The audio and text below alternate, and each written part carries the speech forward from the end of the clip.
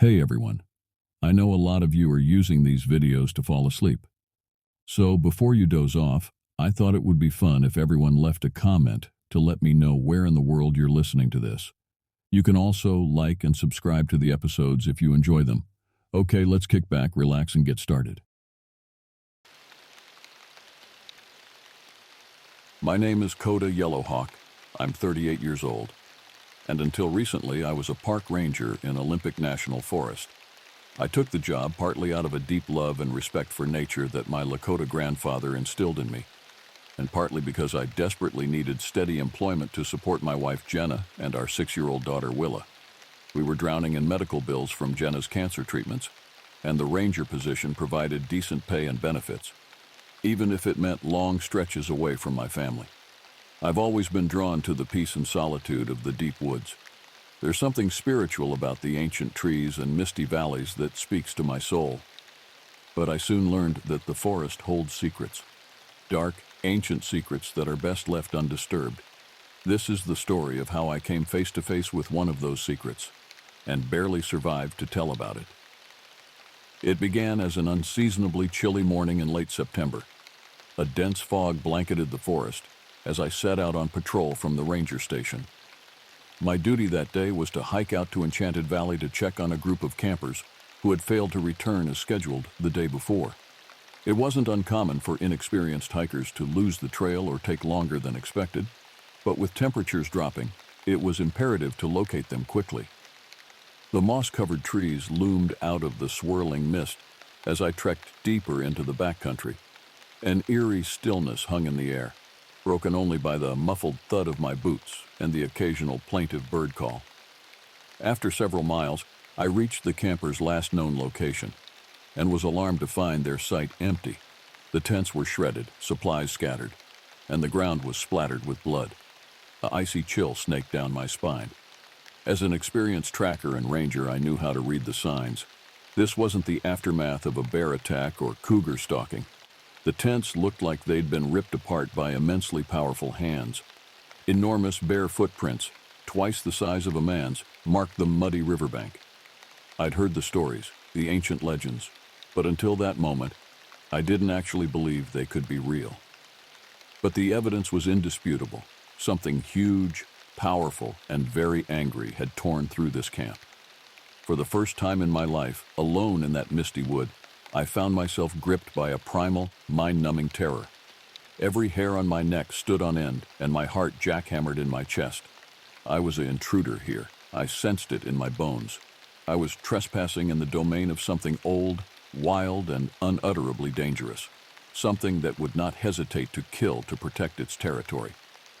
So I did the only thing I could do. I ran. I'm not ashamed to admit it.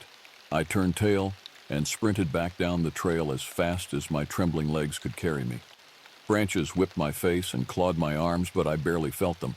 All I could think about was putting as much distance as possible between myself and those monstrous tracks by the river. After a mile, my burning lungs forced me to stop. I doubled over, close to vomiting, trying to still the hammering of my heart. As I straightened up, I froze. There, in the churned mud of the trail, was another massive footprint. I glanced around wildly, suddenly aware of how the mist-shrouded trees could conceal anything. The forest felt more menacing than it ever had before. Swallowing hard, I lifted my radio and called back to the station, trying to keep my voice steady. I relayed my disturbing discovery and requested an immediate search and rescue operation. The thought of the missing campers, possibly injured, and at the mercy of whatever creature made those tracks, galvanized me. I might have been terrified, but I had a job to do. As I waited for backup, I examined the print more closely. It was vaguely human in shape, but easily 20 inches long. The toes were disproportionately long and splayed. What the hell could have feet that size? And then I noticed something else, a pungent, musky odor that made my stomach clench, like wet dog, skunk, and rotten meat all combined. Again, my grandfather's tales rose from my memory, whispered legends of an immensely strong creature, covered in matted hair, that roamed the forests of the Pacific Northwest. The Lummi people called it Tsemekwes. To the Salish, it was Sasquatch. Most know it by another name, Bigfoot. I'd always chalked the stories up to folklore and overactive imaginations. Now, the evidence of my eyes and nose told me otherwise. Another wave of fear washed over me. No wonder people who claimed to see this creature were mocked and dismissed. The mind instinctively recoils from confronting the impossible. I gathered myself with an effort, pushing down my dread. I couldn't afford to fall apart, not when there were lives on the line. The soft crackle of my radio nearly made me jump out of my skin. My fellow rangers were on their way with a search party. I just had to keep it together until then. But as the mist swirled and the shadows deepened, I couldn't shake the feeling of being watched by unseen eyes. The cold mist clung to my skin as I surveyed the area around the campsite, looking for any other signs of what happened or where the campers might have gone. The dread settling in my gut made it hard to focus. Every snapped twig or rustle of leaves from the dense foliage made me flinch. I felt horribly exposed and vulnerable, knowing that something was out there, something big. As I searched, my mind raced. If this creature truly was Bigfoot, why would it attack a campsite? The legends described it as reclusive, shying away from human contact. Of course, we were the intruders here, not it. Had the campers somehow provoked it? Startled it? I shuddered as I remembered the old tales of how fiercely Bigfoot would react to any perceived threat to its territory. A distant cry snapped me out of my thoughts. It sounded human. I plunged into the underbrush in the direction of the voice, my heart in my throat. I crashed through a dense thicket and slid to a halt at the edge of a ravine. There, on the opposite bank, was one of the missing campers, a young man in a tattered shirt, clinging to the steep slope. He was covered in lacerations and his eyes were wild with terror. I called out to him, but he just started screaming incoherently, scrambling backwards up the ravine wall as if trying to escape something. That's when I saw it. A massive, dark shape detaching itself from the tree line on the man's side of the ravine. Dear God, it had to be at least 8 feet tall, built like a linebacker. Shaggy fur hung from its body in matted clumps. My blood turned to ice in my veins as it strode out of the shadows on 2 legs, its bulk blocking out the weak forest light. The camper wailed in fear as the creature advanced in long, loping strides. I fumbled for my sidearm with numb fingers, knowing it would be useless. The beast closed the distance to the petrified man in seconds. He turned to flee, but a gigantic, hairy hand shot out and seized him by the head. With a casual twist of its wrist, the creature wrenched the man's head around at an impossible angle. The sickening crack of his spine snapping echoed across the ravine. It had killed him as easily as a child wringing a chicken's neck. I must have made some noise, a whimper or gasp. The creature's head whipped around and it stared straight at me. I'll never forget those eyes boring into me, red-rimmed, fierce, and unmistakably intelligent. This was no dumb animal. In that frozen moment, I saw a feral cunning, a dark awareness in its gaze. It ripped through me, flaying my soul bare. Then its lips peeled back, revealing a double row of jagged fangs. A chill ran down my spine as I realized it was grinning. It was enjoying my terror. I don't remember turning and running. I only know that I tore through the forest in a blind panic, expecting to feel that enormous hand close around my skull at any moment. Mercifully, I blundered into the search party my radio call had summoned. They told me later that I was ashen-faced and babbling incoherently. All I could do was point with a violently trembling hand towards the ravine. I sank to my knees, my body racked with adrenaline shivers, as my fellow rangers cautiously approached the looming trees. My mind reeled, trying to process the enormity of what I had seen. I didn't want to believe it, but there was no escaping the conclusion. The creature in the forest, the thing of nightmares and legend, was real. The search party returned, ashen-faced and grim. 2 of them were supporting a third man between them who looked ready to collapse. It was Briggs, one of the most experienced and unflappable rangers in the district. I had never seen him shaken before. They had found the camper's mangled body beneath the ravine. Briggs, an Army medic veteran, swore he had never seen such horrific damage. Based on the scene, the poor bastard hadn't died from the neck snap. That had just been the beginning of an animalistic frenzy of unimaginable violence. I watched numbly as they radioed for reinforcements and began to set up a security perimeter. Normally, the next step would be to track the creature, but one look at the pallid, haunted faces around me made it clear. No one had any intention of pursuing what lurked in that ravine. This wasn't some rogue bear or man. This was a monster, the stuff of nightmares. Our little group suddenly felt very fragile and exposed in the looming woods. The forest that had always been my sanctuary now felt deeply alien, a green and shadowed labyrinth shielding an apex predator. We all felt the unspoken realization. Out here, we were not the hunters. We were the prey. As we waited for help, I fought to keep the gibbering panic at bay. My mind kept replaying those red, gleaming eyes and that ghastly grin. It knew I had seen it. It had wanted me to see, to bear witness to its savage handiwork. I had grown up respecting the power and mystery of the forest, but I had never felt genuine terror of it before. The hours crawled by, every rustling leaf or snapping twig sending fresh jolts of adrenaline through us. Finally, as dusk fell, a grim-faced team of fish and wildlife officers arrived to take over the scene. I knew I should feel relief, but all I felt was a deep, gnawing dread. This was so far beyond what any of us were equipped for. They questioned me gently but thoroughly about what I had witnessed. I answered as best I could, even though putting words to the memory made it viscerally real again. I could tell they were struggling too, struggling to make the pieces fit into a worldview that did not have room for an impossible primordial creature stalking the forests. In the end, there was little more to be done. A shroud of disbelief and shock hung over everyone. The rational world had cracked open, and something huge and terrifying had slithered through. We were left with 2 grisly dead bodies, an aborted camping trip, and a creeping miasma of fear that seeped into every shadow of the woods. I stumbled back to the ranger station in a daze of exhaustion and frayed nerves. But even as I mechanically went through the motions of undressing and collapsing onto my bunk, I knew sleep would never come. The creature's eyes blazed in my mind, searing themselves into my psyche.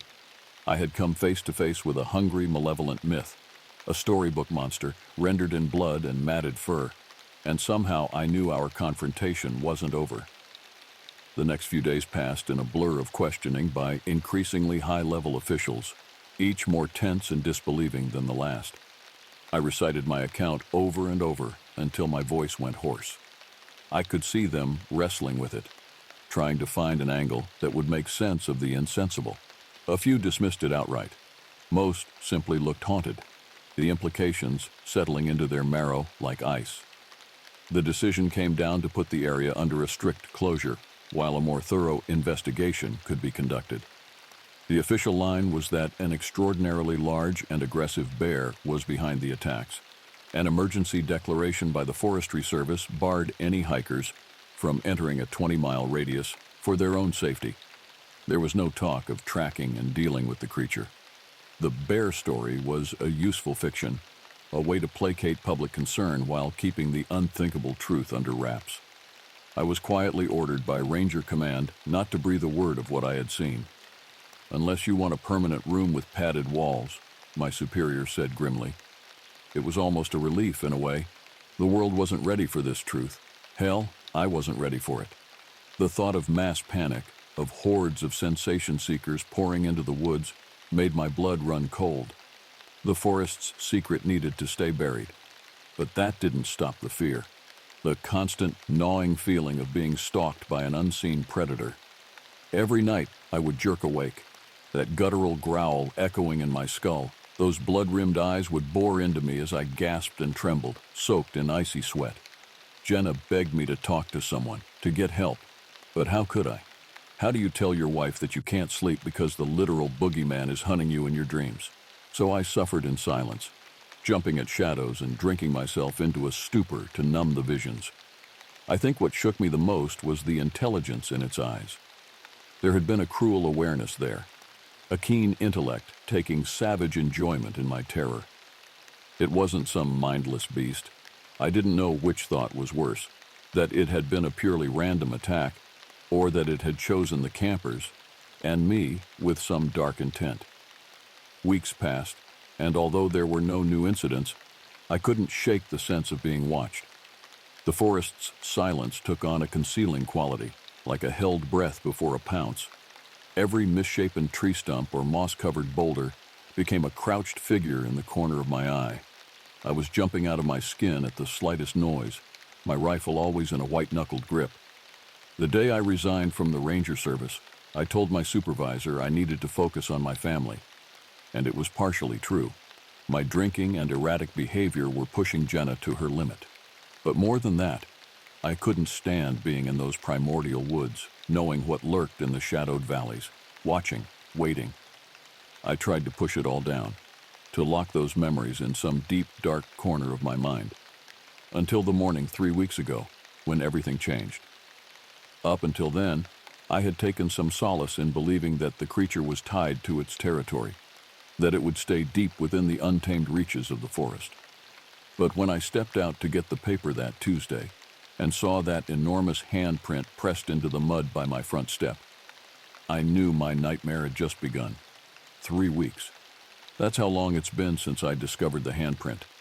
At first I tried to rationalize it away, to chalk it up to my overactive imagination. But deep down, I knew. I knew with a cold, sinking certainty that it was here. It had found me. Since that day, my life has become a waking nightmare. Every creak of a floorboard, every rustle from the yard sends my heart into my throat. I've become a prisoner in my own home, jumping at shadows, gun always within reach. Jenna doesn't understand why I check the locks compulsively, why I've started boarding up the windows. I can't bring myself to tell her. How can I? I can barely wrap my mind around it myself, that it's stalking me, that it followed me from the deep woods into my very home. I've pored over my grandfather's tales, the old legends, trying desperately to arm myself with knowledge. But the stories are maddeningly vague, more warnings than facts. All I've gleaned is that this creature is ancient, that it is tied to the wild places, and that once it has marked you, there is no escape. Each day is an eternity of gnawing dread, of constant vigilance. Even when exhaustion drags me into a fitful sleep, I wake screaming from nightmares of snarling teeth and cruel crimson eyes. The dark bags under my eyes and pallid skin make me look like the walking dead, but no matter how much Jenna pleads, I can't tell her why I'm unraveling. How can I look into her eyes, the eyes I fell in love with, and tell her that a prehistoric nightmare has fixated on me? Last night, I found the first spot of blood on the porch, a fresh, glistening pool soaked into the welcome mat, as if it had been left as some macabre gift. My mind immediately flew to grisly visions of mutilated hikers and the brittle crack of snapped bones. Horror rose like bile in my throat as a chilling realization dawned. This was no threat. This was a promise. It was telling me that it could reach me anytime it wanted, that I existed only by its leave. We were building to an endgame, and all the guns and locks in the world couldn't protect me from the inevitable. I sit here now, whiskey bottle in one hand, rifle in the other, staring out into the oppressive gloom of the forest that borders my property. I used to find the trees soothing, but now all I can see is the black spaces between them, the shadows that could conceal my stalker. No matter how hard I try, I can't shake the sense of being watched, the prickling between my shoulder blades that makes me whirl around, searching for a towering silhouette. I've become a raw nerve, every sense strained to snapping point. The smallest sounds make me flinch. A twig snapping, a cloud scudding across the moon. Did I just see a shadow flit across the yard? Were those eyes gleaming in the hedgerow? I'm teetering on the knife's edge between wary readiness and gibbering paranoia. A floorboard creaks behind me. Icy terror paralyzes me for a split second before I spin around, rifle flying to my shoulder. But it's just Jenna, her face drawn and worried, and I feel a rush of shame at the way my finger tightened on the trigger. What have I become? What has this thing made me? She opens her mouth to say something, but a tremendous crash from outside shatters the silence. We both freeze, her eyes wide and fearful. I know with a cold, leaden certainty what it is, what it must be. A roar shakes the house, an unearthly, bellowing challenge that turns my knees to jelly. Jenna shrieks, and suddenly Willa is there, sobbing in terror, clinging to her mother. Another crash, closer this time. splintering wood. Dear God, it's at the door. I can hear its heaving breaths, the scrape of claws on the porch boards. I feel a sudden, eerie calm settle over me. I know what I must do. I pull Jenna close, breathing in the scent of her hair, memorizing the curve of her cheek. Take Willa. Get to... Don't look back, I rasp. Jenna looks at me with dawning horror. No, Coda, no! The front door splinters inward with a shriek of tortured wood. I can see a massive, dark shape filling the ruined frame, blotting out the moonlight. Red eyes glower with ancient malice. I kiss her fiercely one last time. I love you, now go! I push her towards the back as the creature forces its bulk into the house. Willa's wails recede as Jenna drags her towards the back door. I level the rifle, all my terror and revulsion pouring down the barrel. The creature steps into a shaft of moonlight. I can see its features clearly for the first time. The beetling brow, the ferocious tusks, the eyes that blaze with a cunning fury. It sees the gun and its lips peel back in that hideous grin, a deep, chuffing sound rumbling from its barrel chest. We regard each other for a long, frozen moment. The myth and the man who glimpsed behind its veil. Then it charges with a roar that shakes the timbers, and I open fire, the shots deafening in the confined space. I scream until my throat is raw, pouring all my fear and impotent rage into the conflagration, the rifle bucking against my shoulder. The creature's bulk shudders as the bullets slam home, but it barely slows. An enormous arm swings with frightening speed, and the gun is ripped from my grasp, clattering away uselessly. A backhand blow lifts me from my feet and sends me crashing into the wall. I feel a white flare of agony as ribs crack. I crumple to the floor, my breath coming in short, agonized gasps. The creature looms over me, blotting out the light, its stench clogging my nostrils. I stare up into those pitiless crimson eyes, and I know I'm gazing into the abyss. A primordial darkness that has endured since time immemorial, and will continue long after my bones are dust. It reaches for me, and I close my eyes, bracing for the killing blow. I'm sorry, Jenna. I tried. A roar explodes above me, but it's different, mechanical. My eyes fly open to see blazing headlights flooding through the splintered door. Jenna is behind the wheel of the old Chevy pickup, Willa cowering on the floor. The creature turns to face the new threat, its eyes squinting against the glare. Get away from my husband, you son of a bitch, Jenna screams. The truck's engine bellows as she floors the accelerator. The creature barely has time to raise its arms before 2 tons of Detroit steel slam into it at 40 miles per hour. The impact is tremendous, the grill crumpling around the creature's bulk. It flies backward, smashing through the far wall in an explosion of wood and plaster. For a moment, I'm staring at the night sky through a gaping hole. Then Jenna is hauling me up, shouting something in my ear that I can't make sense of through the high-pitched ringing.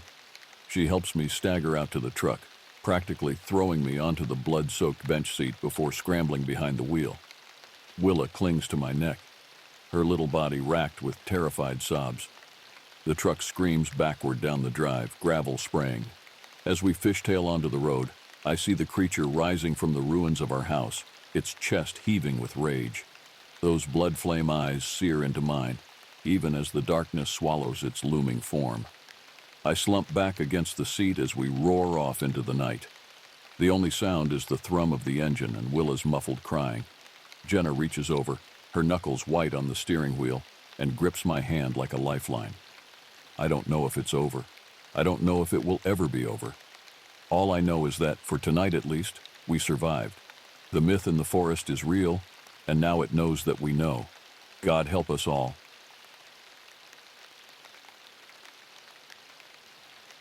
I am Technical Sergeant Ahanu Blackwood, mixed heritage of Navajo and European descent. 6 months ago, I was deployed in Syria with the 7th Special Forces Group. Now I was trekking through the Mogollon Rim's dense forest, following coordinates that officially didn't exist. The target location contains sensitive archaeological artifacts with potential military applications, Colonel Harmon had explained during my briefing. We need someone with your background in both cultural heritage preservation and tactical operations. What he meant was, they needed someone with native blood who also knew how to handle himself in hostile territory. The military always had euphemisms for these things. I'd accepted the mission partly because the additional hazard pay would help with the mountain of medical bills back home. My mother's cancer treatments had depleted my savings, and the small cabin I owned near Flagstaff was 3 months behind on property taxes. But there was another reason, one I kept to myself. My grandfather had spoken of sacred places in these mountains, caves where the old ones left warnings about creatures from the world beneath. As a child, I'd absorbed his stories like gospel. As an adult, I'd dismissed them as the beautiful myths they surely were. But somewhere deep inside me, a part wondered if there might be truth hidden in those ancient tales. The sun was beginning to set, casting long shadows through the ponderosa pines. According to my GPS, I was still 5 miles from the target coordinates, too far to reach before nightfall. I needed to make camp. I found a small clearing, set up my tent, and built a modest fire. Military habits die hard. I arranged my gear for quick access, positioned myself with clear sightlines, and kept my sidearm within reach. Standard procedure, though something about this forest made me feel like I was being watched. As darkness fell completely, the fire's dancing light created shifting shadows among the trees. The forest had grown quieter, not even the usual nighttime insects making their presence known. Just the occasional crack of wood settling in the fire and the wind through the pines. That's when I heard it. A low, guttural sound from somewhere beyond the firelight's reach. Not quite an animal call, not quite human. It reminded me of the way my grandfather would clear his throat before beginning one of his stories about Yinald Lushi, the skinwalkers, or other beings that prowled the dark. I reached for my tactical flashlight, sweeping its beam toward the sound. Nothing but trees and underbrush. The noise came again, this time from a different direction. I rose to my feet, hand moving to my sidearm. "Who's there?" I called out, voice steady despite the prickling sensation crawling up my spine. Only silence answered, but the feeling of being observed intensified. I added more wood to the fire, building it higher than military protocol would normally allow. Some primal instinct told me to keep the flames burning bright tonight. In the distance, something large moved through the forest, snapping branches under significant weight. Whatever it was circling my camp. I remained standing, eyes straining against the darkness beyond my fire's light, remembering my grandfather's words. When Sinahili stalks you in the night, never show fear. It feeds on terror, like a man feeds on meat. Sinahili, Bigfoot, as the white men called it, a legend, a story to frighten children. But as another branch cracked in the darkness, closer this time, I wasn't so sure. The stories passed down through generations of my people suddenly felt less like legends and more like warnings. I didn't sleep that night, and as dawn's first light filtered through the trees, I found massive humanoid footprints circling my camp, each one nearly twice the size of my own boot. The morning mist clung to the forest floor as I photographed the footprints with my phone, placing my tactical knife beside them for scale.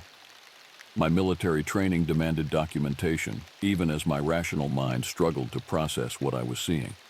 The prints were deeply pressed into the soil. Whatever made them carried significant weight. The stride length suggested a creature at least 8 feet tall. I sent the images to my designated contact at base using the secure satellite phone, along with my coordinates and a terse message. Possible evidence of local fauna, proceeding to target location. Military speak for something strange happened, but I'm continuing the mission. I didn't mention Bigfoot. That would be the fastest way to get pulled from the field and assigned to psych evaluation. As I packed my camp, I reflected on what had brought me to this point. After 3 tours overseas, I'd returned to find my mother's health deteriorating and the modest family savings drained. The cabin my grandfather had left me, once a sanctuary, had become another financial burden. The military contractor job offering triple my regular salary for a culturally sensitive extraction operation had seemed like divine intervention. Now, looking at those massive footprints, I wondered if I'd made a terrible mistake. I checked my GPS again and adjusted my course. The target coordinates were located in a remote area where the plateau dropped away into a series of ancient slot canyons. According to intelligence, There was a cave system there that contained artifacts dating back to the ancestral Puebloan period, possibly with unusual metallic properties that had triggered radiation sensors during a routine aerial survey. The forest grew denser as I hiked, the trees older and more gnarled. My grandfather would have said this was a place where the veil between worlds grew thin. He would have left tobacco offerings before entering such territory. Despite my military pragmatism, I found myself wishing I'd brought some to leave at the base of an ancient pine. Around midday, I reached a small stream and stopped to refill my canteen. The water was crystal clear and ice cold. As I bent down, something caught my eye, a reflection in the water that didn't match the tree line above. I spun around, hand dropping to my sidearm, but saw nothing except the forest. Yet when I looked back at the water, just for a moment, I could have sworn I saw the reflection of an enormous, shaggy figure standing directly behind me. I continued my trek with heightened vigilance, unable to shake the feeling of being stalked. The sensation reminded me of patrols in dense urban environments where enemy combatants watched from hidden vantage points, except here the watcher remained unseen despite the open terrain. By late afternoon, I reached the edge of a steep ravine. Below, a network of slot canyons cut through the red rock like ancient scars. My GPS indicated the target location was approximately 1 mile ahead, accessible through a narrow path that descended into the canyon. As I began my careful descent, loose rocks clattered down the slope below me. The sound echoed through the canyon, unnaturally loud in the still air. I froze, listening intently. From somewhere in the distance came a response, a sound like rocks being deliberately struck together, 3 times in succession. My grandfather's stories rushed back to me. When Senahili wishes to communicate, he strikes stone against stone, 3 times for warning, 2 times for greeting. I couldn't help myself. I picked up a small rock and struck it against the canyon wall. Twice. The silence that followed seemed to stretch for eternity. Then, from much closer than before, came 2 distinct, deliberate knocks. My heart hammered against my ribcage. I continued my descent with renewed urgency, reaching the canyon floor as the late afternoon shadows grew long. Ahead, I could see the dark mouth of a cave entrance partially hidden behind a stand of juniper trees. As I approached, I noticed something that stopped me in my tracks. Arranged in a semicircle before the cave entrance were 7 small cairns of stacked stones. Between them, freshly placed, was a bundle of sage and what appeared to be strands of dark, coarse hair, unlike anything I'd seen before. Someone, or something, knew I was coming and had prepared for my arrival. Taking a deep breath, I drew my sidearm and switched on my tactical flashlight. The beam penetrated the darkness of the cave entrance, revealing ancient pictographs carved into the stone walls, and among them, unmistakably, the outline of a massive, upright figure with long arms and an oversized head. I stepped forward into the darkness, the mission objectives momentarily forgotten as something more primal took over. The need to know, to understand what was happening here. The cave mouth seemed to swallow me whole as I entered, the temperature dropping noticeably with each step. Behind me, I heard the distinct sound of heavy footsteps approaching the entrance. The cave's interior opened into a vast chamber, its ceiling lost in darkness above the reach of my flashlight beam. Ancient pictographs covered the walls, hunting scenes, celestial patterns, and recurring images of the tall, shaggy figure I'd seen at the entrance. Some depicted it as a guardian, others as a harbinger of doom. Water dripped somewhere in the darkness, a steady rhythm like a heartbeat. The air smelled of mineral deposits and something else, a musky animal odor that reminded me of the bear exhibits at the zoo, but different, older, more human. I swept my flashlight across the chamber, revealing a narrow passage leading deeper into the mountain. According to my briefing, the artifacts would be located in a ceremonial chamber approximately half a mile into the cave system. I checked my compass, confirming the passage aligned with my coordinates. The footsteps behind me had stopped. I turned back toward the entrance, my light revealing nothing but empty space. Yet I knew with absolute certainty that I wasn't alone.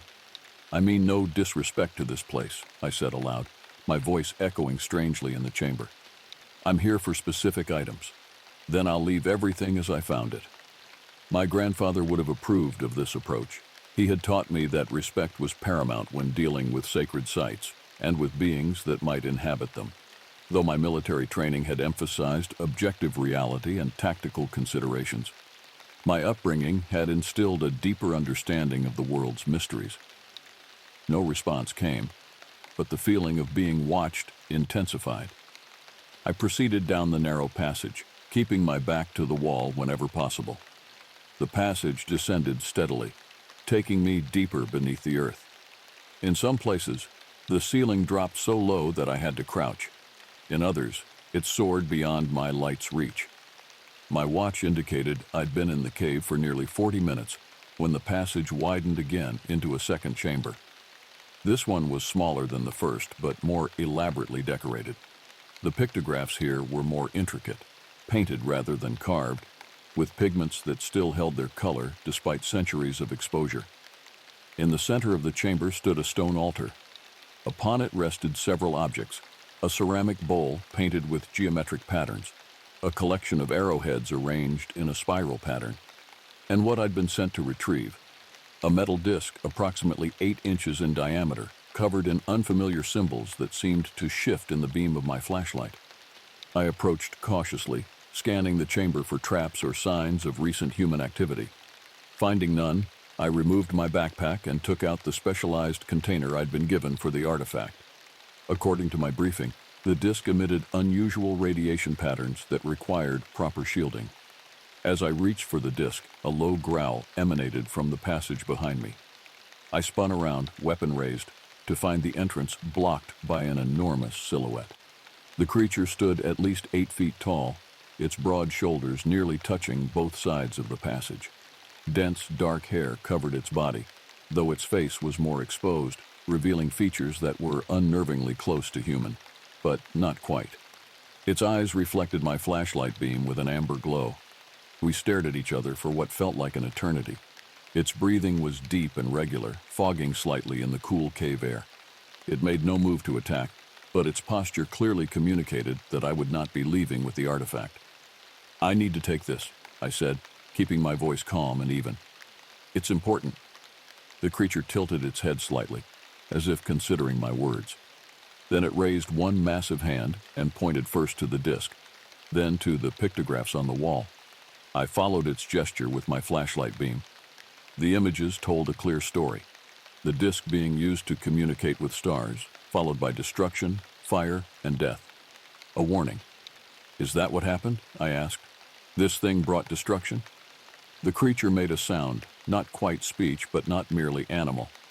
It approached slowly, each footstep deliberate. I maintained my position, fighting every instinct to retreat or open fire. This wasn't a combat situation, at least not yet. When it reached the altar, the creature gently picked up the ceramic bowl and held it out to me. Inside were what appeared to be small fragments of the same metal as the disc. I understood the offer, a compromise. "Take these samples, leave the disc." I should have refused. My orders were clear: retrieve the intact artifact.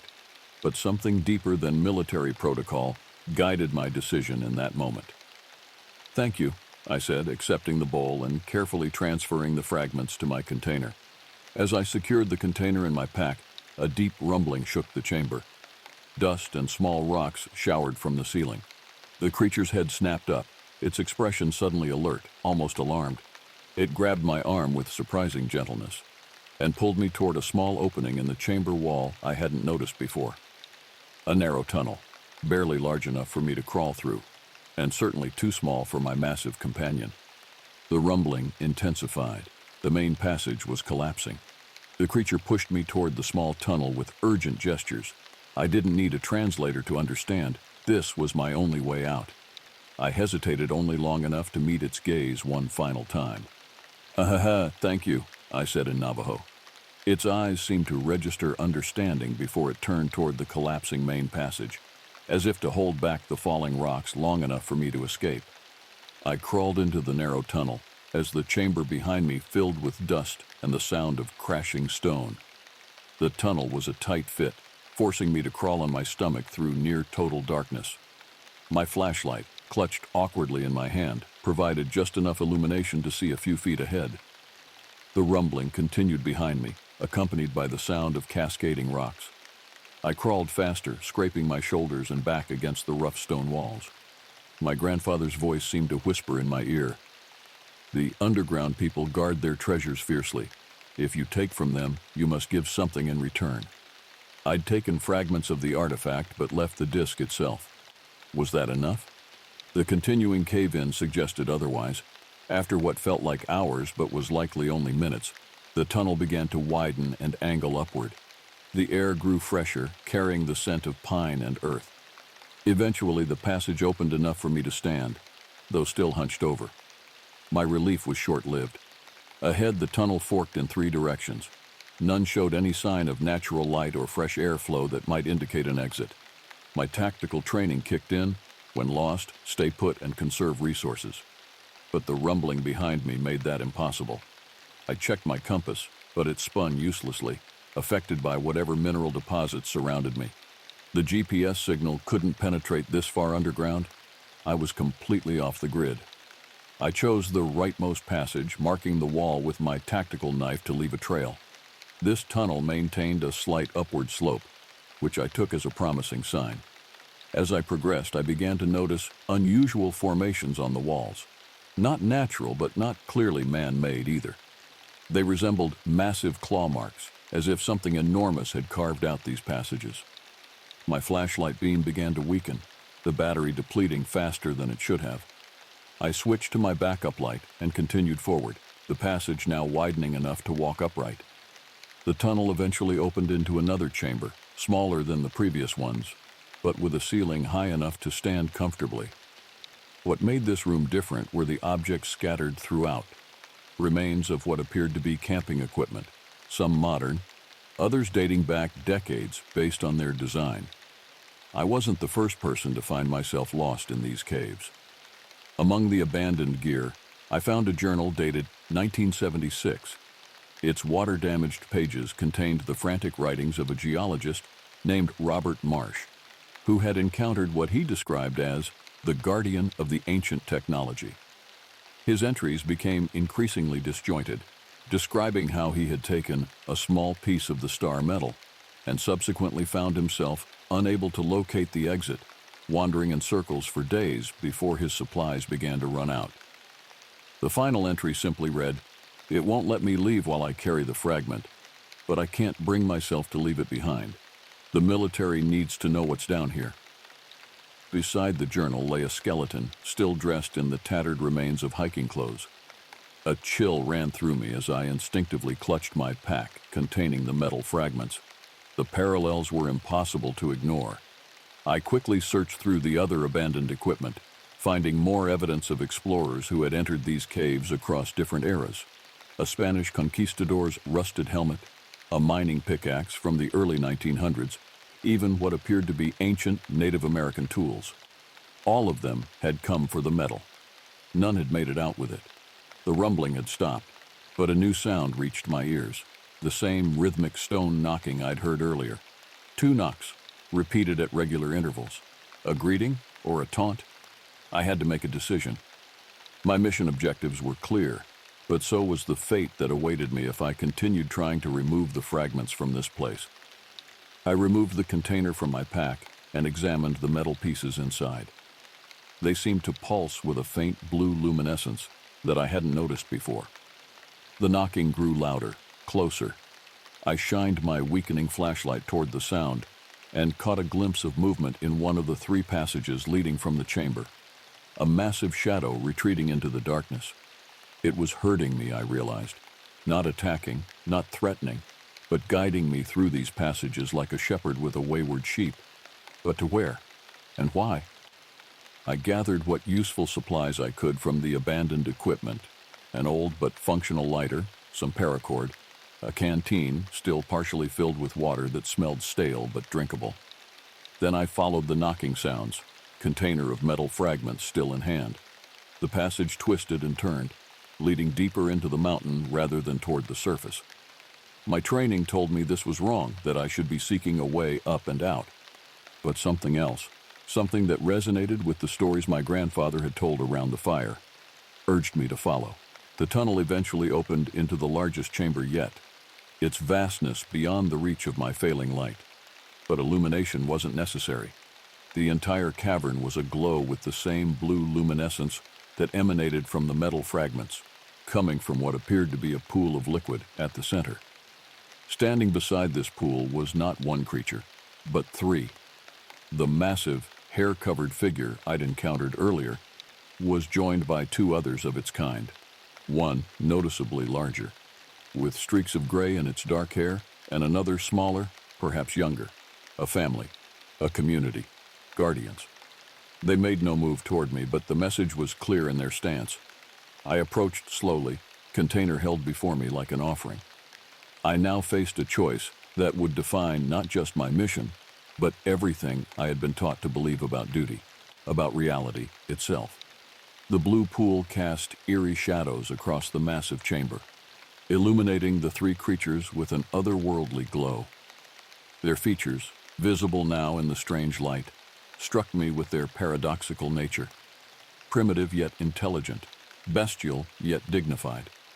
The oldest of them, its hair streaked with silver, stepped forward. Around its neck hung a pendant that contained a fragment of the same metal I carried. I understood then that these beings weren't just guardians. They were keepers of knowledge, protectors of something ancient and powerful that humanity wasn't ready to possess. My grandfather's voice seemed to echo in the cavern. The old ones knew technologies that modern man has forgotten. They sealed them away because some knowledge comes at too great a price. I approached the edge of the glowing pool, my military training warring with my cultural upbringing. The mission parameters were fixed: retrieve the artifact, return to base, complete the objective. But the consequences of that simple directive now seemed far more complex than any briefing could have conveyed. The liquid in the pool wasn't water. It moved with an unnatural fluidity, occasionally forming patterns that resembled the symbols on the disk and fragments. As I watched, mesmerized, images began to form on its surface: stars, distant worlds, and terrible destruction. A history, or perhaps a warning, playing out before my eyes. The eldest creature approached, moving with surprising grace for its massive size.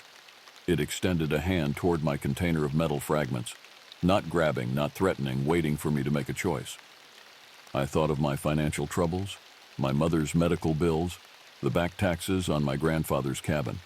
The completion bonus for this mission would solve all those problems. All I had to do was turn around, find my way out, and deliver what I'd recovered. But at what cost? The youngest creature suddenly moved to the edge of the pool and thrust its hand into the glowing liquid. The cavern filled with a projection, holographic, yet created through means I couldn't comprehend. It showed Earth from space, then zoomed in on this very mountain. The image shifted to show military vehicles, excavation equipment, teams of researchers in hazmat suits. They were extracting something from the mountain: the disk, larger pieces of the metal, finally the liquid itself. The next images showed laboratories, weapons tests, escalating conflicts, cities in flames. My breath caught. This wasn't just a warning about the past, it was a vision of a possible future. What would happen if I completed my mission successfully? "They don't know what they're asking for, do they?" I said aloud. The eldest creature made a sound, not quite language, but communication nonetheless. It again extended its hand toward my container. I made my decision. I opened the container and poured the metal fragments into the pool. They dissolved instantly, the blue glow intensifying momentarily before returning to its previous luminescence. The creatures exchanged glances, their expressions unreadable, yet somehow conveying approval. The eldest reached out again, this time offering me its pendant. I shook my head. "No, I can't take that either." It insisted, removing the pendant and placing it in my palm, then closing my fingers around it. The message was clear. This single fragment was a gift, not a theft, a token of exchange rather than exploitation. As soon as I accepted it, the youngest creature moved to one of the chamber's walls and pressed its massive hand against the stone. A section of rock slid away, revealing a passage bathed in natural light. An exit, The eldest creature pointed to my satellite phone, then to the pendant, then made a slashing motion across its throat. Another clear message: destroy all evidence of what I'd found here. Tell no one of this place. I nodded my understanding. I won't betray your trust. As I made my way toward the newfound exit, the creatures remained by the pool, watching silently. The passage led upward, eventually emerging onto a ledge halfway up the canyon wall, perfectly hidden from view, below or above. The afternoon sun was beginning to set, casting long shadows across the landscape. I checked my GPS. I was less than a mile from where I'd entered the cave system, though by a completely different route. According to my watch, I'd been underground for nearly 9 hours. Before beginning my descent to the canyon floor, I removed my satellite phone and smashed it against the rocks, then buried the pieces. I kept only the pendant, now hanging around my neck beneath my tactical gear. As I started down the steep path, I caught a glimpse of movement at the tree line below, a massive dark figure watching my descent. It raised a hand in what could only be described as a farewell gesture, then melted back into the forest shadows. That night, I made camp several miles from the canyon, my thoughts consumed by what I would tell my superiors. The mission had technically failed. I had no artifact to deliver, no evidence to support what I'd witnessed. My report would be deemed a hallucination at best, a fabrication at worst. As I sat beside my small fire, I heard the now familiar sound of stone striking stone in the darkness beyond the firelight. 2 knocks, a greeting. "I keep your secret," I called softly. "I promise." No response came, but I felt the weight of the pendant against my chest, warm and somehow comforting. I wasn't sure what awaited me upon my return to civilization, but I knew with absolute certainty that I had made the right choice. In the distance, something large moved through the forest, its passage marked by the occasional snap of branches. Not threatening now, but protective, a guardian ensuring I kept my word as I prepared to return to the world of men. The debriefing room at Fort Huachuca felt sterile and confining after days in the wilderness. Colonel Harmon sat across from me, his expression unreadable as he reviewed my field notes. Dr. Ellis, the project's lead scientist, paced nervously behind him. "Let me get this straight, Sergeant Blackwood," Harmon said finally. "You located the cave system, found evidence of the artifact, but it was destroyed in a cave-in before you could retrieve it?" "Yes, sir," I replied, maintaining eye contact. 6 years in Special Forces had taught me how to lie convincingly when necessary. The geological stability of the entire system was compromised. I was lucky to escape with my life. Dr. Ellis stopped pacing. "And the radiation signatures? Our equipment detected a significant concentration at that location." I shrugged. "I can only report what I observed, ma'am. There were unusual mineral deposits throughout the cave system. Perhaps they account for your readings." "And these footprints you photographed?" Harmon slid the images across the table. "Your report mentions local wildlife, but fails to specify what could leave prints of this size. Possibly bare tracks distorted by the soft soil, sir. The forest has a way of playing tricks on the senses." Harmon's eyes narrowed slightly. He'd been in the intelligence community too long not to recognize when information was being withheld. But proving it was another matter. "What about the destruction of your satellite phone?" he pressed. "Damaged during the cave-in, sir. I attempted repairs in the field, but determined it was beyond salvage." The room fell silent as Harmon and Ellis exchanged glances. Finally, the colonel closed my file with a decisive motion. "Very well, Sergeant. You're dismissed for now. Don't leave the base until we've completed our review." I nodded and stood. As I turned to leave, Dr. Ellis called after me. "One more thing, Sergeant. Our instruments detected that you were underground for approximately 9 hours, yet your report details activities that would take considerably less time. Care to explain the discrepancy?"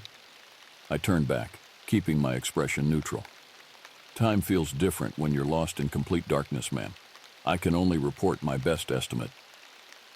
Outside the debriefing room, I paused to collect myself.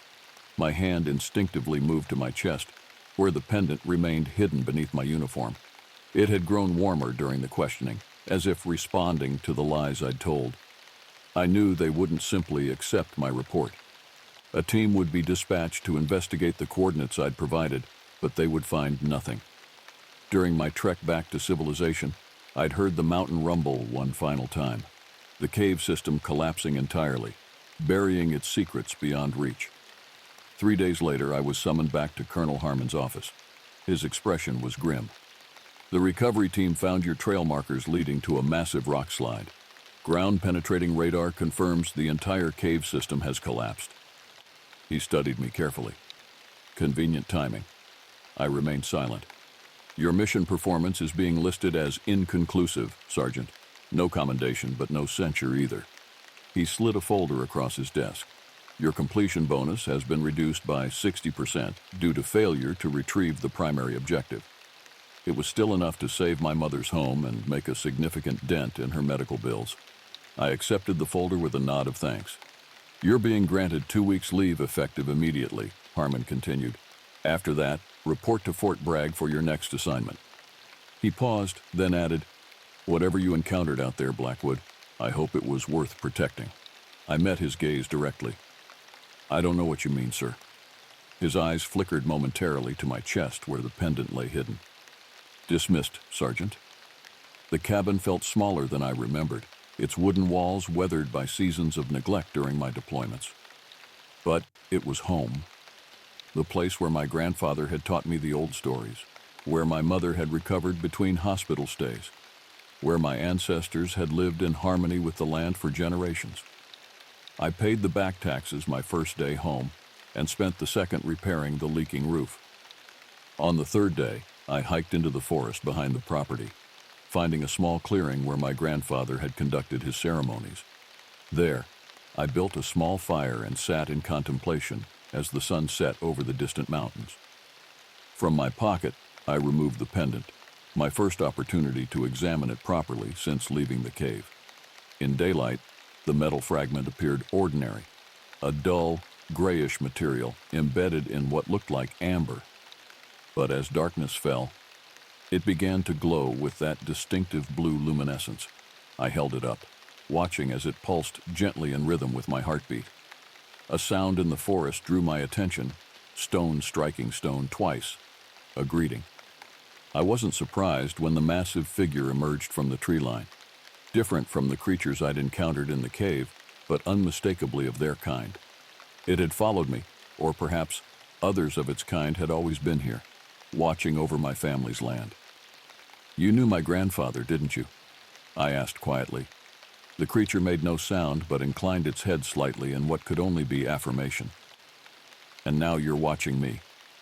It approached slowly, stopping at the edge of the firelight. Its eyes reflected the flames as it gazed at the pendant in my hand. Carefully, deliberately, it pointed to the pendant, then to my heart, then to the ground beneath us. The message was clear. The knowledge contained within the fragment wasn't meant to leave this land. It belonged here, with the people who understood its proper place in the world. I understand, I said. I'll be its guardian now. The creature nodded once, then turned and melted back into the darkness of the forest. But I knew it remained nearby, watching, protecting, as its kind had done for countless generations. That night I dreamed of ancient technologies, of stars and distant worlds, of knowledge both wondrous and terrible. When I woke, the pendant was warm against my skin, its glow visible even in the morning sunlight. I understood now why my grandfather had chosen this isolated place for our home, why he had insisted I learn the old ways, even as I embraced the new. He had been a guardian too, keeping watch over secrets hidden in the wilderness. Now that duty had passed to me. In 2 weeks I would return to the military, to the world of modern warfare and technology. But part of me would remain here, connected to this land and the mysteries it contained. As I stood on the cabin's porch, watching the sun rise over the forest, I heard the distant sound of stone striking stone. Twice, a greeting. I raised my hand in acknowledgement, knowing I was never truly alone. The world had its guardians, hidden in the shadows of what we call myth and legend. I was now one of them, a bridge between worlds, a keeper of ancient knowledge. And as I touched the pendant at my throat, I knew with absolute certainty that some secrets were meant to remain hidden in the wild places, in the domain of those we call monsters, but who might well be the last protectors of humanity's future. The old ones warned us never to venture alone into the Tsei, the deep canyons beneath the towering mesas of the Dine homeland. But the Army doesn't care about ancient warnings. When you sign the contract, you leave your beliefs at the door. At least that's what they tell you. I'd been stationed at Fort Huachuca for 18 months before the assignment came down. Special reconnaissance, classified parameters, deep wilderness deployment. My commanding officer wouldn't say much beyond that, just that my background made me uniquely qualified for the mission. What they meant was that I was Navajo, that I knew the land in ways their satellite imagery couldn't capture, that I understood the spirits that dwell in those places where the modern world hasn't fully penetrated. The briefing was sparse. Reports of unidentified activity in a remote sector of the Coconino National Forest. Possible hostile encampment. Previous reconnaissance teams had gone dark. They needed someone who could move silently, track efficiently, and survive if things went sideways. I accepted immediately, not out of patriotism or duty, though that's what I told myself. The truth was simpler. I needed the hazard pay. My mother's dialysis wasn't covered by the VA, and my younger sister's college tuition was coming due. The bonus they offered would cover both, with enough left over to maybe fix the roof on our family's home in Tuba City. So I packed light. Standard issue gear, supplemented with items from my personal collection, a medicine pouch my grandfather had given me before he passed, a silver knife that had belonged to my great-grandfather, a small bag of corn pollen for offerings. Things the Army didn't understand, but wouldn't question, not when they were sending me into territory that had already swallowed 3 of their reconnaissance teams. The helicopter dropped me 12 miles from the target area just before dawn, far enough away that its noise wouldn't alert whoever, or whatever, might be waiting, close enough that I could reach the site by nightfall if I moved steadily. "Extraction in 72 hours, Tsosi," the pilot shouted over the rotor wash. "Same coordinates, don't be late." I nodded, shouldered my pack, and moved into the tree line without looking back. The forest swallowed me immediately, the dense ponderosa pines creating a shadowy world that seemed to exist outside of time. The morning air was crisp, carrying the scent of pine sap and damp earth. Overhead, ravens called to each other, their harsh cries echoing through the canopy. I made good progress that first day, moving steadily northeast through terrain that grew increasingly rugged. By mid-afternoon, I'd reached the edge of a vast network of canyons that cut through the forest like ancient scars. This was where things would get complicated. The first reports had placed the activity deep within one of these canyons, near what satellite imagery suggested might be a natural cave system. As the sun began its descent, I found a suitable vantage point and set up my observation equipment. Through high-powered binoculars, I scanned the shadowy depths below. Nothing moved except the occasional bird or small animal. But something felt wrong. The forest was too quiet, the animals too nervous. In my 29 years, I'd spent enough time in wild places to recognize when the natural order had been disturbed. As darkness fell, I prepared a small, sheltered camp. No fire. I wouldn't risk the light or smoke giving away my position. I ate a cold MRE and checked my equipment one last time before settling in for a few hours of rest. Sleep came uneasily, filled with fragmented dreams. My grandfather's voice speaking in Dinabizad, words I couldn't quite grasp, dark shapes moving through the trees. And beneath it all, a low, rhythmic sound like distant drumming that seemed to come from the earth itself. I woke suddenly, every nerve alert. The forest around me was absolutely silent. No insects, no nightbirds, nothing. Then I heard it. A heavy footfall, not 20 yards away. Too heavy for a deer, too deliberate for a bear. I reached slowly for my rifle, eyes straining to penetrate the darkness beyond my small camp. The moon had risen, casting faint silver light through the trees, creating more shadows than illumination. Another footfall, closer now, and with it came a smell, rank and wild, like wet fur and decay. Then I saw it, standing motionless between two massive pines. Tall, impossibly tall, and broad. The silhouette was almost human, but wrong in ways that sent ice through my veins. No human stood 8 feet tall with shoulders half again as wide as a man's. For a long moment, we regarded each other across the darkness. Then it made a sound, not quite a growl, not quite speech, that seemed to reverberate through the ground beneath me. And I knew then what the old stories meant when they spoke of the Yeitso, the big giant that stalks the wilderness. The thing we've come to call Bigfoot. Dawn broke gray and misty over the canyon, revealing a landscape transformed by overnight fog. I'd moved my position after the encounter, hiking 2 miles southeast along the canyon rim, refusing to admit even to myself that I was retreating. The military intelligence briefing had mentioned nothing about cryptid encounters. But then again, what official document would? Growing up, I'd heard the stories. My grandmother, Shimasani, spoke of the tall ones who dwelled in the deep forests and canyons, beings that predated even the Dine. She called them those who walk between worlds, neither fully physical nor fully spirit. Her descriptions matched what glimpses I'd caught the night before. The massive frame, the powerful presence, the sense of ancient intelligence behind those eyes that had reflected moonlight like polished obsidian. But soldiers aren't paid to believe in monsters. I had a mission to complete, intelligence to gather. So I began my descent into the canyon, following a game trail that zigzagged down the steep slope. The fog provided cover, but also concealed potential dangers.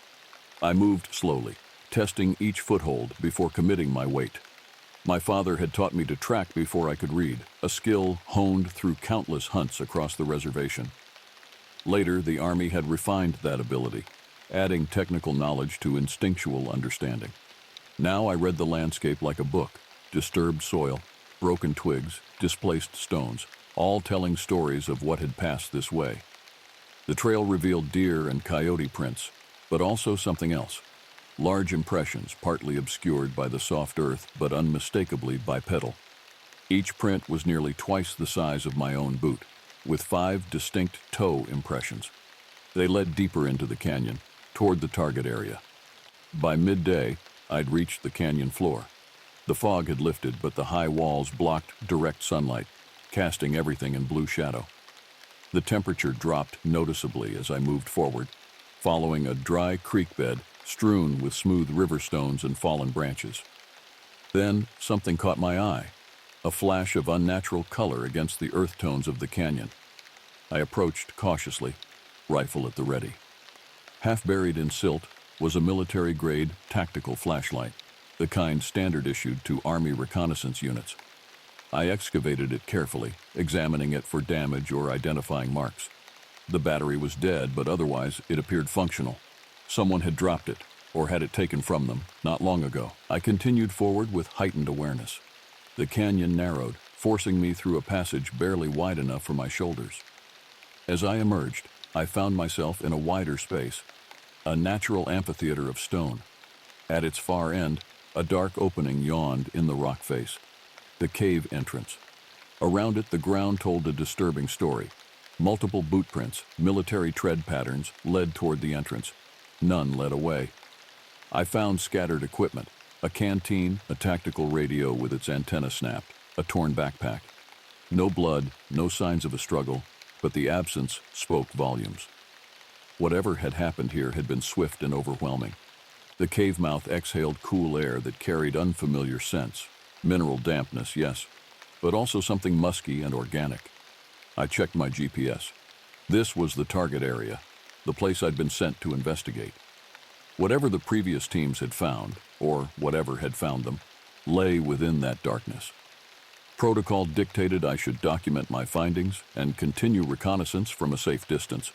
But 3 teams had already disappeared, and their trail led into that cave. I couldn't leave without knowing why.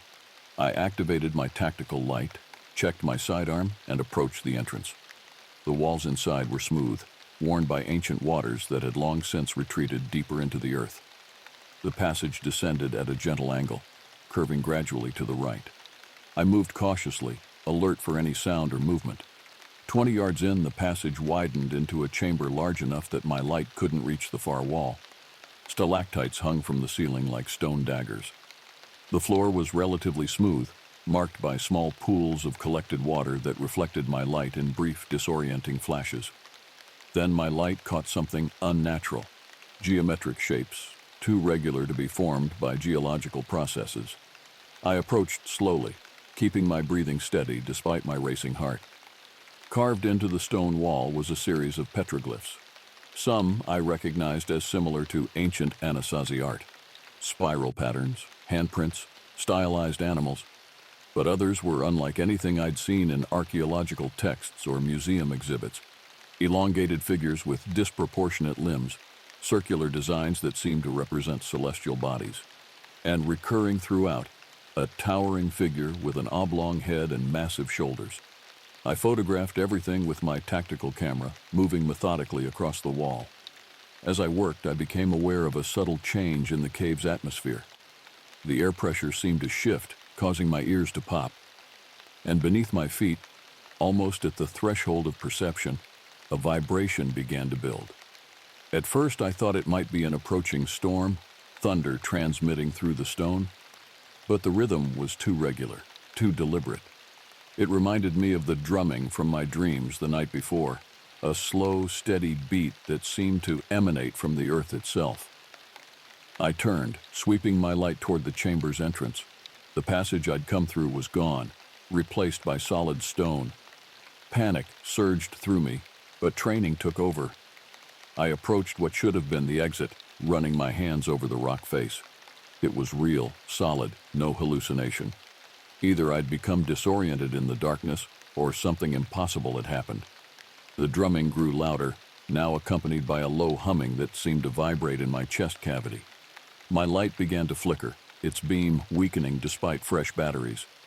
From deeper within the cave came a sound of heavy movement, the scrape of something large shifting position, the displacement of air as mass moved through space, and with it, that same smell from the night before, wild musk and ancient decay. I wasn't alone in the darkness, and whatever shared this space with me knew exactly where I was. The darkness swallowed my failing light, creating a perfect void where direction lost all meaning. I pressed my back against the wall where the entrance should have been, controlling my breathing the way I'd been trained. 4 counts in, hold for 7, 8 counts out. Panic is a luxury combat doesn't allow. The movement deeper in the cave had stopped, but I could feel something waiting, watching.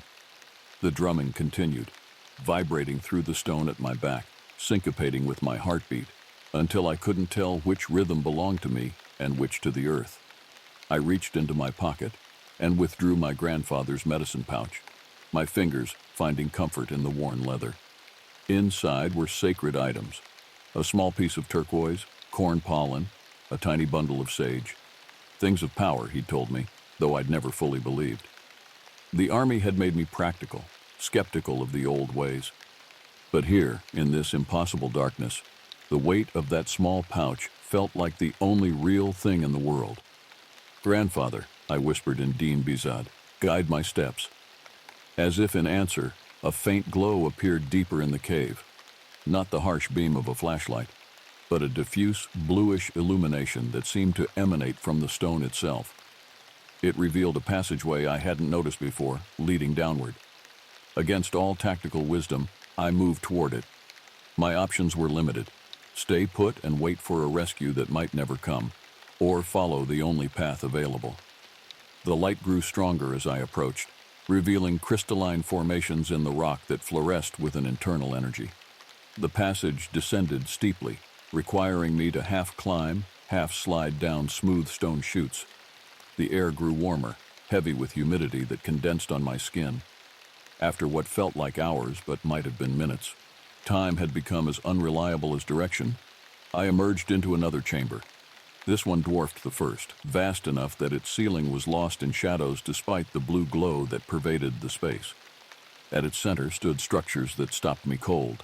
Stone buildings arranged in a circular pattern, resembling the ancient cliff dwellings of the Anasazi, but impossibly preserved. No ruins these, but intact structures with smooth walls, precise angles. and doorways sized for beings considerably larger than human. The drumming was louder here, emanating from the largest structure at the circle's center.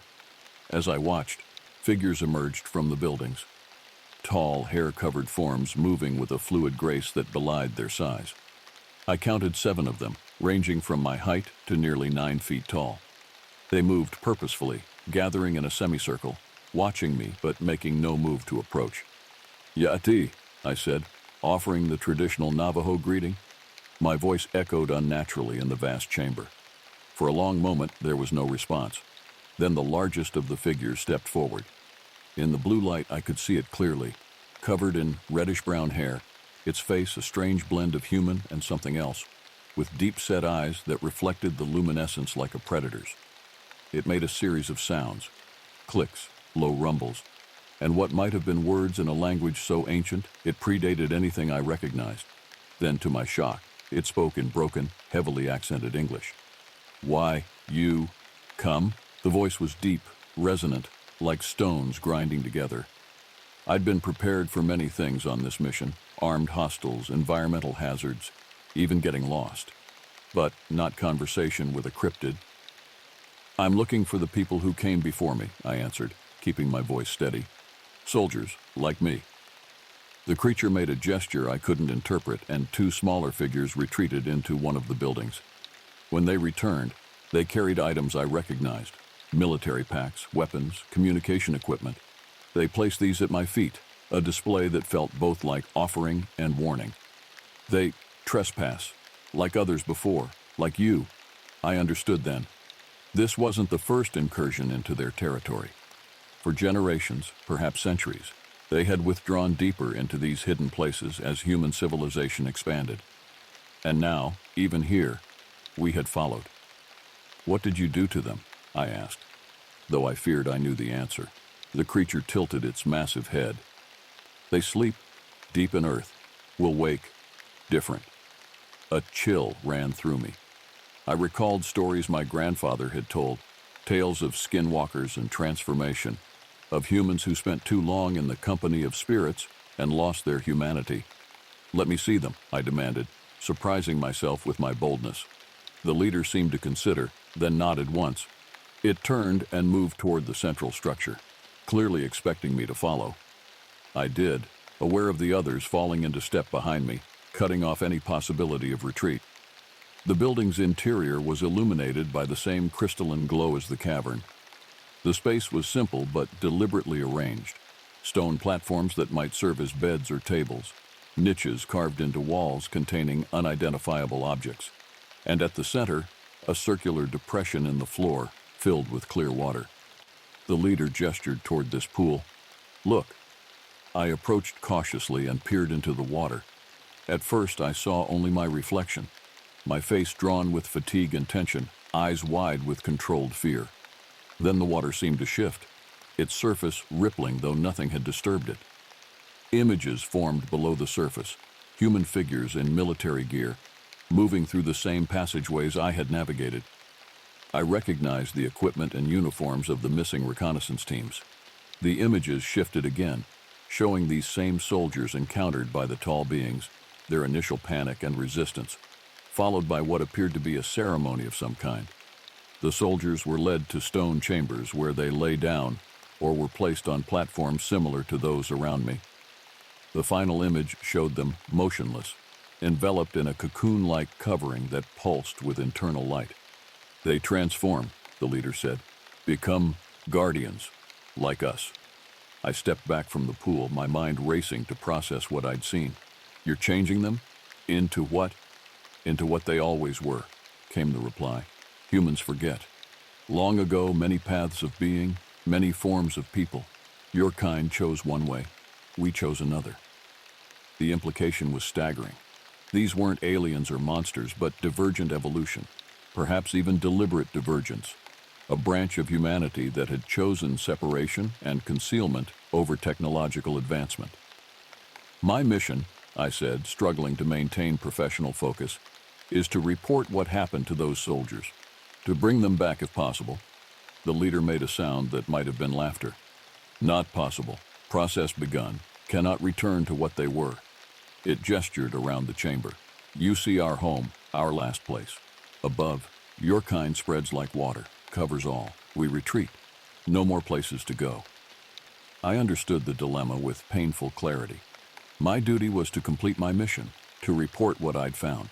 But such a report would inevitably lead to more incursions, perhaps even attempts to study or capture these beings. Their sanctuary would be violated, their existence exposed to a world that had no place for them. "What will you do with me?" I asked finally. The leader studied me with those reflective eyes.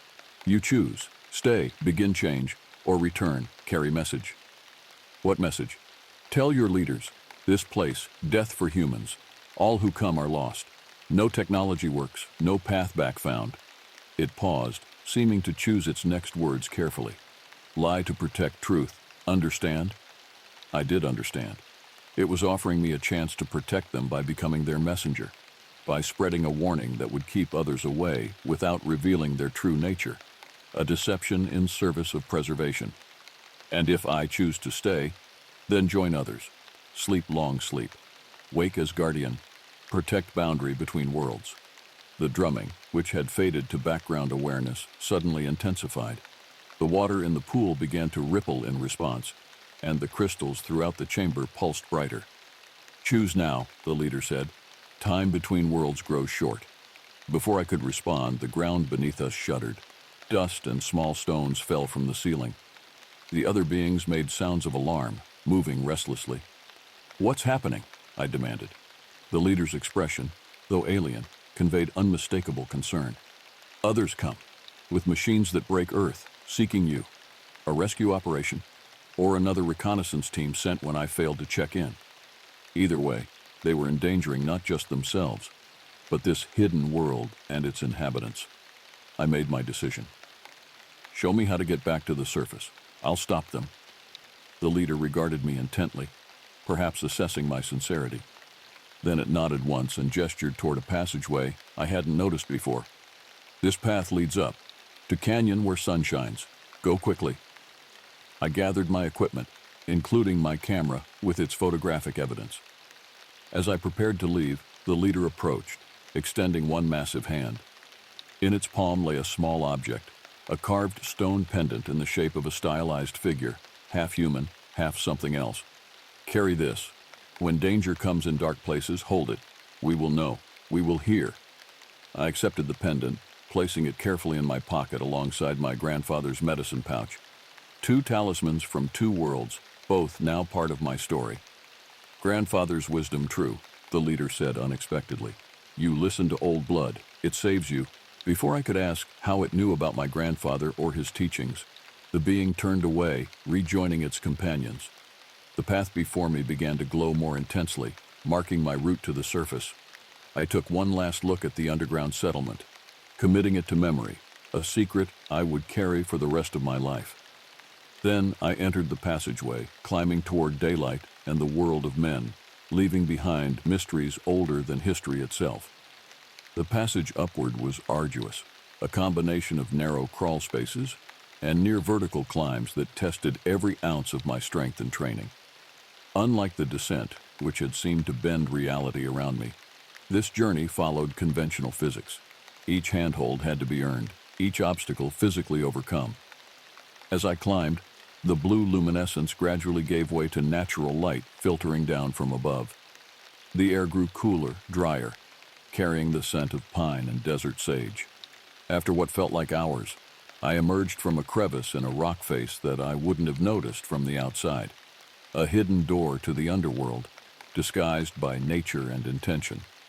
I found myself in a narrow side canyon, different from where I'd entered the cave system. The sun was low in the western sky, suggesting late afternoon. How long had I been underground?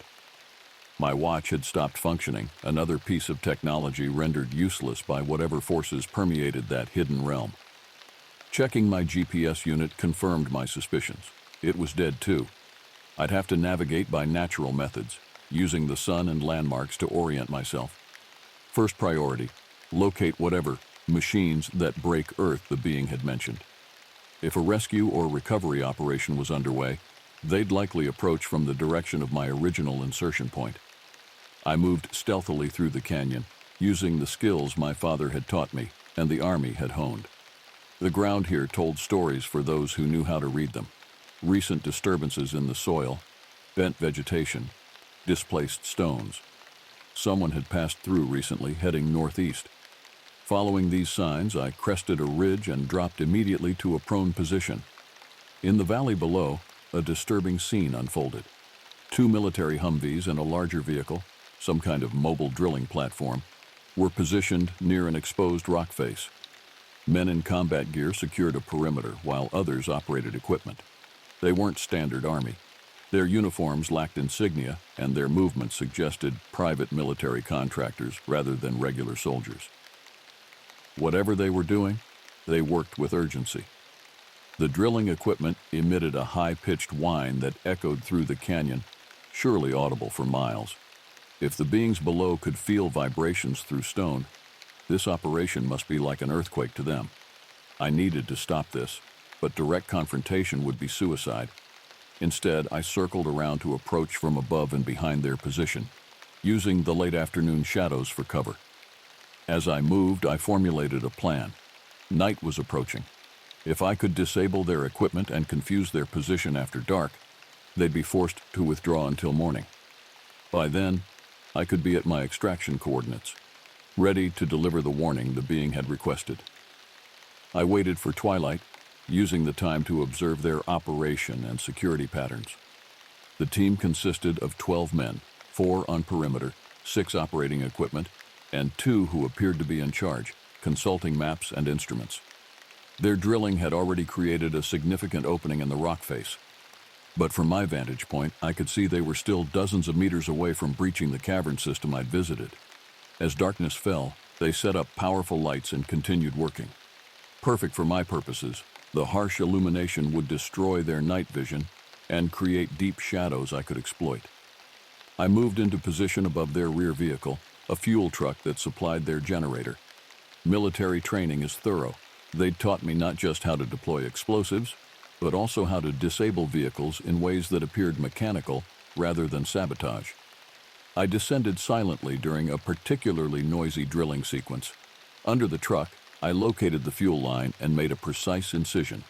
Not enough to cause immediate failure, but sufficient that vibration would eventually widen the cut, creating a steady leak. Then I retreated to the shadows and waited. 15 minutes later, the leak had created a substantial puddle. None of the preoccupied workers had noticed. I removed a signal flare from my pack, standard equipment for extraction emergencies. Striking it, I hurled it toward the fuel puddle, then immediately began moving to my secondary position. The flare ignited the fuel with a whoosh that escalated quickly into a substantial blaze. Shouts of alarm erupted as the fire spread to the vehicle. Men abandoned their posts, rushing to contain the situation. In the confusion, I approached the drilling equipment from the blind side. The operators had left their stations to assist with the fire. I worked quickly, accessing the control panel and executing a controlled shutdown sequence, followed by removing several crucial components and pocketing them. To casual inspection, the machine would appear intact, but it wouldn't function without significant repairs. By now, the fire had been contained, but had served its purpose. Their operation was in disarray, their equipment compromised, their night vision destroyed. I heard the leaders shouting orders to secure the perimeter, but in their confusion, they established a defensive circle facing outward, expecting threats from the surrounding forest rather than from within their own position. I used this opportunity to access one of their Humvees. Inside, I found what I expected: communications equipment, maps, and documentation. The mission brief confirmed my suspicions. They weren't here to rescue me, but to investigate the same unusual activity that had prompted my own mission. The difference was scale. They'd been authorized to use invasive methods to access whatever lay beneath the surface. I photographed key documents with my backup camera, then sabotaged their communications equipment in ways that would appear as environmental failure. Finally, I retrieved a handheld radio, which would allow me to monitor their communications while maintaining my distance. Retreating into the darkness, I found a secure position from which to observe the aftermath. Their operation had effectively stalled. Without functional drilling equipment and with compromised vehicles, they had little choice but to withdraw and regroup. By morning, they'd likely call for extraction or reinforcements, which meant I needed to reach my own extraction point by dawn, carrying my warning and whatever evidence would support it without revealing the true nature of what lay beneath this canyon. As I moved through the night forest, navigating by stars and terrain features, I felt the weight of the stone pendant in my pocket, a connection to something ancient and hidden, a responsibility I hadn't sought but couldn't ignore. The radio occasionally crackled with frustrated communications from the team below. They were attributing their equipment failures to electromagnetic anomalies in the area, a convenient explanation I'd happily reinforce in my report. By midnight, I'd put several miles between myself and their position, heading toward my extraction coordinates. The forest had returned to its natural rhythms around me, nocturnal creatures moving through undergrowth, wind rustling pine needles overhead. But occasionally, at the edge of perception, I caught glimpses of movement too large for conventional wildlife, shadows that shifted independent of the wind, the sense of being observed by watchful, intelligent eyes. My guardians were escorting me to the boundary of their territory, ensuring I fulfilled my part of our unspoken agreement. Near dawn, I reached a small clearing that offered a clear view of the stars. I stopped to rest briefly, leaning against a massive ponderosa pine. As I stood there catching my breath, I felt, rather than heard, a presence approach. I didn't turn, didn't reach for my weapon. Instead, I waited, controlling my breathing as I'd been taught. A low, rumbling voice spoke from just behind me. Not the leader I'd met below, but another of its kind. "Remember promise," it said simply. "I will," I replied. "Your secret stays with me." The presence retreated without another word, melting into the forest with impossible silence for something so large. But before it vanished completely, it left something at the base of the tree, 3 small objects glinting in the pre-dawn light. I collected them carefully, dog tags, 3 sets belonging to the leaders of the previous reconnaissance teams. Physical evidence of their fate, though not in the way my superiors would interpret it. I secured the tags in my pocket alongside the stone pendant.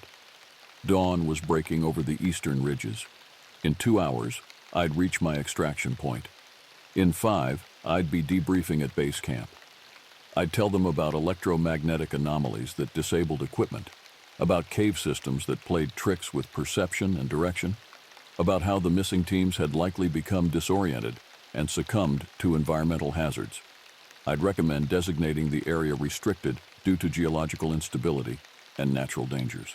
All true from a certain perspective, a lie to protect a truth, as the being had said. As I continued toward extraction, the first ray of sunlight broke through the canopy, illuminating the forest around me. For a moment, just at the corner of my vision, I thought I saw tall figures standing motionless among the trees, watching my departure. But when I turned to look directly, there was nothing but forest, ancient, silent, and filled with secrets that would remain hidden for at least 1 generation more. Fort Huachuca's debriefing room felt surreal after my ordeal in the canyon. Too clean, too ordered, too human. The fluorescent lights hummed overhead, casting everything in a harsh, unforgiving glare that seemed designed to expose falsehood. 4 officers sat across from me at the metal table, expressions professionally neutral as they reviewed my report and examined my evidence. Colonel Matthews, Intelligence Division, led the questioning. A career officer with eyes that missed nothing, he'd been skeptical from the moment I mentioned equipment failures. "So, your assessment, Sergeant Sozi, is that the area contains natural phenomena that interfere with electronic equipment and human perception?" His tone suggested he was offering me a chance to revise my story into something more conventional. "Yes, sir," I replied, maintaining the calm demeanor that had always served me well in difficult situations. "The geological composition of those canyons includes unusual mineral deposits. I've included coordinates of areas where the effect seems strongest. And the missing reconnaissance teams? I placed the 3 sets of dog tags on the table. I found these near what appeared to be a rock slide, sir. The cave systems are extensive and unstable. My assessment is that they were caught in a collapse." Lieutenant Colonel Reeves, the geologist, examined the photos I'd taken of the petroglyphs. "These are remarkable," she said. "Potentially significant archaeological findings. Some of these symbols don't match known Native American pictographic systems." I remained silent, letting them draw their own conclusions. The photos revealed only what I wanted them to see: ancient art, unusual geological formations, evidence of natural hazards. I'd been selective in what I documented and what I'd left unrecorded. "And this drilling operation you encountered," Matthews continued, "you're certain they weren't military?" "They used military equipment, sir, but their protocols were non-standard. Based on documentation I found, they appeared to be contractors working for a research division I'm not familiar with." I pushed forward copies of the photographs I'd taken of their mission brief. Major Harris, the security officer, examined these with growing concern. "This authorization doesn't come through proper channels. Whatever they're doing out there, it's not officially sanctioned by Army Command." The fourth officer, whose name and division hadn't been shared with me, spoke for the first time. "The area has been of interest to several departments for some time. Native legends about the region have certain consistent elements that align with government research initiatives." The way he phrased this sent a chill through me. How much did they already know? How close had others come to discovering what I had found? "My recommendation," I said firmly, "is that the area be designated a restricted zone due to environmental hazards. The cave systems are dangerous. The electromagnetic anomalies interfere with navigation and communication, and the archaeological significance warrants protection from unauthorized expeditions." Matthews studied me thoughtfully. "That's quite a specific recommendation from a reconnaissance specialist, Sergeant." I met his gaze steadily. "My background gives me perspective on this situation, sir. The Dine have known for generations that certain places should remain undisturbed. Superstition has no place in military assessment," the unnamed officer said dismissively. "With respect, sir," I countered, "indigenous knowledge of local terrain has proven valuable in numerous military operations throughout history. I'm offering a tactical assessment based on observation and experience." The room fell silent as Matthews considered this. Finally, he nodded once. "Your report will be taken under advisement, Sergeant. You're to speak of this mission to no one. Consider all aspects classified at the highest level." "Understood, sir." I was dismissed shortly afterward, but as I was gathering my personal effects, Lieutenant Colonel Reeves approached me in the hallway. "Sergeant Sosi," she said quietly, "there was something you didn't include in your report, wasn't there?" I kept my expression neutral. "Ma'am?" She reached into her pocket and withdrew something that made my breath catch. A small stone carving, similar to the pendant I carried but older, worn smooth by time and handling. "My grandfather was a geologist too," she said. "He worked these territories in the 1960s. He came back, changed. Left me this when he died, made me promise to keep it safe. Said someday I might meet someone else who carried the same burden." Our eyes met in silent understanding. She knew, perhaps not everything, but enough.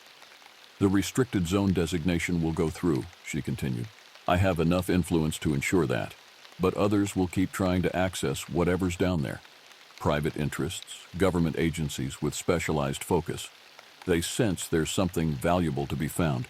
There's nothing there that would serve their interests," I said carefully.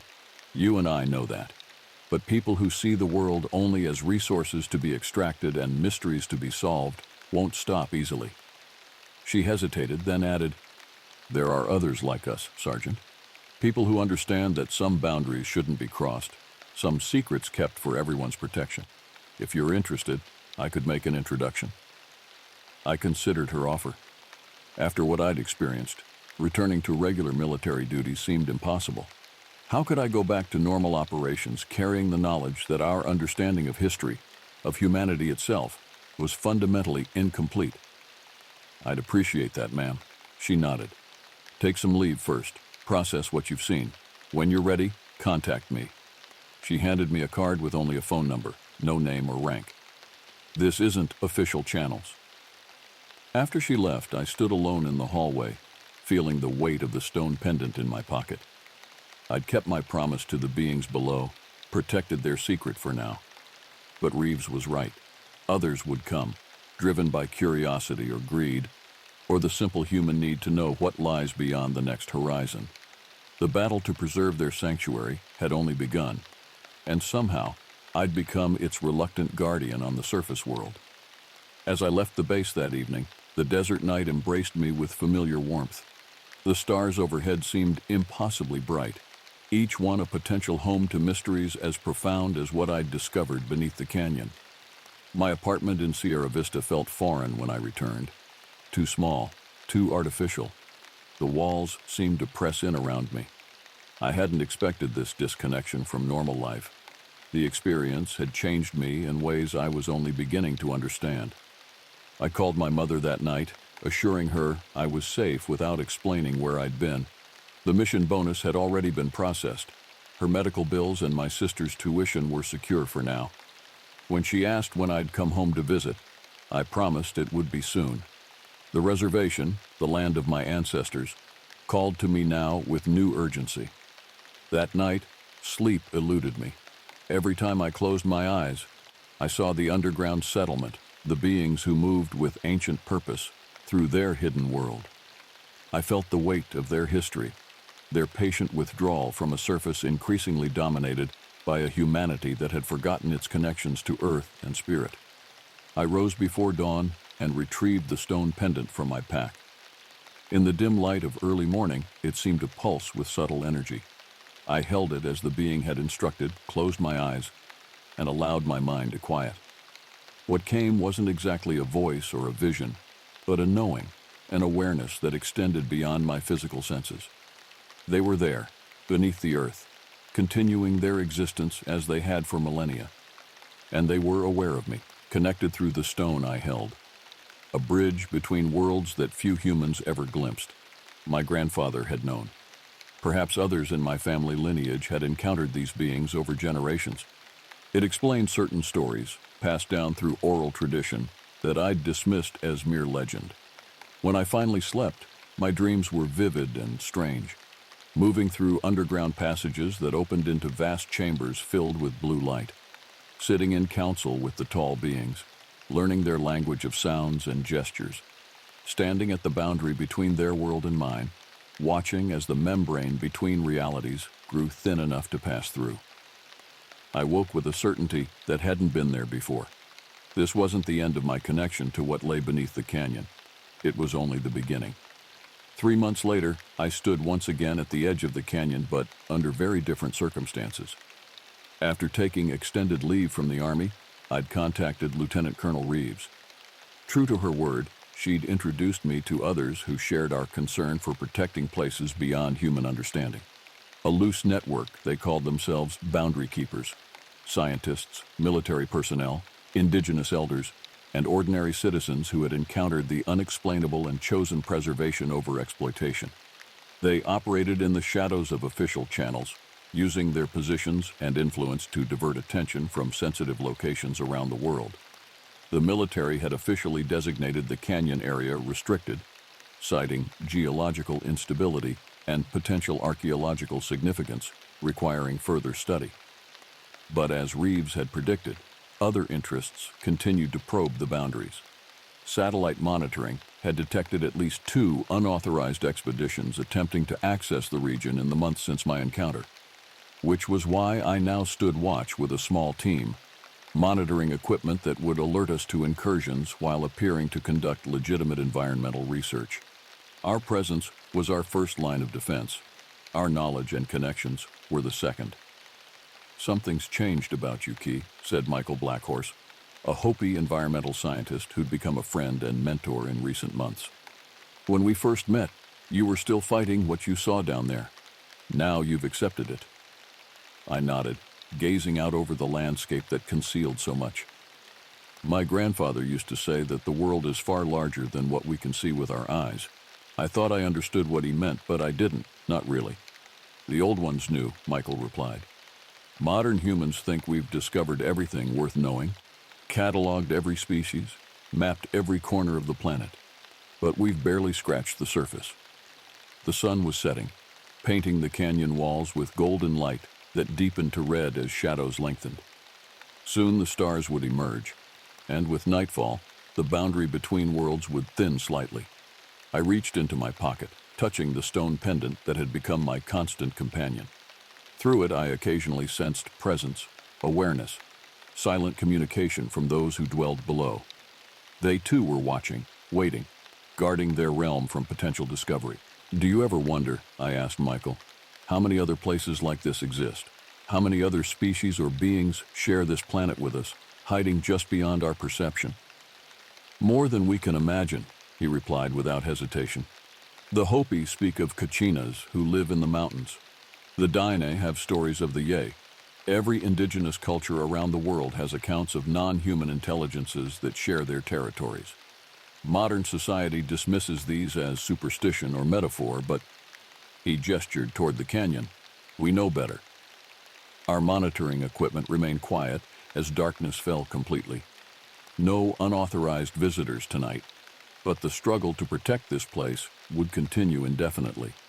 Human curiosity and ambition were relentless forces, and secrets this profound exerted their own gravitational pull on those sensitive enough to sense them.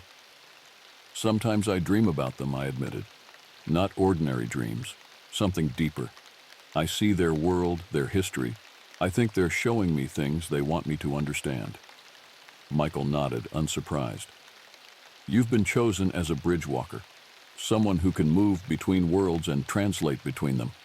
It's a rare gift, and a heavy responsibility."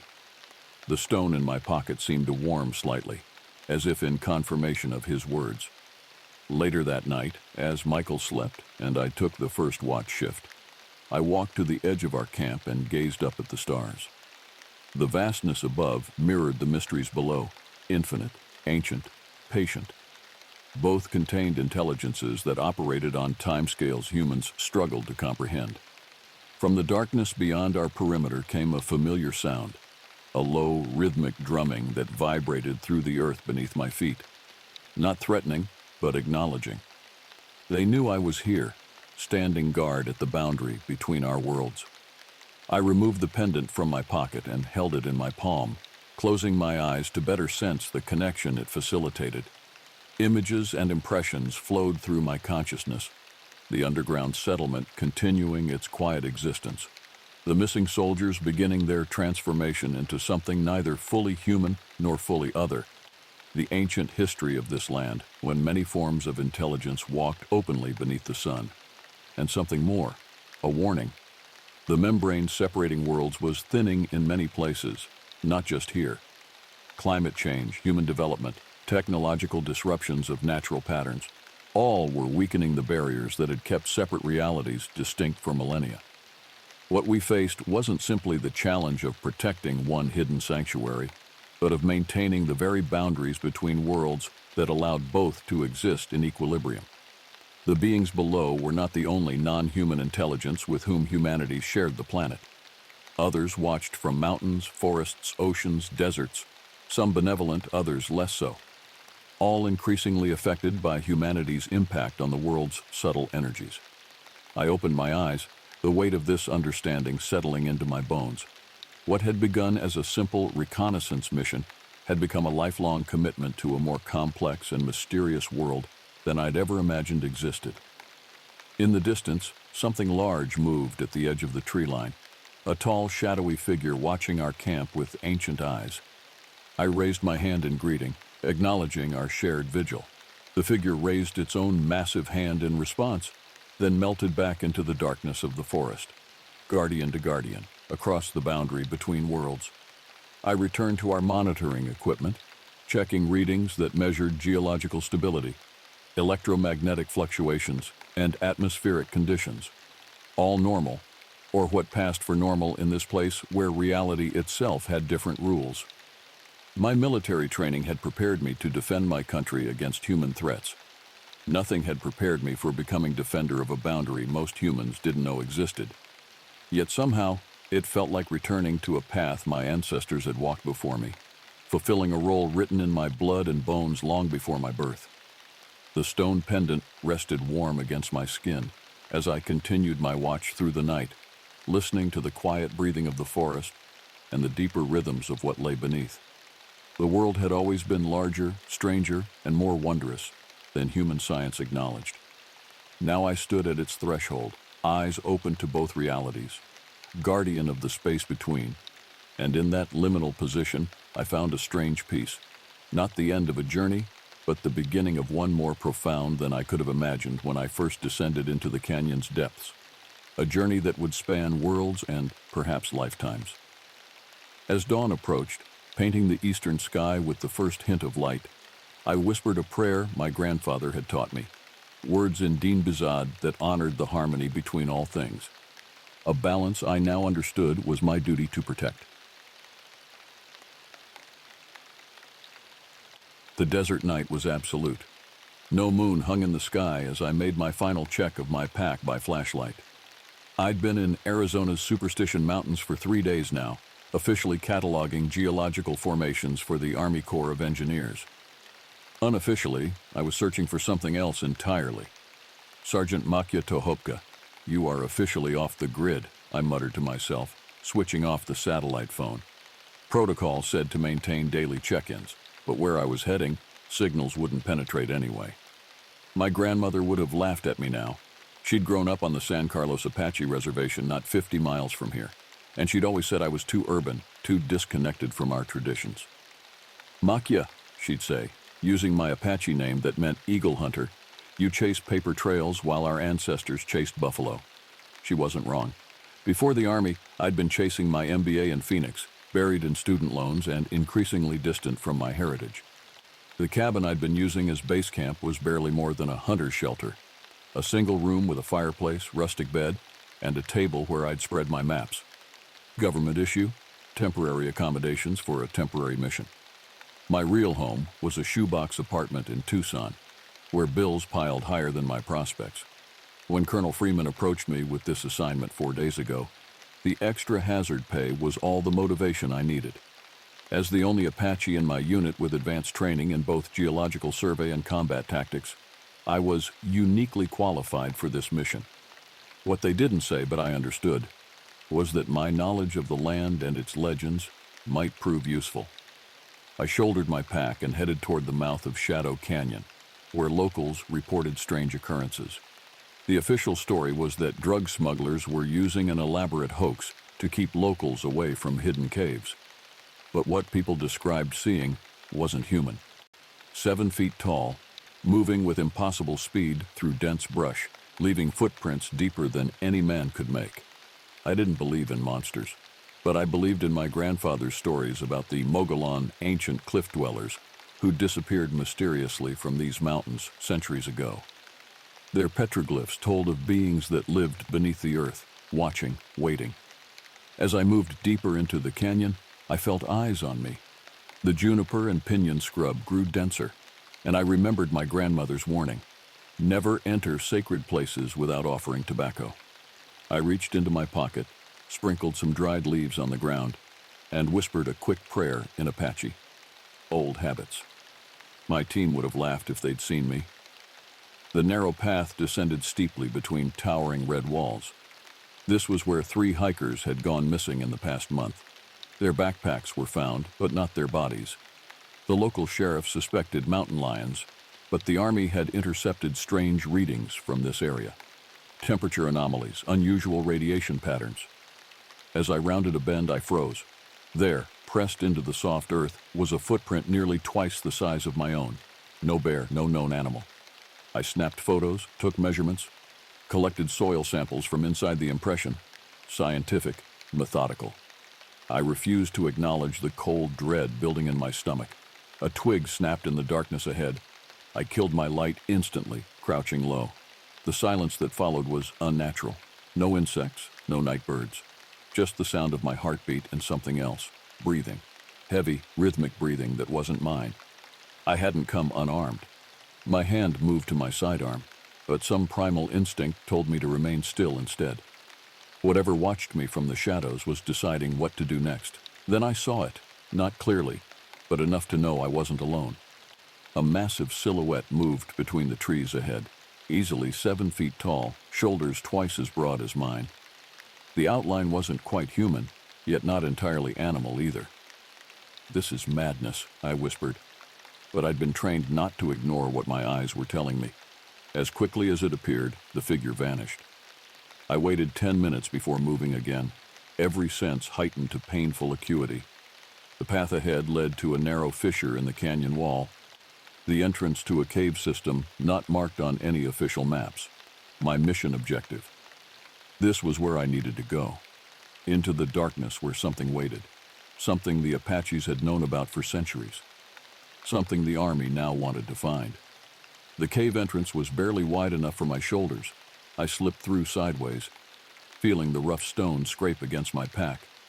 The air inside was different, cooler, yes, but also charged somehow, like the atmosphere before a monsoon storm. My flashlight beam revealed a passage that descended at a steep angle. The walls glistened with moisture, and delicate formations hung from the ceiling. This was no ordinary cave. The texture of the walls was too uniform, the floor too level. Something about it felt constructed. "Focus, Makya," I muttered, remembering my training. I set up small infrared markers at regular intervals, breadcrumbs to find my way back. Standard procedure for underground exploration. As I ventured deeper, the cave widened into a chamber with multiple passages branching off. I consulted my GPS, but as expected, no signal penetrated this far underground. I'd have to rely on my mapping skills and the markers. I chose the largest passage and followed it downward. The silence was profound, broken only by the occasional drip of water and my cautious footsteps. After 20 minutes of careful progress, I emerged into a vast cavern that took my breath away. The ceiling soared at least 50 feet above, and stalactites hung like stone daggers. But what captured my attention were the walls, covered in petroglyphs unlike any I'd seen before. I approached, shining my light across the ancient artwork. "My God," I whispered. The images told a story, human figures bowing before tall, broad-shouldered beings, the same beings emerging from cracks in the earth, hunting scenes where these creatures pursued men through forests. I recognized Apache symbols for fear, warning, and sacred power. I photographed everything, my unease growing with each image. The colonel had been right. There was something here, something our ancestors had known about. Growing up, I'd heard stories about the Tsenina rock monsters or stone giants in Apache legends. Beings that lived in remote places, sometimes stealing children or hunters, who wandered too far from safety. I'd dismissed them as tales meant to keep kids from wandering off. Now, standing before these ancient warnings, I wasn't so sure. A sound echoed from one of the tunnels. Something heavy, moving over stone. I extinguished my light immediately, crouching in darkness so complete it felt physical. There it was again. The sound of breathing, closer now, and something else. A low, guttural vocalization that raised the hair on my neck. Not animal, not human.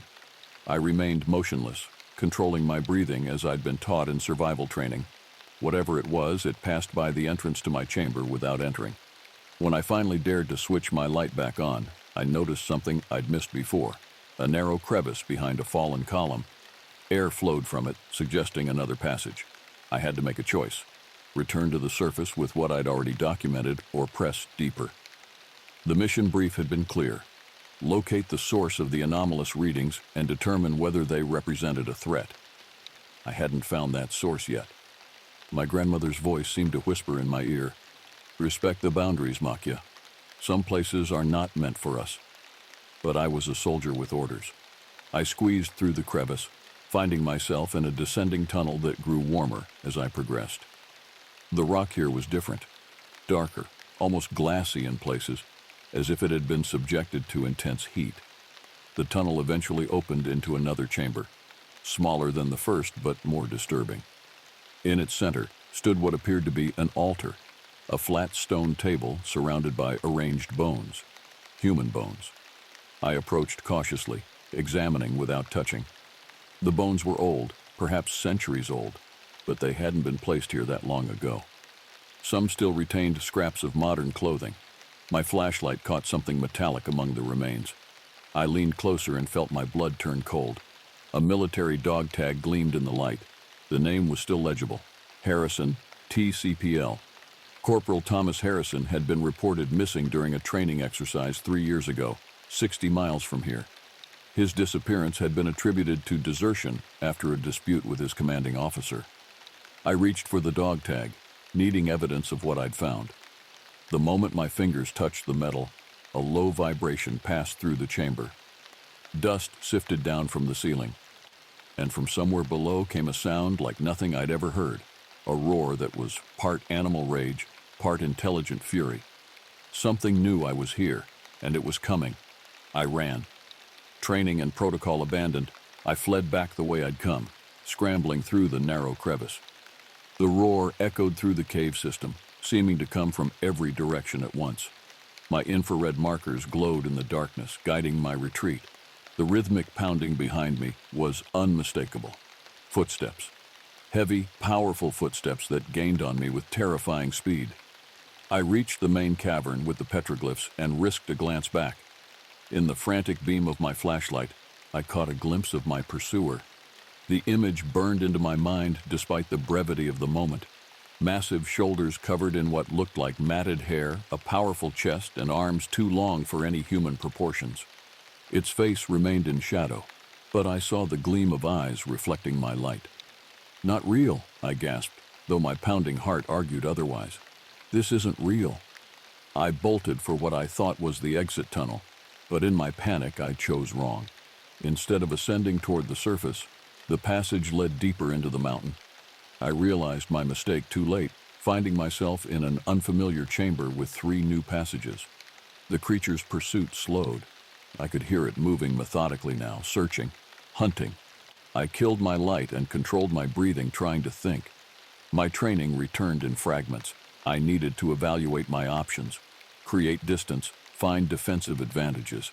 The problem was that I was in its territory, a predator that knew these caves intimately. I chose the rightmost passage, moving as silently as possible. It ascended slightly, giving me hope it might lead to the surface. The air felt different here, stale, undisturbed for perhaps centuries. The tunnel narrowed until I had to crawl. Claustrophobia threatened to overwhelm me, but the sound of movement behind drove me forward. The passage eventually opened into what appeared to be a man-made chamber-smooth walls, carved from the living rock, with niches that might once have held artifacts or offerings. In the center of the room stood a stone pedestal.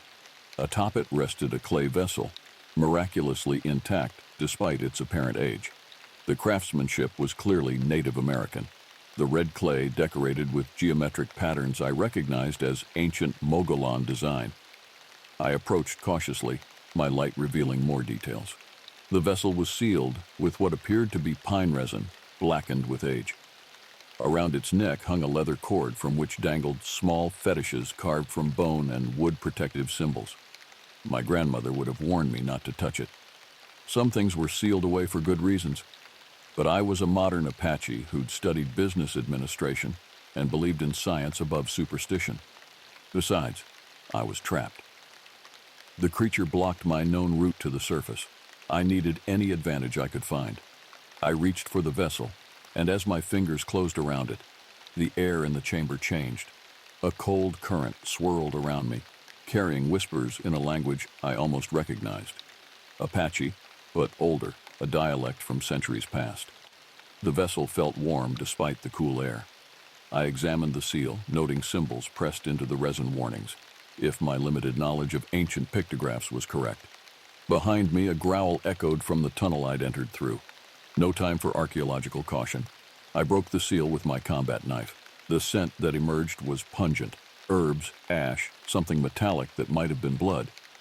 Inside lay a small leather pouch and what appeared to be a carved wooden flute, blackened with age. The pouch contained a powder that glittered faintly in my flashlight beam. The flute was decorated with carvings of a tall, broad-shouldered figure, the same being depicted in the petroglyphs. A memory surfaced from childhood, my grandfather playing a similar flute during a ceremony, explaining that music could either summon or repel spirits depending on the melody. The growl from the tunnel grew louder. I had seconds, not minutes. I grabbed the flute and ran for the chamber's other exit, a narrow fissure barely visible in the far wall. As I squeezed through, I heard the creature enter the chamber behind me, heard its rage at finding me gone. The fissure led to a vertical shaft with natural handholds. I climbed desperately, the flute tucked into my belt. Above, I could see a faint glow that might be moonlight. The surface was closer than I'd dared hope. But below, the sound of pursuit resumed. The creature was climbing after me, its powerful limbs making quick work of the ascent. I could hear its breathing, smell a musky odor that reminded me of wet fur and something else. Something ancient and deeply wrong. I reached the top of the shaft and pulled myself onto a narrow ledge that overlooked a larger cavern lit by an opening to the night sky. Freedom was tantalizingly close, but to reach it, I'd have to cross 30 feet of exposed ground with no cover. The creature's hand, massive, with elongated fingers tipped with what looked like claws, appeared at the edge of the shaft.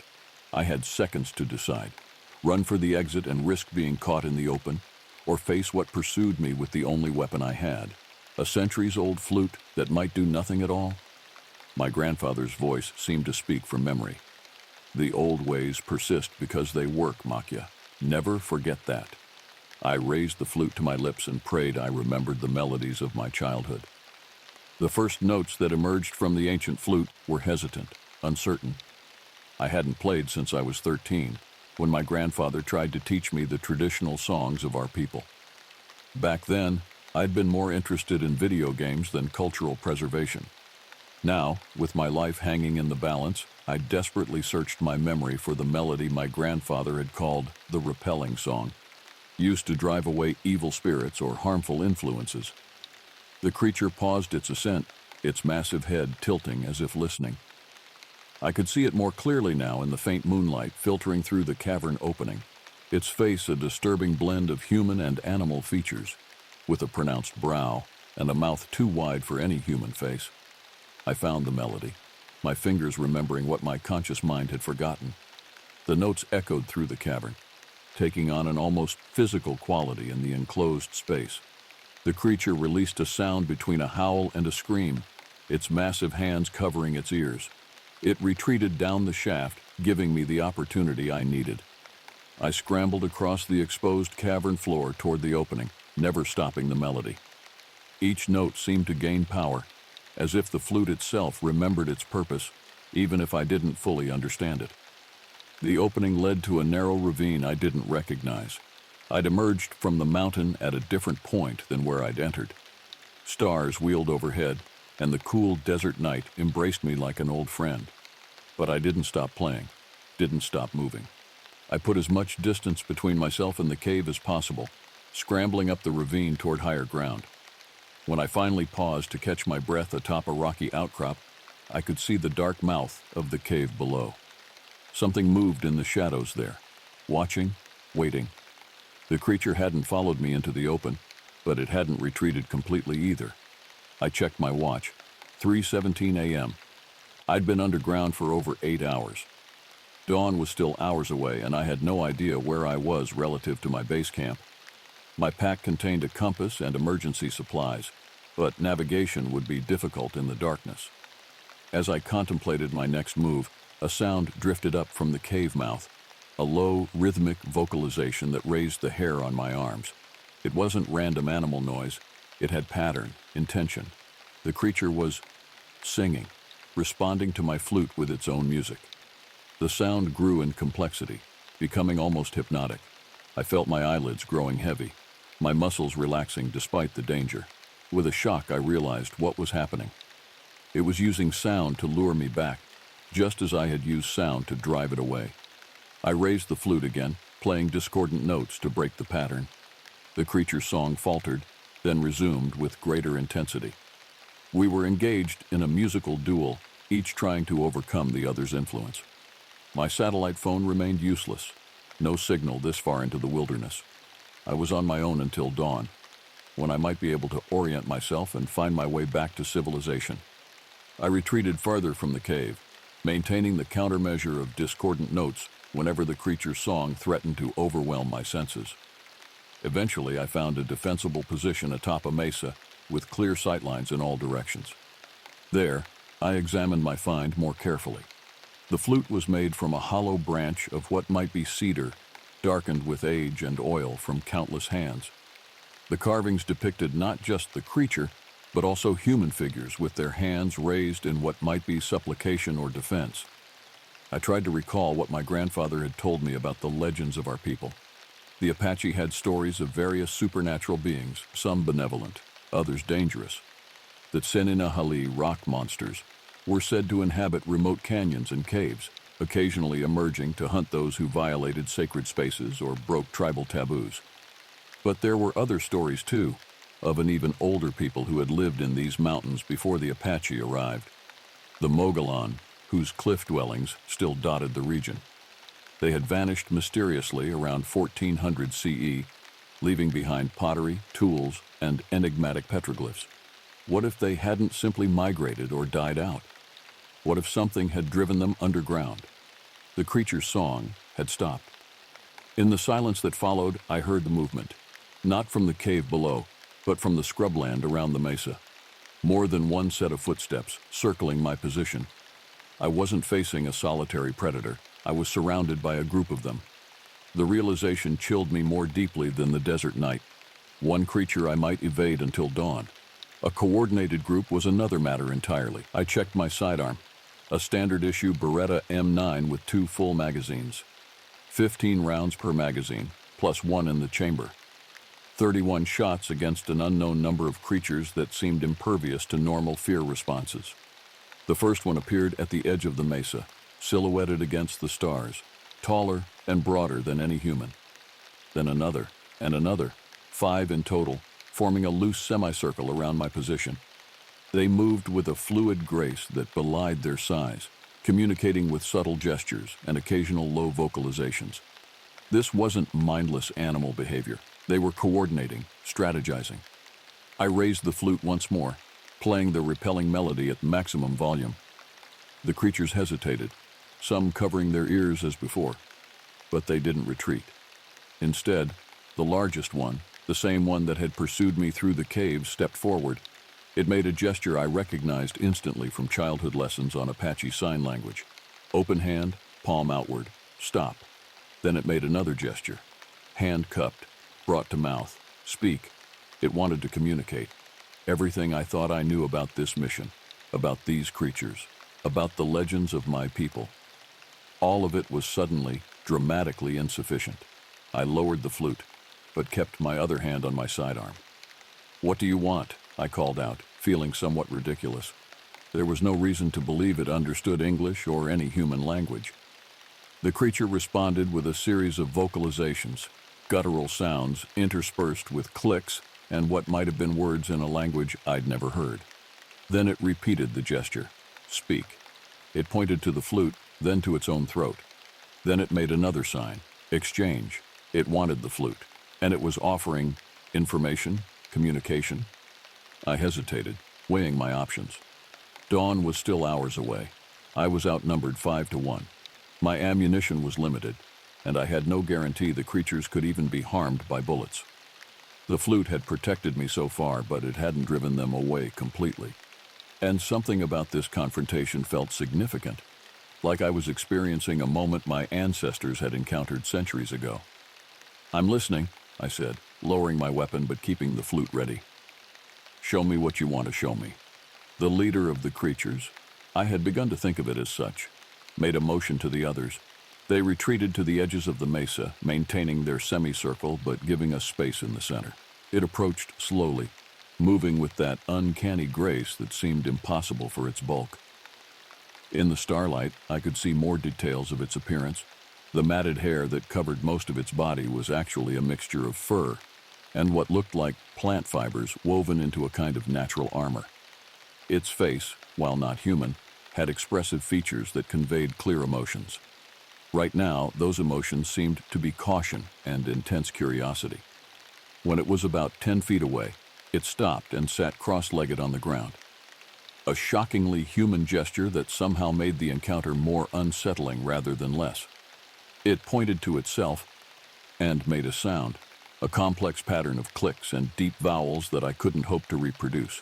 Its name, perhaps, or its species. It pointed to me, clearly expecting a response. "Makya," I said, touching my chest. "Makya Tohopka." The creature, I could no longer think of it as simply it. Repeated something that sounded vaguely like Makaya. Then it pointed to the flute in my hand and made a series of gestures that conveyed urgency and importance. I held up the flute. This? What is this to you? The creature made the sign for old, hands twisted downward, followed by power and protection. Then it pointed to its own chest, to me, and made a circular motion that encompassed all of us, followed by the sign for same. Same? We were the same somehow? It reached slowly into a pouch at its waist and withdrew an object that glinted in the starlight, a flute similar to the one I held, but made of bone rather than wood. It raised the instrument to its lipless mouth and played a brief melody that mirrored the one I had used to repel them earlier. Understanding dawned slowly.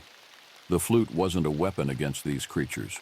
It was a key to communication with them, perhaps even a symbol of a long-forgotten alliance. The creature extended its hand, palm up, in a universal gesture of offering.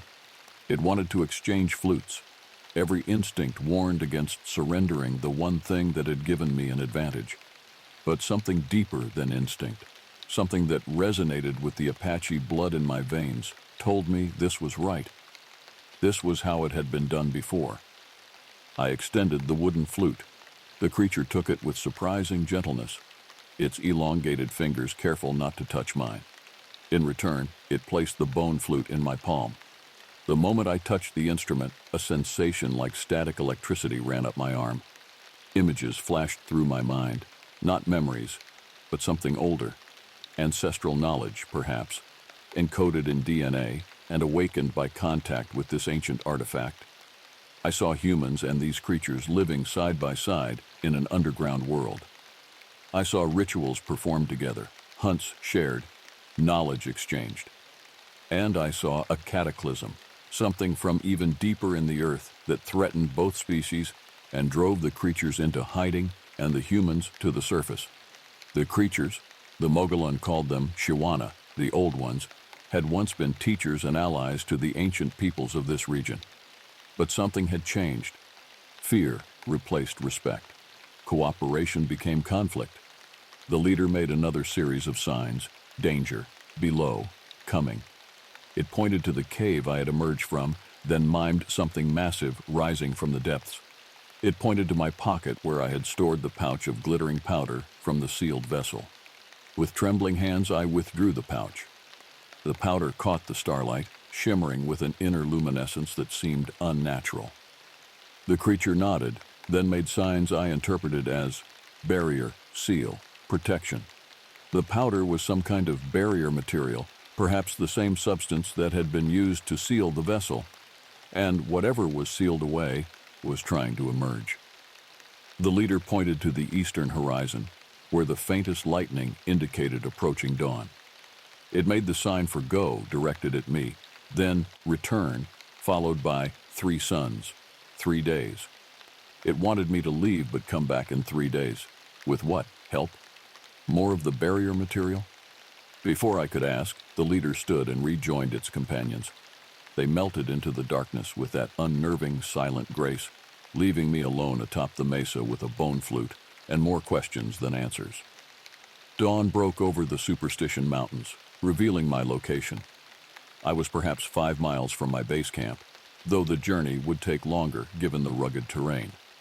As I began my descent from the mesa, I couldn't shake the feeling that I had just participated in the renewal of a very old agreement, one that my ancestors had been part of centuries ago. My mission parameters had officially been exceeded.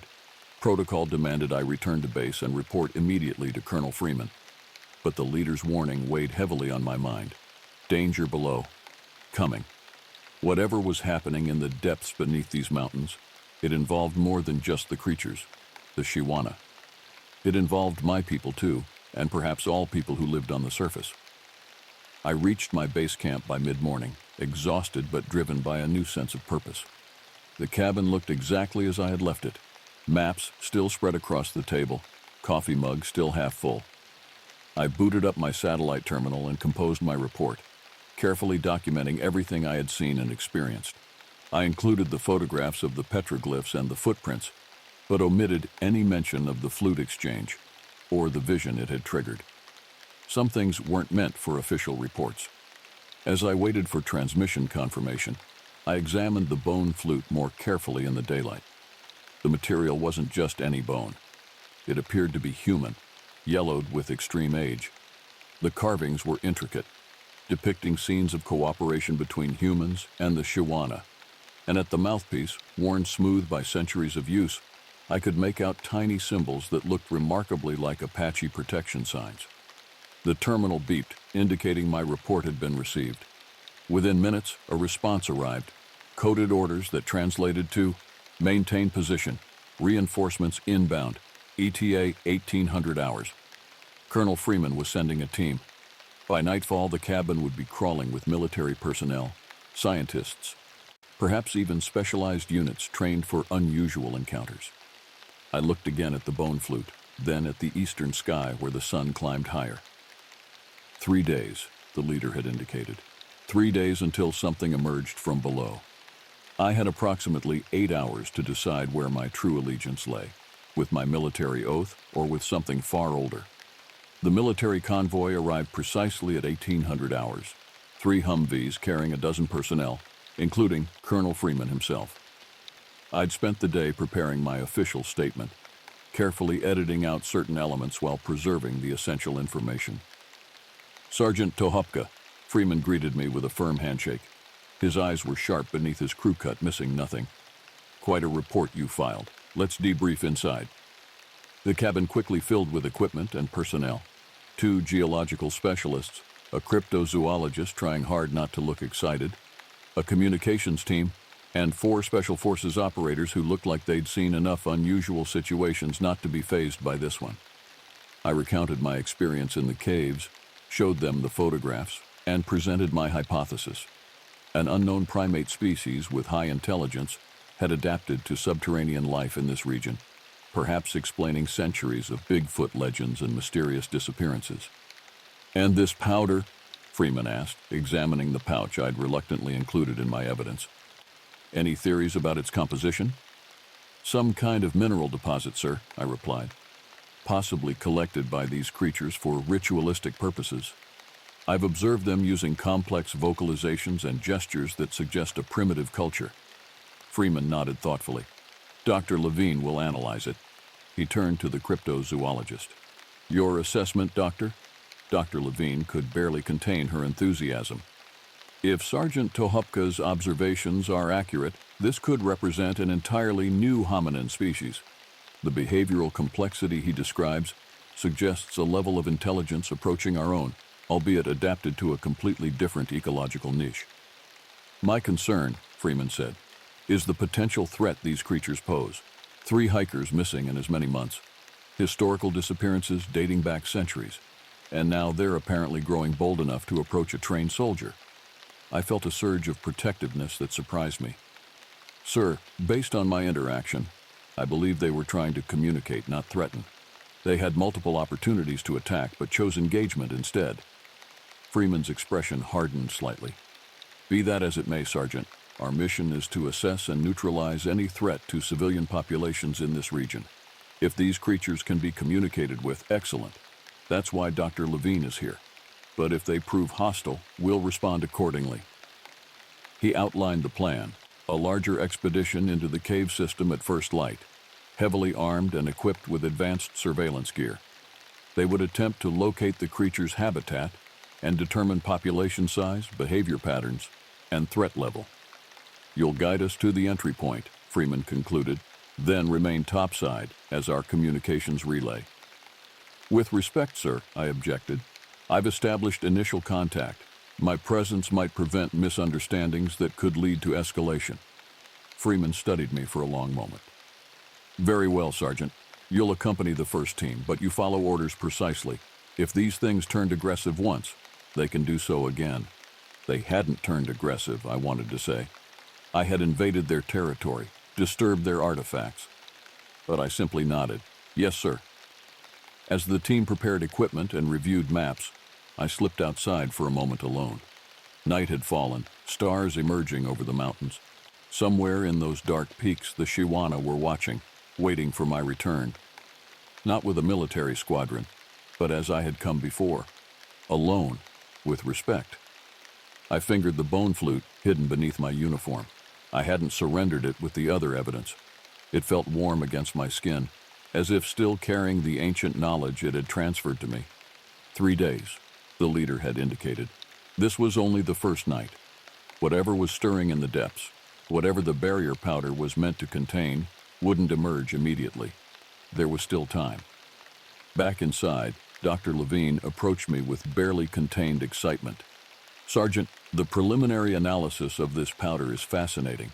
It contains elements I can't even identify, and these markings on the vessel, they're consistent with Mogollon artifacts. But the symbolism suggests a far more complex cosmology than previously documented for that culture." I nodded, unsurprised. The Apache have stories about the people who lived here before us. Not all of those stories were preserved in the anthropological record. "I'd love to hear them," she said earnestly, "especially anything related to cave systems or subterranean beings." I hesitated, then made a decision. If anyone on this team might understand the true significance of what we were dealing with, it would be Levine. "Meet me outside in 20 minutes, I murmured, "by the old juniper east of camp." When she joined me later, I showed her the bone flute, explaining my actual encounter with the creatures, the exchange of artifacts, and the warning about something emerging from below. Instead of dismissing my account as fantasy, she listened with growing fascination. "This changes everything," she whispered when I finished. "These beings, the Shawana, they're not the threat. They're trying to prevent something worse." "That's my interpretation," I agreed. "But how do we convince Freeman? He's already planning what amounts to a military operation against them." Levine thought for a moment. "The powder. If I can demonstrate its unusual properties, show that it's clearly designed for some kind of containment purpose, it might at least give him pause." We returned to the cabin, where Levine immersed herself in further analysis of the glittering substance. I tried to rest before tomorrow's expedition, but sleep eluded me. Outside, the mountains loomed like sentinels in the darkness, keepers of secrets far older than human history in this region. Dawn came too quickly. The expedition team assembled, 12 personnel, including myself, armed and equipped for a potential combat situation despite my objections. Freeman had compromised only slightly, instructing the team to attempt communication before any aggressive action. As we approached the cave entrance, I felt the bone flute grow warmer against my chest. A warning? A signal? I couldn't be sure. We descended into darkness, our helmet lights illuminating the passage I had traversed alone 2 days before. I led them to the main cavern with the petroglyphs, where Dr. Levine immediately began documenting the ancient artwork. "Remarkable," she breathed. "These images clearly depict cooperative relationships between humans and these beings. And this section here, it seems to show both species working together to contain something else, something that comes from deeper underground." Freeman examined the images with a tactician's eye. "These could be interpreted multiple ways, Doctor. Let's continue to the location where Sergeant Tohopka encountered the creatures directly." We proceeded deeper, following my infrared markers. The cave felt different now, the air more charged, the silence more oppressive. When we reached the chamber with the altar of bones, several team members muttered uneasily. "Those are human remains," confirmed the team's medical specialist. "Some quite recent." Freeman gave me a pointed look that clearly said, "These aren't the actions of peaceful beings." Before I could respond, a low vibration passed through the chamber, the same sensation I had experienced before the creatures appeared during my first expedition. The Special Forces operators immediately formed a defensive perimeter, weapons ready. "Hold fire," I ordered, stepping forward. "Let me try to communicate first."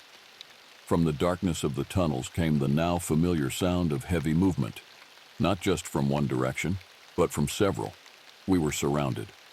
The Special Forces team tightened their formation, their training evident in their controlled movements and disciplined silence. "Sergeant Tohopka, fall back," Freeman ordered, his voice tense but measured. I hesitated, then made my decision. I stepped forward instead, reaching for the bone flute beneath my uniform. "With respect, sir, I need to try something first." Before Freeman could object, I raised the flute to my lips and played the melody I had used during our previous encounter, the one the Shawana leader had echoed back to me.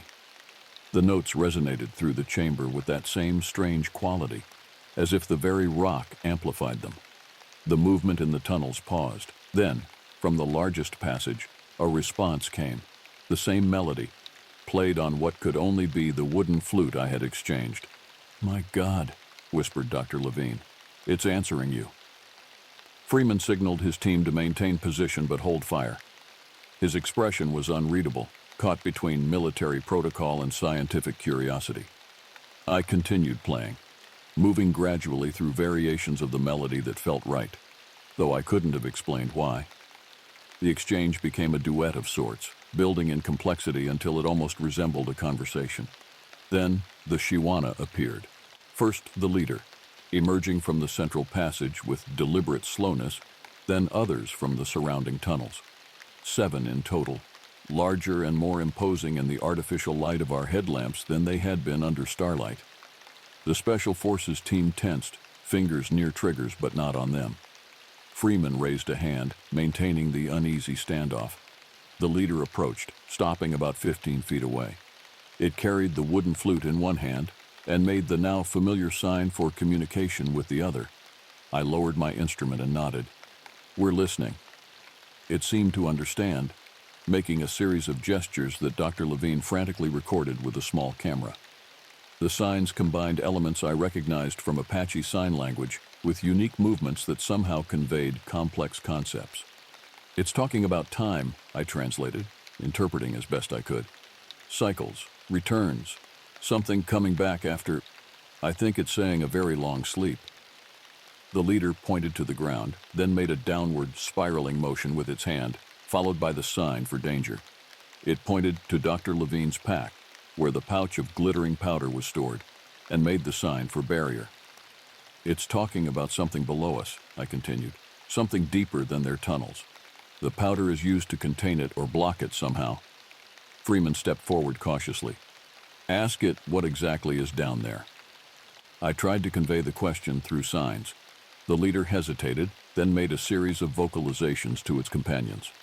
One of them disappeared down a tunnel, returning moments later with something clutched in its massive hands, a stone tablet covered in carvings. Dr. Levine gasped as the creature placed it carefully on the ground between us. "That's Mogollon work, but unlike anything I've ever seen."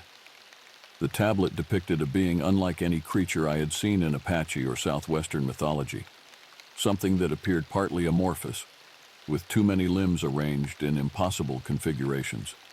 Around it, human figures and what were clearly Shawana stood with raised arms, creating some kind of barrier indicated by concentric circles. "Something ancient," I said slowly, the knowledge from the bone flute surfacing in fragments. "Something that was here before the Shawana, before humans. They call it, the closest translation would be, the hunger that walks." The leader made the sign for sleep, then awakening, then pointed to us, the humans, with what seemed like accusation. "Our activities have disturbed it," Dr. Levine intuited. "Mining, drilling, weapons testing in the region. We've been weakening whatever natural barriers kept it contained." Freeman's tactical mindset engaged immediately. "If there's a threat, we need to understand its capabilities, weaknesses, containment options. Ask if they can show us." I conveyed the request. The leader hesitated, then nodded.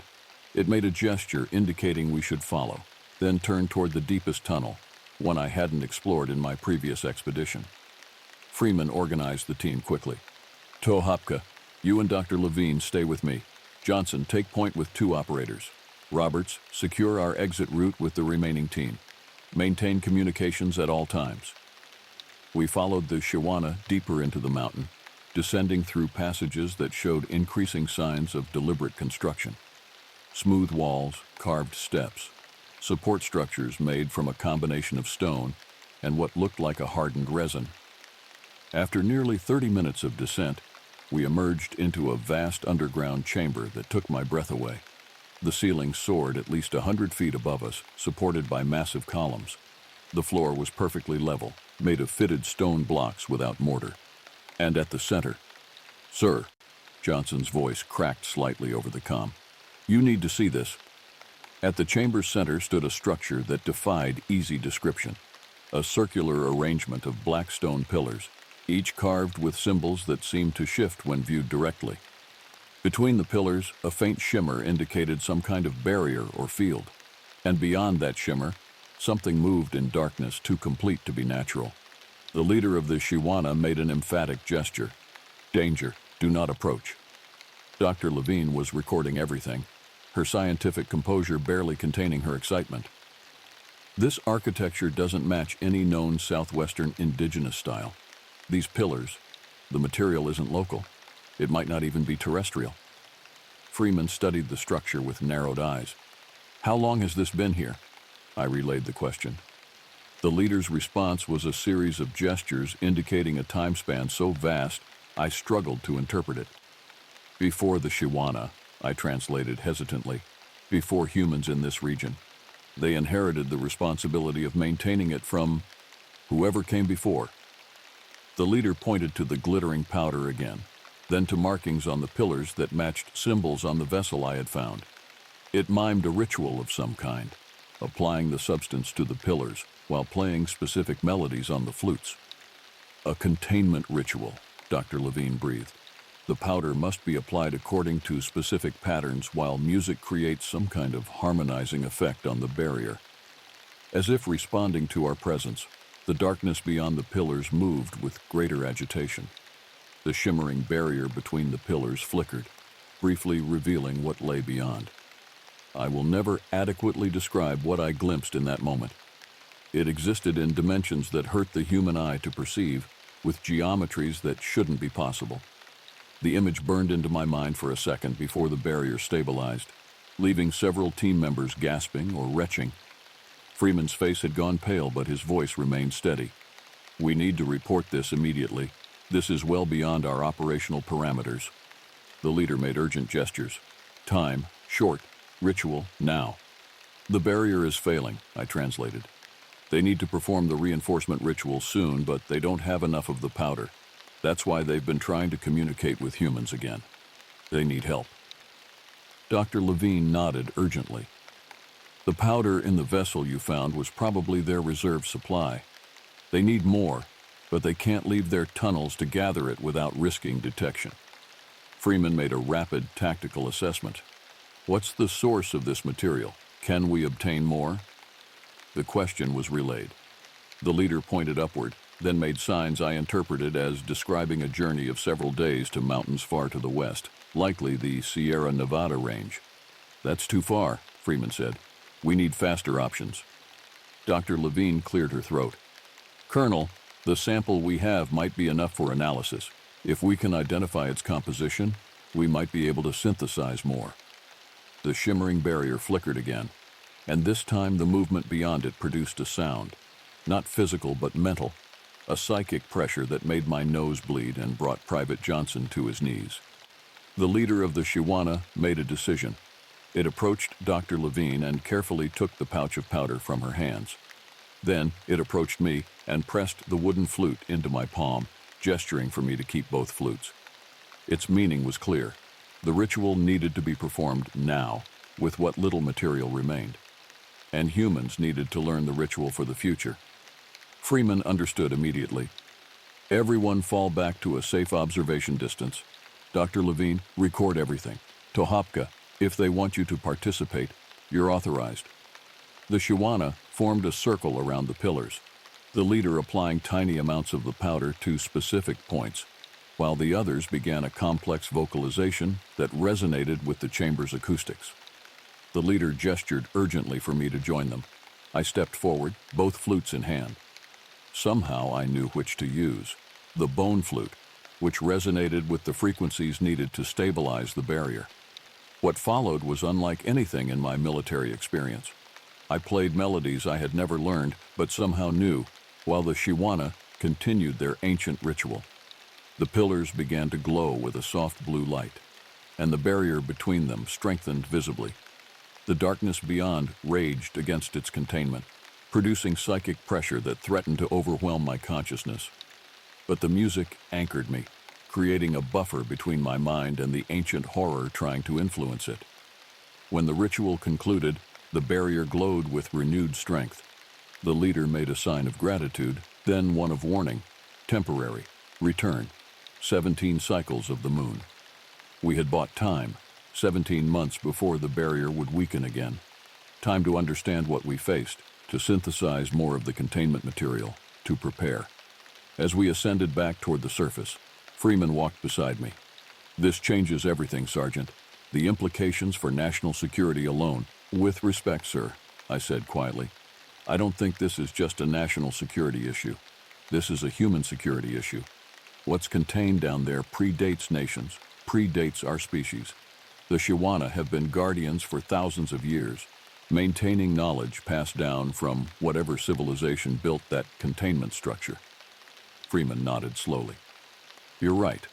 This will require international cooperation, scientific resources beyond our current allocation." He paused. "And cultural knowledge. Your connection with these beings, the Shiwana, will be essential." We emerged from the cave into bright afternoon sunlight. The Superstition Mountains loomed around us, ancient and impassive, revealing nothing of the secrets they contained. That night, as the expedition team prepared to return to base with our findings, I stood alone outside the cabin, the bone flute warm in my hands.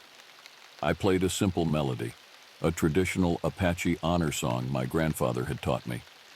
From the darkness beyond our perimeter, lights came an answering melody, the wooden flute, played by unseen hands, an acknowledgement of our new alliance. I thought about the path that had led me here, from a reservation childhood to business school to the Army, always straddling two worlds, never fully belonging to either. Now I stood at the threshold of something greater, a responsibility inherited from ancestors I had never fully honored, protecting a world that had never fully accepted me. Colonel Freeman joined me, listening to the exchange of melodies. "Beautiful," he said simply. "It's an old Apache song," I replied. "A promise to remember one's obligations to the generations that came before and those that will come after." Freeman nodded thoughtfully. 17 months isn't long to prepare for whatever that thing is. We'll need you to liaise with the Shiwana, learn everything they know." "They've been waiting for this moment," I said, "for someone who could understand both worlds. That's why they reached out now, why they chose to reveal themselves to me." "And the flutes?" Freeman asked. "What's their significance?" I considered how to explain. "They're more than musical instruments, they're memory keepers. The bone flute contains ancient knowledge passed down by the Shiwana. The wooden flute carries human knowledge.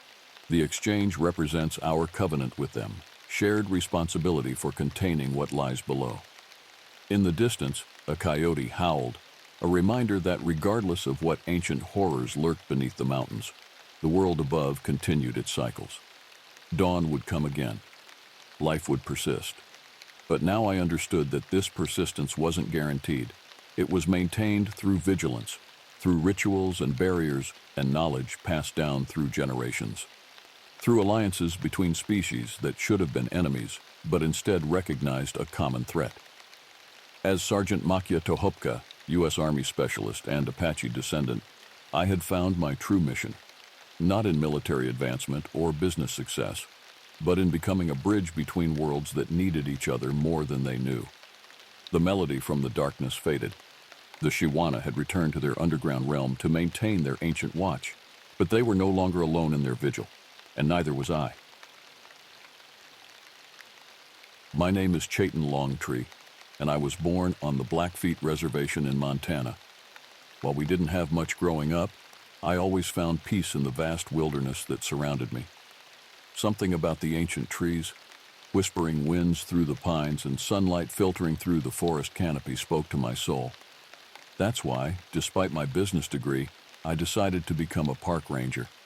The pay wasn't great, but it allowed me to spend my days immersed in nature.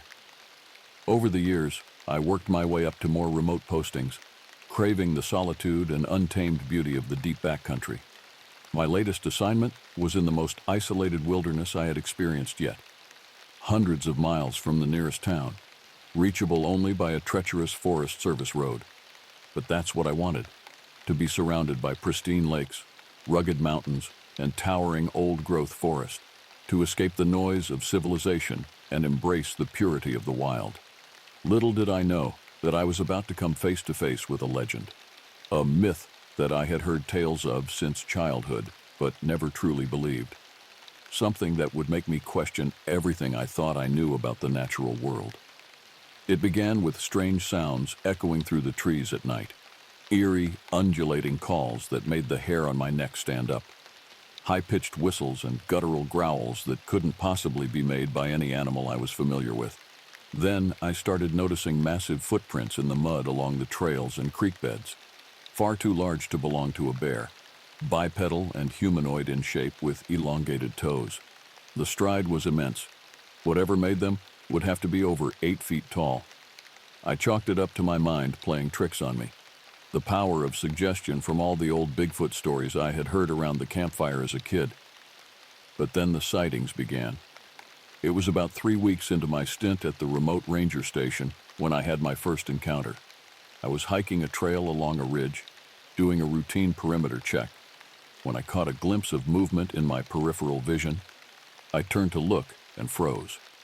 There, about 100 yards away across a small valley, was a massive fur-covered figure walking upright through the trees.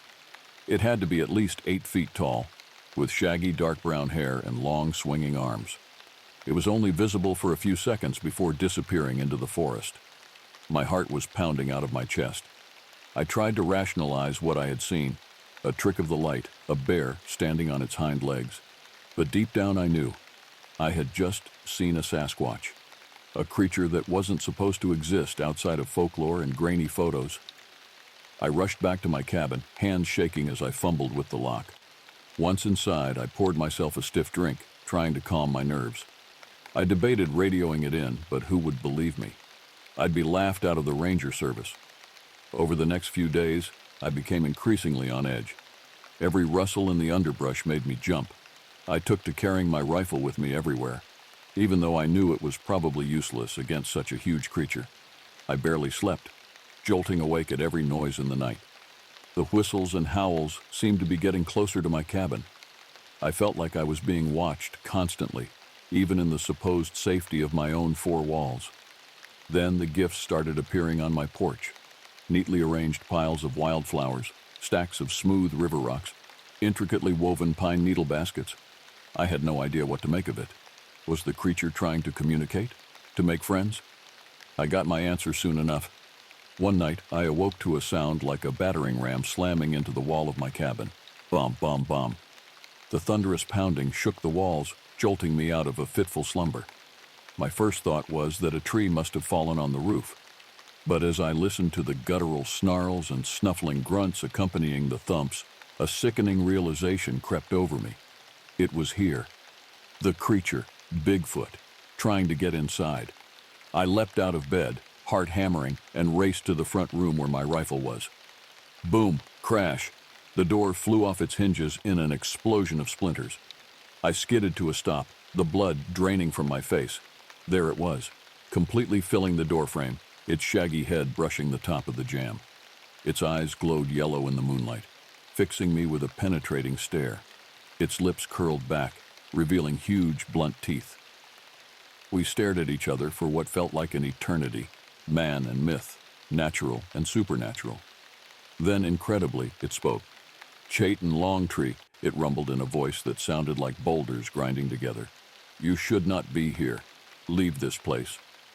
I was so stunned, I could barely form words. A talking Sasquatch?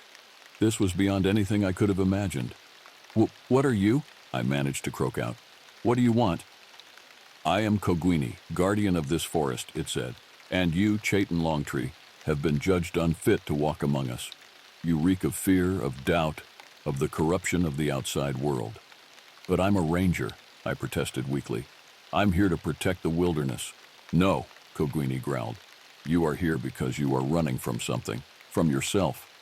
I see your spirit and it is tainted. You bring darkness with you. I opened my mouth to object, but no words came out. Because deep down I knew the creature was right. I had always been running. From my father's alcoholism and abuse growing up on the res, From my guilt over leaving my people behind for a life in the outside world. From the feeling that I didn't belong anywhere, torn between two cultures. I took this job in the wild to escape all that, to find some peace. But Koguni was right.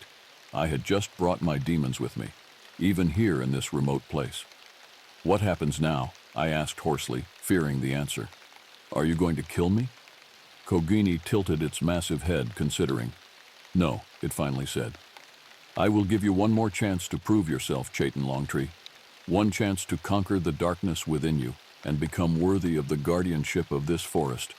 I swallowed hard, my mouth dry. What do I have to do? The creature's eyes seemed to bore into my soul.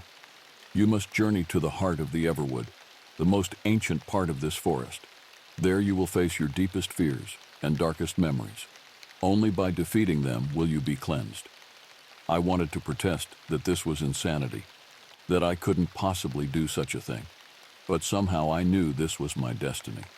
This was what I had been moving toward my whole life without realizing it. I accept, I said, my voice barely above a whisper. I'll do it. Koguni nodded solemnly. Your trial begins at dawn. If you survive, you will be changed forever. If not, the creature let the implication hang in the air. Then it turned and vanished into the night, leaving me alone with the pounding of my heart. I didn't sleep the rest of that night. I lay awake in the ruin of my cabin, going over every mistake I had ever made, every trauma, every regret. It was almost a relief when the first light of dawn began to paint the sky. I packed some meager supplies and set out into the misty forest, my feet carrying me of their own accord to the fabled heart of the Everwood. I had no idea what awaited me there, but I knew I had no choice but to face it. The hike to the heart was grueling, even for someone in peak physical condition like myself. The trees grew so dense that their branches interlocked overhead, blocking out nearly all sunlight. The air was thick and heavy with the green smell of foliage and loam. The forest here felt primordial, unchanged since the dawn of time. Several times I glimpsed dark shapes moving in the shadows, but I couldn't tell if they were forest creatures or something more sinister. The whole place had an aura of watchful menace. After hours of fighting through underbrush and skirting dank caves, I entered a clearing dominated by an enormous gnarled tree. Its trunk was so wide, 10 people linking hands couldn't have encircled it. This had to be the heart. As soon as I stepped into the clearing, I was assaulted by visions. Phantasms of my father, drunk and raging, my mother, weeping, the graves of my grandparents. Every awful memory I had ever tried to suppress came rushing back in painful clarity.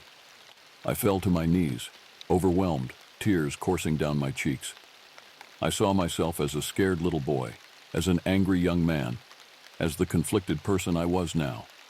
All my pain, my fear, my self-loathing, swirling around me like specters. You are weak, they hissed, scared, unworthy. You always have been. I pressed my hands over my ears, trying to block it out, but I knew they were speaking the truth. All this time, I thought I was running towards something out here in the wild, but I was really just running away from myself. I don't know how long I knelt there, lost in the fog of my dark memories, but eventually, from some reserve of inner strength I didn't know I had, I forced myself back to my feet. No, I said out loud, my voice shaky but defiant. I'm not running anymore. I stood tall, facing down the phantoms of my past. Yes, I was flawed and scarred. Yes, I had made mistakes. But I was more than the sum of my traumas. I could grow. I could heal. I could become the man I wanted to be. As if sensing my shift, the dark visions began to waver and dissipate. Sunlight pierced the dense canopy for the first time, beaming down on me. The forest itself seemed to let out a long, slow exhale, some ancient tenseness releasing. I had done it. I had faced my demons and come out the other side. I knew I still had a long journey of healing ahead, but for the first time, I felt real hope. I felt whole. I turned to leave the clearing, ready to return to the world with new strength. But before I could take a step, a hulking shape emerged from the trees. Koguni stood before me once again. I tensed, unsure what to expect, but as the creature approached, I saw something new in its yellow eyes, something like respect. Chaitin Longtree, it rumbled. You have passed your trial. You have proven yourself worthy. I let out a breath I didn't realize I had been holding. Worthy of what? I asked. Of being a true guardian of this forest, Kogwini said. A protector of all living things. You have faced the darkness within yourself and emerged stronger. Now you must use that strength to defend those who cannot defend themselves. I thought of all the wildlife I had dedicated my life to watching over. The majestic elk, the clever coyotes, the playful otters. I thought of the towering trees that had stood for centuries, the delicate wildflowers that bloomed for only a day. I understand, I said. I'm ready. Kogwini nodded. The task will not be easy. There are many threats to the wild places, from the thoughtless destruction of humans to the changing climate. But you will not face them alone. The spirits of the forest will guide you, and I will be watching.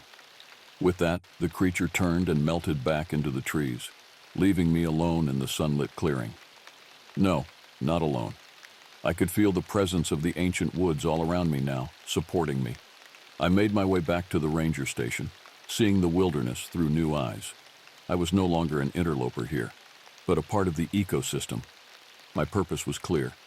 In the years since, I've continued my work, fighting to protect the untamed places. Not everyone understands. They think I'm just a crazy hermit, living out here alone. But I know I'm not alone. I am a guardian, bound to the forest and to all the creatures who call it home, even the ones that most people dismiss as myth and legend. Especially those, because I know the truth now. There is magic in the wild places, magic and mystery, and it is worth protecting no matter the cost. This is my calling. This is my home, and I will defend it until my last breath. I am Kaya Nakai, born to a Navajo mother and a father who served in Desert Storm. The name means my elder sister in Hopi, though I have no siblings. My mother chose it to honor her best friend who died young. Growing up between two worlds, the traditional ways of my mother's people and the military discipline of my father, I learned to navigate boundaries, to find paths where others saw only obstacles. When the Army Special Operations Command approached me about a reconnaissance mission in the Tonto National Forest, I didn't hesitate. My bank account was running dry, my cabin lease in Sierra Vista about to expire, and the collectors calling about my father's medical debts. After his passing last winter, those bills became mine. The double pay for specialized reconnaissance meant I could finally get ahead. We need someone who understands the terrain, Staff Sergeant Nakai, Colonel Blackwood had said, sliding a folder across his desk. Someone who can move through these forests like a ghost. The file contained satellite images of unusual heat signatures deep within the wilderness near Apache Junction. Structures where no structures should be. Movement patterns that suggested organized activity. I assumed drug traffickers or maybe a militia compound. Local rangers have reported strange occurrences, Blackwood continued, his voice dropping. Equipment failures, missing hikers, unusual tracks. I nodded, thinking it was standard intimidation tactics by whatever group had set up shop there. The mission parameters were simple. Scout the location, document activities, return with intelligence. Solo insertion, minimal equipment, maximum deniability. I'd done similar work before. What wasn't in the folder, what Blackwood only hinted at, was that this wasn't the first team they'd sent in. 2 others had gone dark in the past month. In the cabin now, 3 days into my mission, I spread my maps across the rough-hewn table. The structure was old, likely a former ranger outpost, abandoned decades ago but maintained as an emergency shelter. The Army had stocked it with basic provisions before my arrival. My radio crackled with static, the third equipment malfunction since I'd arrived. The satellite phone showed no signal, and my GPS had been glitching intermittently. I'd have to rely on traditional navigation methods, something for which I was thankful for my grandfather's teachings. From my backpack, I removed the small leather pouch containing sacred cornmeal, huma, that my mother had insisted I carry. Though I'd embraced much of my father's pragmatic worldview, I respected the old ways. In the quiet of the cabin, I offered a small prayer for protection, sprinkling the cornmeal in the 4 cardinal directions as my grandfather had taught me. Outside, Something moved in the darkness beyond my window. Too large for a coyote, too silent for a bear. The hairs on my neck rose as I extinguished the lantern and moved to the window, peering into the blackness. For a moment I thought I saw a figure standing at the tree line, impossibly tall, shoulders too broad to be human. Then it was gone, leaving only the feeling of being watched, not by an enemy combatant or forest predator, but by something that knew these woods long before any of us arrived. In the morning, I would begin my trek toward the coordinates Blackwood had provided. Tonight, though, I checked my weapon, secured the cabin's perimeter, and tried to ignore the distinct feeling that I wasn't hunting something in these woods. Something was hunting me. Dawn broke with an unsettling silence. No birds called from the trees, no small creatures rustled in the underbrush. I packed efficiently, leaving the cabin as I'd found it, save for a small offering of tobacco leaves placed by the hearth, a habit my grandfather had instilled in me whenever I was a visitor on lands not my own. The coordinates led me northeast, deeper into the wilderness where the Sonoran Desert gave way to pine forests and unexpected ravines. According to my maps, I was heading toward a remote area where several tributaries of Tonto Creek originated from underground springs. My training kept me moving silently through the terrain. Years spent hunting with my grandfather during summer visits to the reservation had honed skills the Army later refined. I could read the language of disturbed soil, broken twigs, and displaced stones, the subtle calligraphy left by those passing through. And something had passed through recently.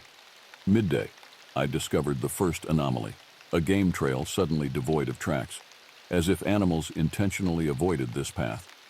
Then came the smell, organic decay tinged with something musky and unfamiliar. Finally, the silence deepened, creating a void that pressed against my eardrums. I documented everything in my weatherproof notebook, taking photos with the specialized camera Blackwood had provided. Whatever was happening here, I was building a record. By late afternoon, I reached a small clearing where the trees had been damaged. Not cut or burned, but bent and twisted, as if something massive had thrashed among them. At the center lay a half-eaten deer carcass, its chest cavity splayed open, internal organs missing. The precision of the wound suggested tools, but the bite marks on the remaining flesh belonged to no predator I recognized. Something rustled in the bushes behind me. I spun, M4 carbine raised, to find nothing but swaying branches. The weight of unseen eyes pressed against my back as I photographed the sight. "Hello?" I called out, immediately regretting breaking silence. My voice sounded foreign in the unnatural quiet, too loud yet somehow smothered. No response came, but the feeling of being observed intensified. I decided to push forward to the primary coordinates before nightfall. The landscape changed subtly as I hiked. Rock formations that didn't match the surrounding geology. Plant species that shouldn't thrive at this elevation. Nothing dramatically wrong, just an accumulation of small inconsistencies that raised the hairs on my arms. As dusk approached, I came upon a small stream where I planned to refill my water supply. Kneeling by the water's edge, I noticed something embedded in the soft mud of the bank. A footprint unlike any I'd seen before. It was enormous, at least 18 inches long, with 5 distinct toe impressions splayed wider than a human's would be. The impression was deep, suggesting tremendous weight. Most disturbing was the clear definition. This wasn't an old track degraded by time and elements. It had been made recently, the edges still crisp. I photographed it alongside my own boot for scale, then carefully took measurements. Whatever left this print would stand over 8 feet tall, based on human proportions. But these weren't human proportions. As I worked, a low grunting sound emanated from the dense forest across the stream. I froze, hand moving instinctively to my sidearm. Through the gathering shadows between the trees, something moved, a massive silhouette, upright, yet not quite human in its proportions. Our eyes met across the water. Though I couldn't clearly see its face in the dimming light, I felt its gaze lock onto mine with unmistakable intelligence. Not animal curiosity, but conscious recognition. Then it was gone, melting into the forest with surprising grace for its size. Night was falling rapidly. I needed shelter. According to my map, There was a small cave system nearby, not ideal, but better than exposing myself in the open. As I moved toward it, I couldn't shake the sensation of being herded, as if my path was being subtly influenced by my unseen observer. When I reached the cave entrance, I hesitated. Darkness yawned before me, but the alternative was spending the night exposed to whatever roamed these woods. I switched on my tactical light and stepped inside, unaware that I was walking exactly where it wanted me to go. The cave mouth opened like a wound in the earth, exhaling cool air that carried the mineral scent of underground water and something else, a musky, organic odor I'd first detected near the mutilated deer. I paused at the threshold, fighting the instinct to retreat. Standard operating procedure warned against entering confined spaces without backup, but darkness was falling rapidly, and whatever had left those tracks was still out there. Between the unknown threat outside and the sheltered darkness within, I chose the darkness. The entrance narrowed quickly, forcing me to duck as I progressed. My tactical light cut through the blackness, revealing limestone walls polished smooth by centuries of water. The main passage descended at a gentle grade, widening after about 50 yards into a chamber roughly the size of the cabin I'd left that morning. Signs of habitation immediately caught my attention. Not recent human presence, but something else. The floor had been cleared of debris in certain areas, creating distinct spaces. In one corner, a pile of dried grasses and pine needles formed what appeared to be a crude bed. Along one wall, a collection of objects was carefully arranged. Deer antlers, colorful stones, fragments of metal that might once have been hiking equipment, and more disturbingly, tattered remnants of synthetic fabric, pieces of backpacks, a boot missing its laces, a shredded thermal jacket. I photographed everything methodically, maintaining my training despite the growing unease. This wasn't a natural formation of objects. This was collection, curation, purpose. The implications disturbed me more than any evidence of violence would have. Whatever roamed these woods wasn't just a predator. It possessed consciousness, preferences, perhaps even ritual. As I explored further, the cave revealed a network of smaller passages branching from the main chamber. One led to an underground spring, crystal clear water bubbling from the rock into a small pool before disappearing into another crevice. Another passage ascended steeply, potentially offering an alternative exit. The third, however, descended sharply into darkness. From this lowest passage came the smell, stronger now, pungent and primordial. I approached cautiously, training my light into its depths. The beam illuminated a disturbing tableau. Scattered bones, mostly animal but some alarmingly human-like in proportion, stripped clean of flesh and arranged in peculiar patterns across the cave floor. Among them lay more recognizable items, a military-grade boot identical to mine, a crushed satellite phone, fragments of tactical gear. Evidence of the previous teams, I realized with growing horror. This wasn't just a den, it was a killing floor. My radio suddenly crackled to life, making me flinch. Through bursts of static, I heard a voice, distant, distorted, but unmistakably human. Sector 7, anomaly continues, not alone in there. Then silence. I keyed my transmitter. This is Staff Sergeant Nakai. Identity confirmation Sierra November 479. Do you copy? Nothing but static answered.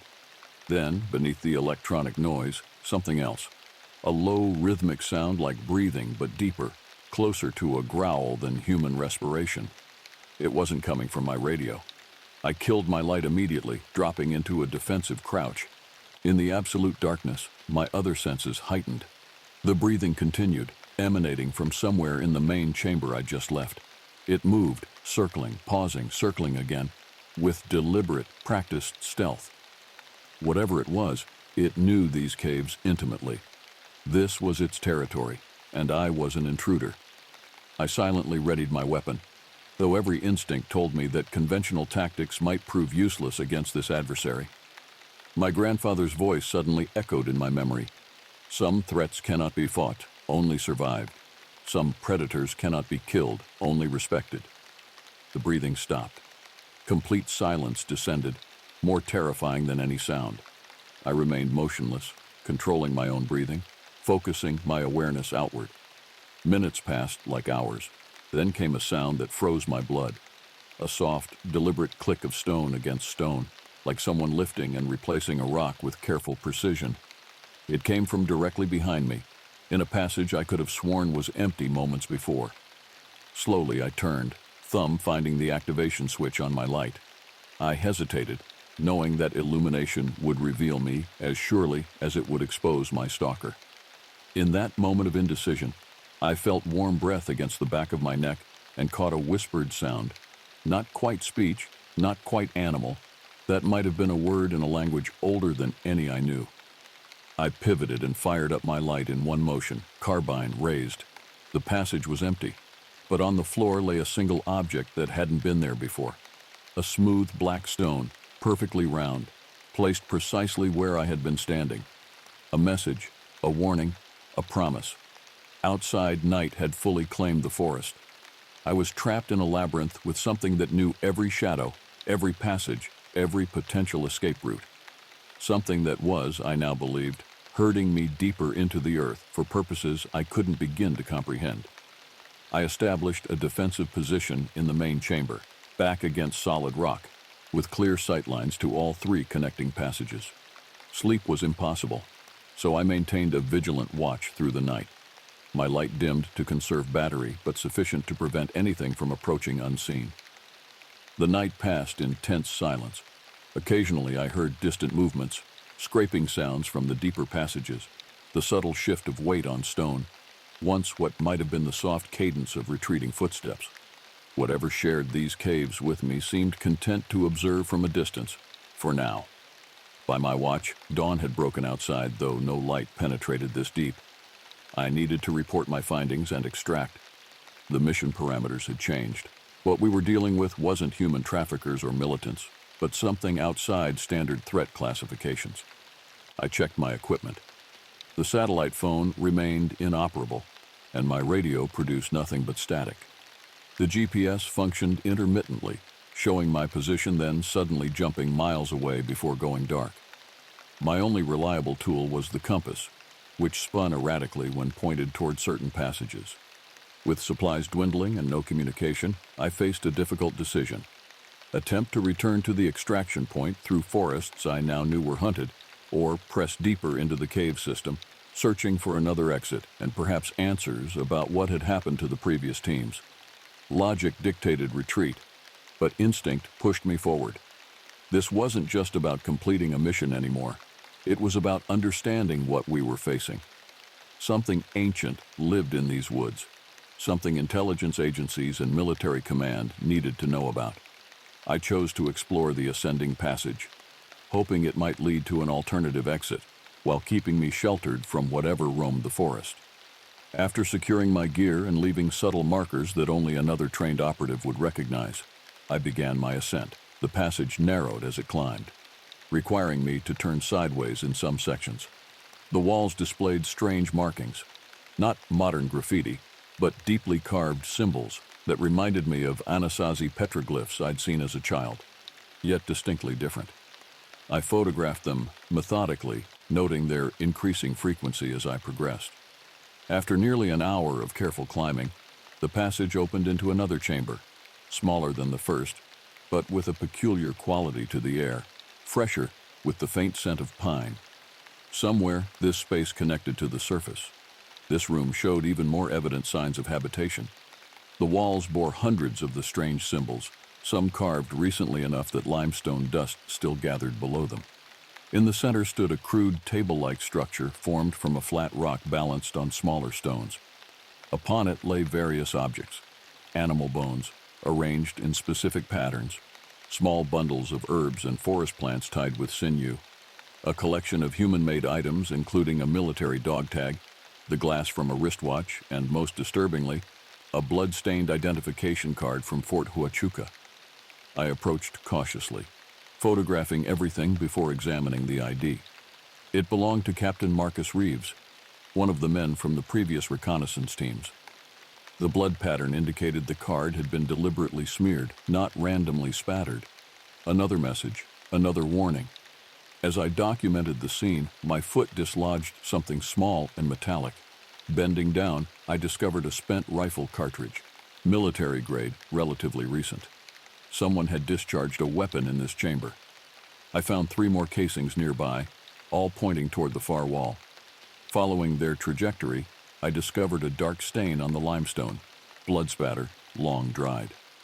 The pattern suggested the target had been massive, at least 7 feet tall based on the highest drops. More disturbing was how the spatter simply ended, as if whatever had been wounded had simply disappeared, leaving no trail. A faint breeze touched my face from somewhere above. Looking up, I spotted a narrow chimney in the rock, perhaps 2 feet in diameter, ascending toward daylight. An escape route, though a challenging one. As I considered my options, a strange rhythmic tapping began somewhere in the darkness. 3 quick taps, pause, 3 more, pause. Not random cave noise, but deliberate communication. It moved around the chamber, coming from one passage, then another, multiplying until it seemed to emanate from everywhere at once. I wasn't dealing with a single entity. There were more of them. The tapping stopped abruptly. In the silence that followed, I heard something new, labored breathing, punctuated by a wet, gurgling sound. Human breathing. I turned my light toward the source. In an alcove I hadn't noticed before lay a man in tattered military fatigues, his body broken and twisted in ways that defied survival. Yet somehow, he lived. Captain Marcus Reeves had been found.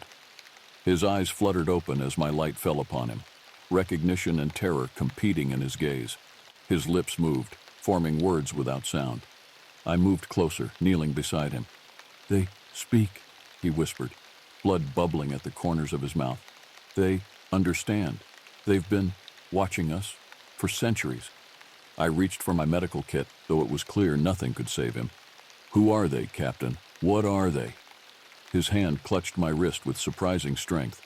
"The tribes knew, called them Seninahali, the spirits that hide among rocks." His breathing became more labored. "Not monsters, older than us. This is their land." "Why did they take you? Why keep you alive?" I asked, administering morphine to ease his pain. "Studying us, learning from us." His eyes shifted, focusing on something behind me. "They'll let you go, if you show respect. Leave offerings. Speak with honor." I turned, following his gaze, but saw only shadows. When I looked back, Reeves was gone, his eyes vacant, body still. The tapping resumed, softer now, almost mournful. From the passages came the sound of movement, stone scraping against stone, the soft pad of feet larger than any human's. They were coming to collect their dead observer. I gathered my essential gear and moved toward the chimney. Whatever tactical advantage the darkness had offered was gone. These beings knew every shadow, every passage. My only hope lay in reaching the surface and open ground. As I prepared to climb, something large moved in the passage I'd entered through. I caught a glimpse of matted hair, powerful limbs, and eyes that reflected my light with unnerving intelligence. Our gazes locked for the second time, and I finally understood what I was seeing. Not a cryptid, not a monster, but something that had walked these lands long before humans claimed them. Something that had watched us arrive, watched us build our civilizations, watched us tell stories around campfires about the strange creatures in the wilderness. It raised one massive hand, fingers splayed in what might have been a gesture of peace or warning. Then it melted back into darkness, leaving me alone with the dead captain and a decision about what knowledge I would carry back to the world of men. The climb through the chimney nearly killed me. Twice I lost my footing, saved only by wedging myself against the narrow walls, before falling back into the waiting darkness.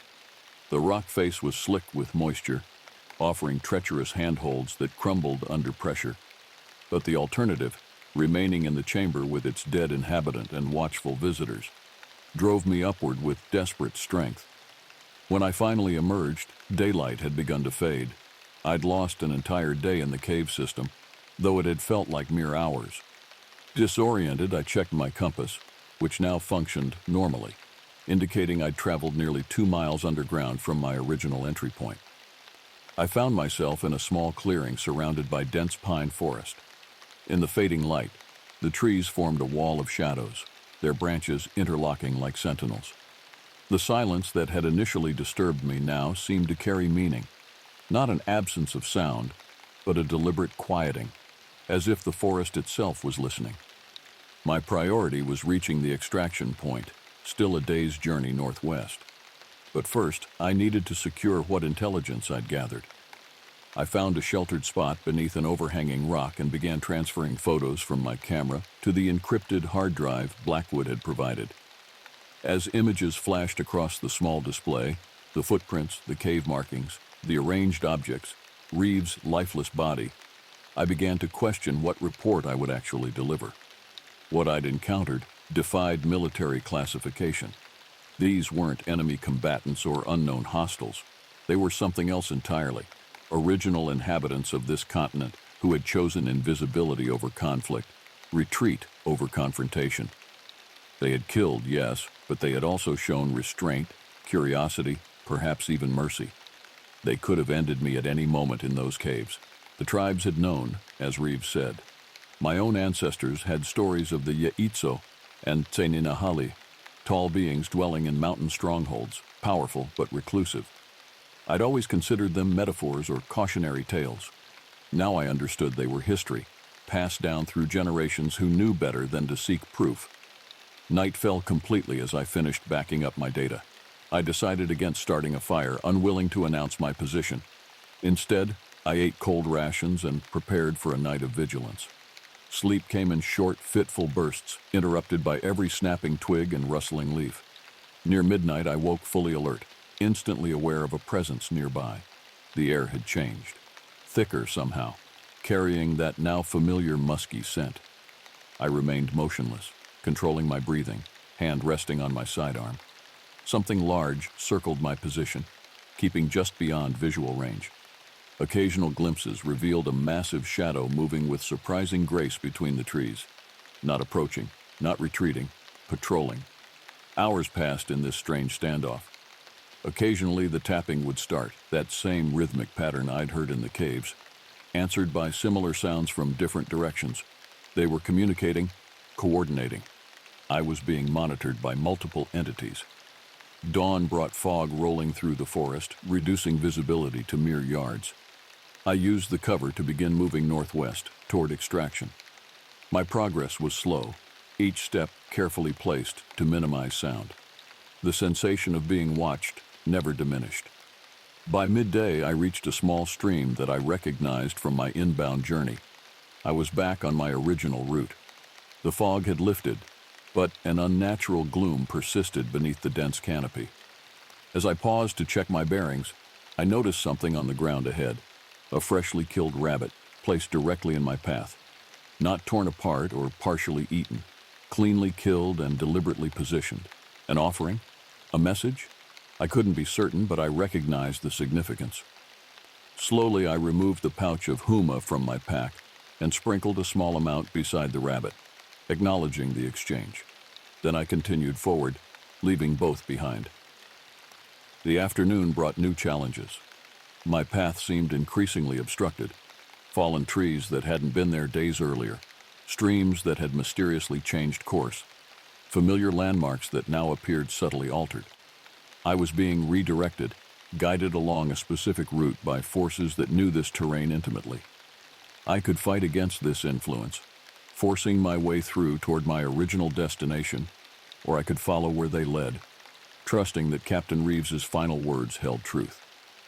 They'll let you go if you show respect. I chose trust over resistance. By late afternoon, the manipulated path had led me to a place I instantly recognized from the mission briefing photos, the location of the heat signatures that had triggered this reconnaissance in the first place. A clearing appeared before me, perfectly circular, as if intentionally maintained. At its center stood a structure unlike anything I'd expected, not a building in any conventional sense, but a monument of stacked stones rising 15 feet high. Surrounding it were smaller stone columns arranged in concentric circles. The precision of their placement suggested astronomical alignment, reminiscent of ancient calendrical structures found throughout the Americas. This was no random formation or recent construction. This was architectural legacy, maintained for centuries, perhaps millennia. This was what our satellites had detected, not a criminal compound or militant outpost, but a sacred site still in active use by its original creators. As I stood at the clearing's edge, movement caught my eye. From the forest opposite my position emerged a figure, the same entity I'd glimpsed multiple times now, fully visible in daylight for the first time. It stood over 8 feet tall, its powerful frame covered in thick reddish-brown hair. Its face combined primate and human features, a pronounced brow ridge and wide nose, but with expressive eyes that held unmistakable intelligence. It walked upright with perfect balance, its movements displaying both power and precision. Behind it came others, 5 in total, varying in size and coloration, but clearly of the same species. They positioned themselves around the stone monument, neither threatening nor retreating, simply present and aware. We regarded each other across the clearing in profound silence, 2 species sharing the same continent for thousands of years, yet living in entirely separate realities. They had chosen isolation, withdrawal into increasingly remote regions as human civilization expanded. Not due to inferiority or fear, but by deliberate choice, a different evolutionary path that prioritized harmony with the natural world over dominance of it. The largest among them, the one I'd encountered multiple times, stepped forward and placed an object on the ground between us. Even from a distance, I recognized Captain Reeves' dog tags. Another message, another choice being presented. I understood what was being offered. Leave with what I came for, proof of the other team's fate, but preserve the greater secret. Return to my world with a mundane explanation rather than the truth. In that moment, standing at the threshold between worlds, I made my decision about what knowledge I would carry back from these woods. The extraction point was exactly where it should have been, a small clearing suitable for helicopter landing, marked with the arranged stones I'd placed on my inbound journey. My GPS suddenly functioned perfectly, and my radio crackled with clear transmissions as soon as I approached. It was as if an invisible boundary had been crossed, returning me to the world of functioning technology and military protocol. I made contact with my extraction team, providing coordinates and status. Within 2 hours, the distant thump of helicopter rotors announced their approach. As I waited, I organized my thoughts, rehearsing the report I would deliver upon return. The helicopter landed in a swirl of dust and pine needles. 2 heavily armed soldiers jumped out, scanning the perimeter while the crew chief waved me forward. Their tension was evident. They had expected to find another missing operative, not a successful extraction. "Staff Sergeant Nakai," the pilot confirmed as I climbed aboard. "Command's been trying to reach you for days." I nodded, securing myself as the helicopter lifted off. Below, the vast wilderness spread out, concealing its secrets beneath an unbroken canopy of green. Somewhere down there, ancient eyes would be watching our departure, just as they had watched countless arrivals and departures throughout human history. At Fort Huachuca, I was immediately escorted to a debriefing room where Colonel Blackwood waited with 2 individuals I didn't recognize. A woman in civilian clothes, whose bearing suggested intelligence services, and an older man whose academic demeanor seemed out of place in a military installation. "Staff Sergeant," Blackwood began, "we'd nearly declared you MIA. What happened out there?" I placed Captain Reeves' dog tags on the table between us. "I found evidence of what happened to the previous team, sir." For the next hour, I delivered my report, carefully curated to include what needed to be known while protecting what deserved to remain hidden. I described finding evidence of armed hostile groups using the remote location for trafficking operations. I detailed discovering Reeves's body in a ravine, apparently killed in a confrontation with these hostiles. I presented the photographs that supported this narrative, the disturbed sites, the spent cartridges, the blood evidence. What I didn't share were the footprints by the stream, the arranged objects in the cave, the stone monument in the clearing, or the intelligent eyes that had watched me from the shadows. Those images remained locked in the encrypted drive I'd hidden before reaching the extraction point, buried beneath a distinctive rock formation I alone could find again. The area should be designated restricted, I concluded. Any military presence will likely push these hostiles deeper into the wilderness, making them harder to track. I recommend long-range surveillance only. The civilian woman, who never offered her name, asked pointed questions about the unusual heat signatures and unexplained phenomena, reported by previous reconnaissance. I attributed these to natural features, underground thermal activity, unusual weather patterns, knowing her satellites would never capture anything more revealing than they already had. Whatever these beings were, they had evaded detection for centuries. They understood concealment better than any human agency. After 3 days of debriefings, medical examinations, and psychological evaluations, I was released back to regular duty with commendations for completing the mission under adverse conditions. Colonel Blackwood informed me that the region would indeed be designated restricted, ostensibly for environmental protection rather than military purposes. Whether he fully believed my report remained unclear, but he seemed satisfied with actionable intelligence that fit within conventional frameworks. In the months that followed, I requested transfer to the cultural support teams, leveraging my dual background to serve as liaison between military operations and indigenous communities in various deployment regions. The experience shaped my approach to my duties. I became more attuned to the stories cultures told about their lands, recognizing that myths often contain truths preserved through generations. Sometimes at night, I take out the small black stone that was placed at my feet in that underground chamber, the one token I kept from my encounter. I never included it in any report or showed it to any investigator. Its perfectly spherical shape and unusual density mark it as something crafted rather than naturally formed, a deliberate creation by hands not so different from my own. My grandfather once told me that the most important boundaries are not those between nations or properties, but between worlds, the seen and unseen, the known and unknown.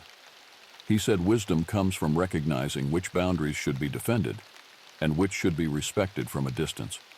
In the years since my encounter, satellite imagery has shown the region remaining undisturbed. No new heat signatures appear on thermal scans. No hikers report strange encounters. The forest keeps its secrets, and those who dwell within it continue their ancient existence, parallel to our modern world, yet fundamentally separate. They were here before us. They will likely remain long after our civilizations crumble. Not cryptids or monsters from campfire stories, but intelligent beings who made different choices about their evolutionary path, choosing secret knowledge over technological development, harmony over dominance, invisibility over conquest. I've never returned to that forest, though I've been offered opportunities to lead further investigations by agencies whose intentions I don't trust. Instead, I ensure the boundary between worlds remains intact, filing reports that discourage exploration, supporting environmental protections that limit human encroachment, preserving the separation that has allowed both our species to coexist on this continent for millennia. Some nights, when I'm stationed near wilderness areas, I hear the distant tapping, 3 quick sounds, pause, 3 more, carried on the wind. Perhaps it's just branches against windows or small animals moving in the darkness. Perhaps it's something else entirely, a reminder that the divide between what we know and what exists is thinner than we imagine, and that true wisdom lies in knowing which mysteries to solve and which to honor from afar. The black stone sits on my shelf, a token from the boundary between worlds, a reminder that some stories are true, even when we choose not to tell them. My name is Kimi Blackfeather. I'm Navajo, Dine as we call ourselves, though my mother was Apache. I've spent the last 8 years as an Army Ranger, but now I find myself on a different kind of mission, one that the military would never officially acknowledge. The cabin creaks around me as another gust of wind batters its weathered walls. A single kerosene lamp casts long shadows across the rough-hewn table where I've spread my maps. Outside, the ponderosa pines of the high Arizona desert sway and whisper, their needles rustling like countless tiny voices. 3 days ago, I received a call from an old Army buddy, now working for a classified research division. 5 hikers had gone missing in this remote section of the Mogollon Rim. Not unusual. The wilderness claims unprepared visitors every year. What made this different was that all 5 were experienced outdoorsmen, and they weren't the first to disappear. I needed the money. After my discharge, civilian life hadn't been kind. The skills that kept me alive in Afghanistan didn't translate well to job applications. My savings had dwindled, and the cabin I'd inherited from my grandfather, the one place that felt like home, needed repairs I couldn't afford. So when they offered me a contract rate that would cover 6 months of expenses for a 2-week reconnaissance mission, I accepted without hesitation. They called it environmental assessment. I knew better. You don't send someone with my background to check water quality. The official briefing was vague: investigate unusual wildlife activity, document environmental anomalies. The unofficial briefing, delivered in hushed tones over secure channels, mentioned unexplained phenomena and possible predatory behavior inconsistent with known species. Local rangers had found footprints, massive impressions nearly twice the size of a human foot. They'd discovered strange hair samples that didn't match any cataloged wildlife. And they'd heard sounds in the night that made hardened outdoorsmen refuse to return to certain areas. I was skeptical. Growing up, I'd heard all the stories: the Yinald Lushi, skinwalkers, the Tise Ninahali, rock monsters, and countless others. My grandfather taught me these weren't just legends, but warnings wrapped in stories, meant to keep us safe from very real dangers. But I also knew that fear transforms the ordinary. A bear becomes a monster. Wind through canyon walls becomes voices. The mind creates patterns where none exist. I take another sip of coffee, bitter and strong. Tomorrow I'll begin my search pattern through Bear Canyon, where the last hikers were seen. I've packed my grandfather's medicine bundle alongside my military-grade gear.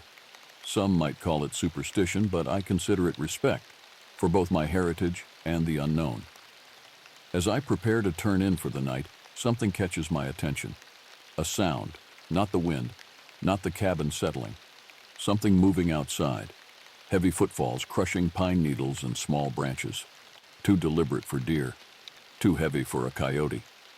I extinguish the lamp and move silently to the window, peering into the darkness between the trees. For a moment, there's nothing. Then, at the edge of the clearing, something shifts in the shadows. Something tall, something watching. The desert wind carries secrets. Tonight, I feel like it's carrying a warning meant just for me. Dawn breaks cold and clear over the rim country. I've been awake for hours, checking and rechecking my equipment. Standard protocol: water, rations, first aid, communications. My satellite phone shows no signal, but that's expected in these canyons. I've brought my grandfather's old compass alongside my GPS unit. Technology fails, but the Earth's magnetic field remains constant. The morning ritual grounds me. I brew coffee over a small fire, offer a pinch of cornmeal to the directions. East first, where the sun rises. It's how Ahiga taught me to begin each day, a connection to the land and those who came before.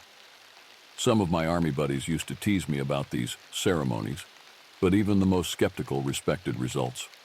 In Afghanistan, my unit never lost a man under my guidance. I shoulder my pack and lock the cabin. The forest feels different today, quieter, as if holding its breath.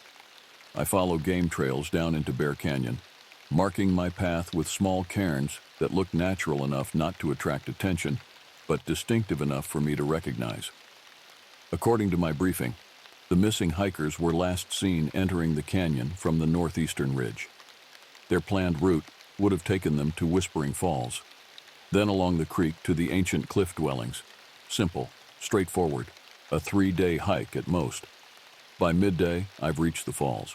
They're not impressive in size, but the water cascades over a series of smooth-worn volcanic rocks, creating an unusual acoustic effect, a constant murmur that sounds almost like distant conversation. I understand the name now. I find the first anomaly here. Beside the pool beneath the falls, clear boot prints in the mud show where the hikers stopped. The prints lead away toward the cliff path, normal and evenly spaced. Then, abruptly, they change. The stride lengthens dramatically.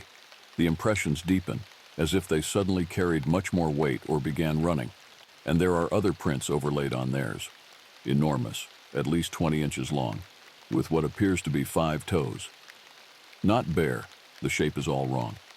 Not any animal I recognize from training or experience. I photograph everything, measure, take samples of the surrounding soil. My military training keeps me methodical, but my grandfather's teachings make the hair on my neck stand up.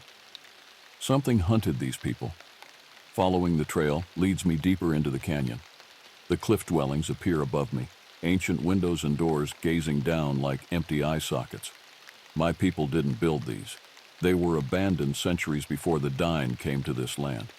The Anasazi, the ancient ones, vanished mysteriously, leaving only their stone houses and broken pottery behind.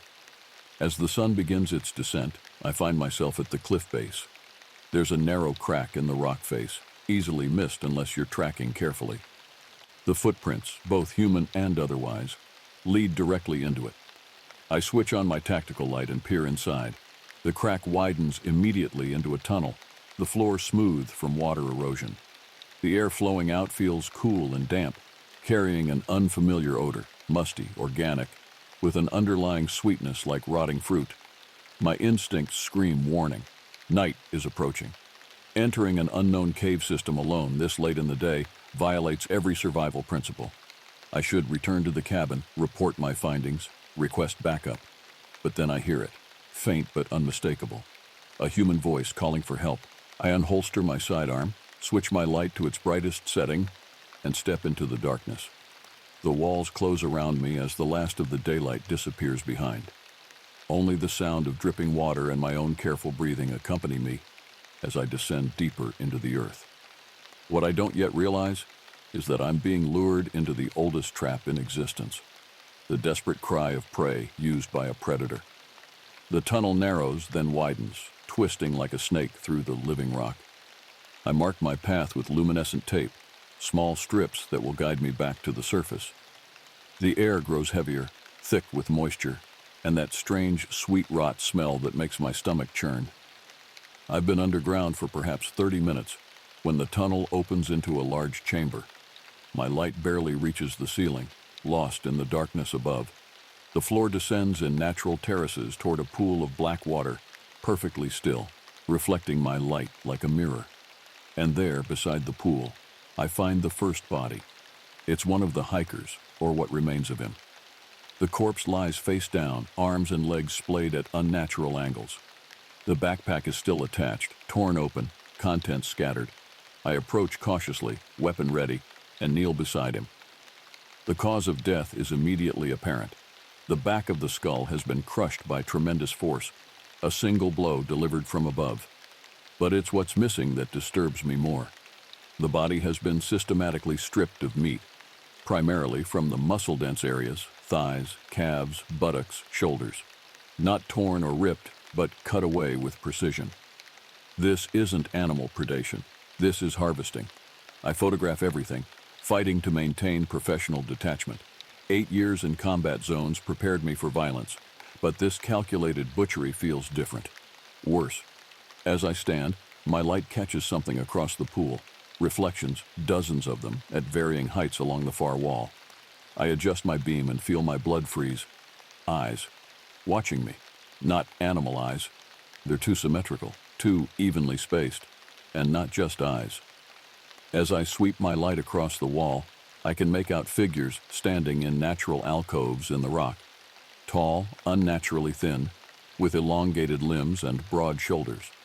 Their skin, where visible, has a gray-brown coloration that almost blends with the stone. I count 8 figures before my training kicks in. I drop to a crouch using the body as cover and aim my weapon at the nearest form. U.S. Army, identify yourselves! My voice echoes, distorted by the chamber acoustics. No response, no movement. I call out again, this time in Navajo, then in Apache. Nothing. Keeping my light and weapon trained on them, I edge around the pool for a closer look. As I approach, dread turns to confusion. They're not moving because they can't.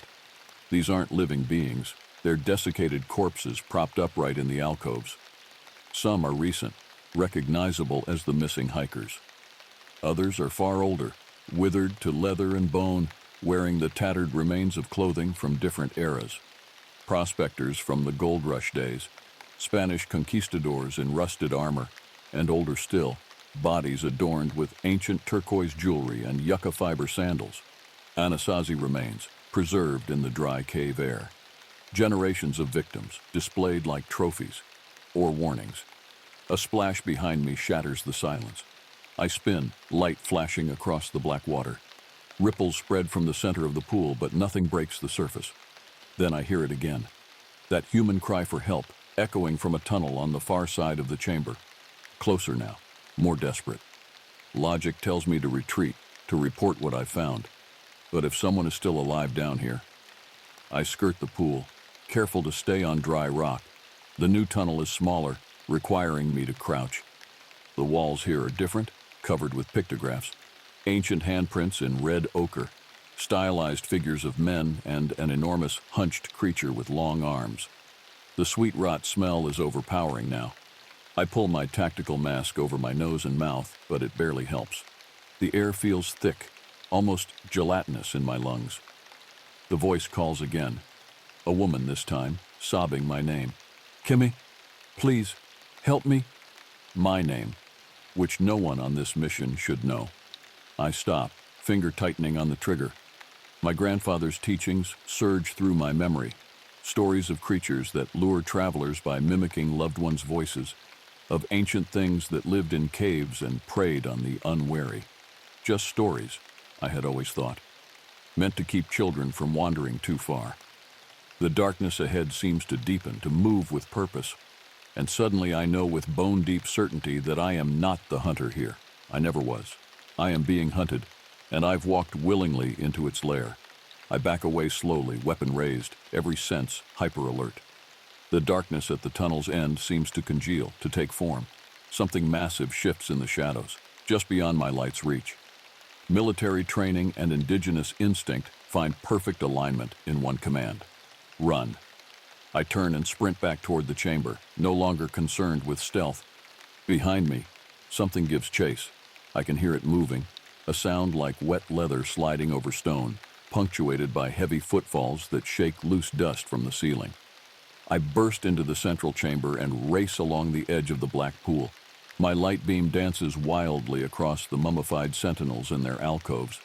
In my peripheral vision, they seem to turn their heads to track my movement. The tunnel back to the surface is just ahead. I dive into it, scraping my shoulder on the narrow entrance. Behind me, something large impacts the rock, unable to fit through the opening. A furious howl echoes through the chamber, rage and hunger mingled in a sound no human throat could produce. I don't slow down. The tunnel twists upward, and I follow my luminescent markers, gasping for breath in the thick air. My light catches something ahead, a figure blocking the path. For an instant, I nearly fire, finger tightening on the trigger. Then recognition hits. It's one of the missing hikers, alive, a middle-aged man with a wild beard and torn clothing. He's emaciated, eyes wide with terror. "Run," he rasps. "It can't fit through this passage, but there are other ways up. It knows every tunnel." "Who are you? What is that thing?" I demand, still keeping distance between us. "James Blackwood. I was with the university research team." His voice is hoarse from disuse or screaming. "We need to move, now." I hesitate only a moment before nodding. "Stay in front where I can see you." We continue upward, moving as quickly as the narrow passage allows.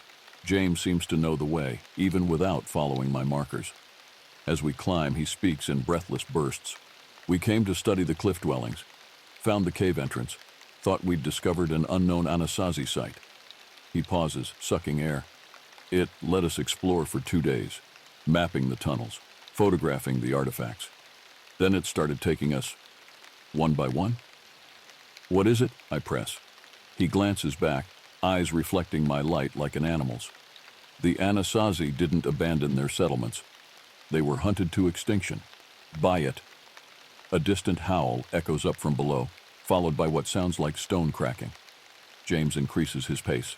"The petroglyphs call it Setigehe, the hunger in the rock.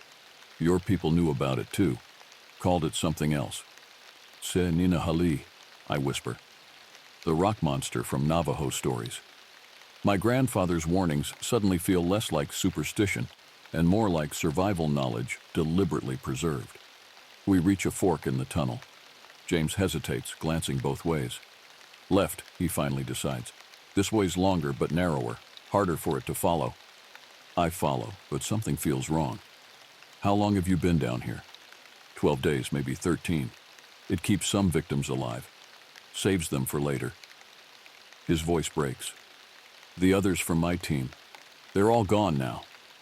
Another howl, closer this time. The walls vibrate with its force. It hunts by sound, James continues, and it can mimic voices, lure you deeper. He stops suddenly, turning to face me. Like how it called your name earlier. Ice spreads through my veins. I never told him about that. I raise my weapon. Who are you? His face remains impassive for a moment, then splits into a smile too wide for human anatomy. Smart, he says, but the voice has changed. Deeper, resonant, with an underlying rasp, like stone grinding on stone. Most don't realize until too late. I fire 3 rounds center mass.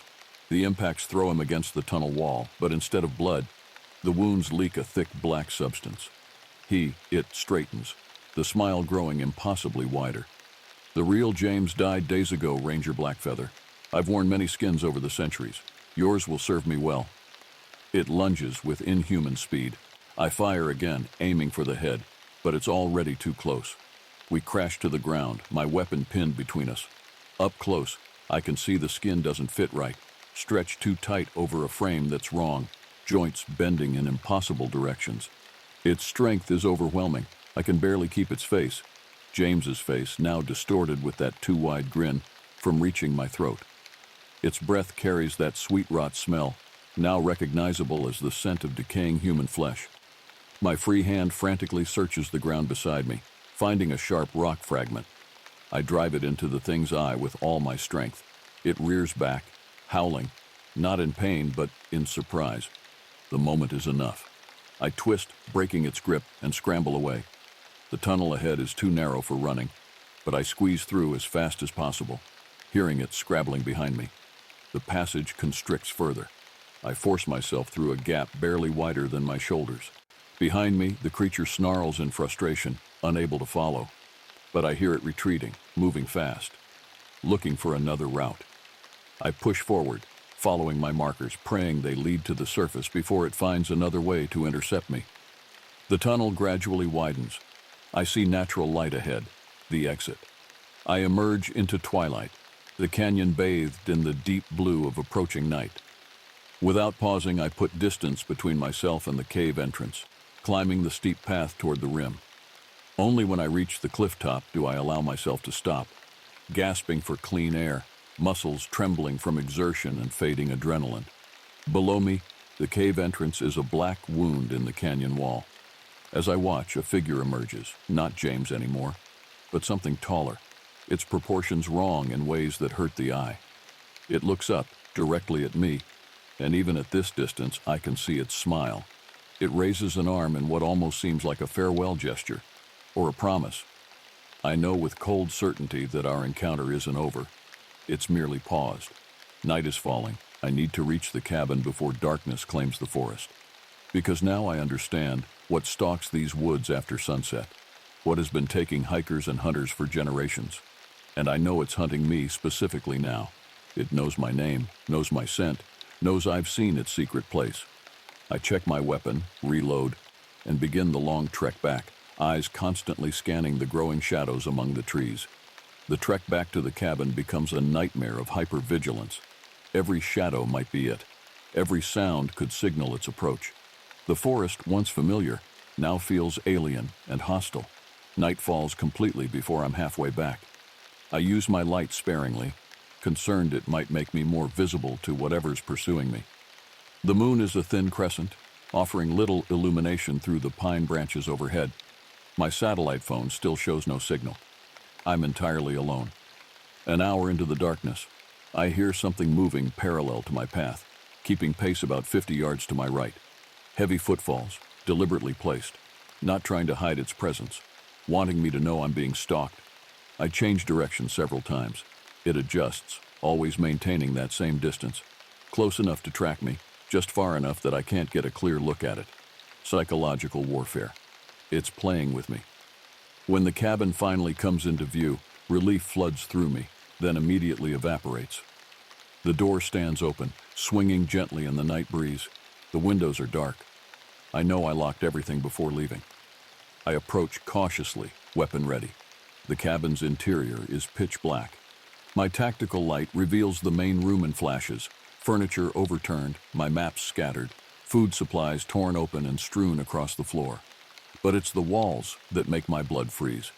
Every available surface is covered with handprints, the same red ochre handprints I saw in the cave.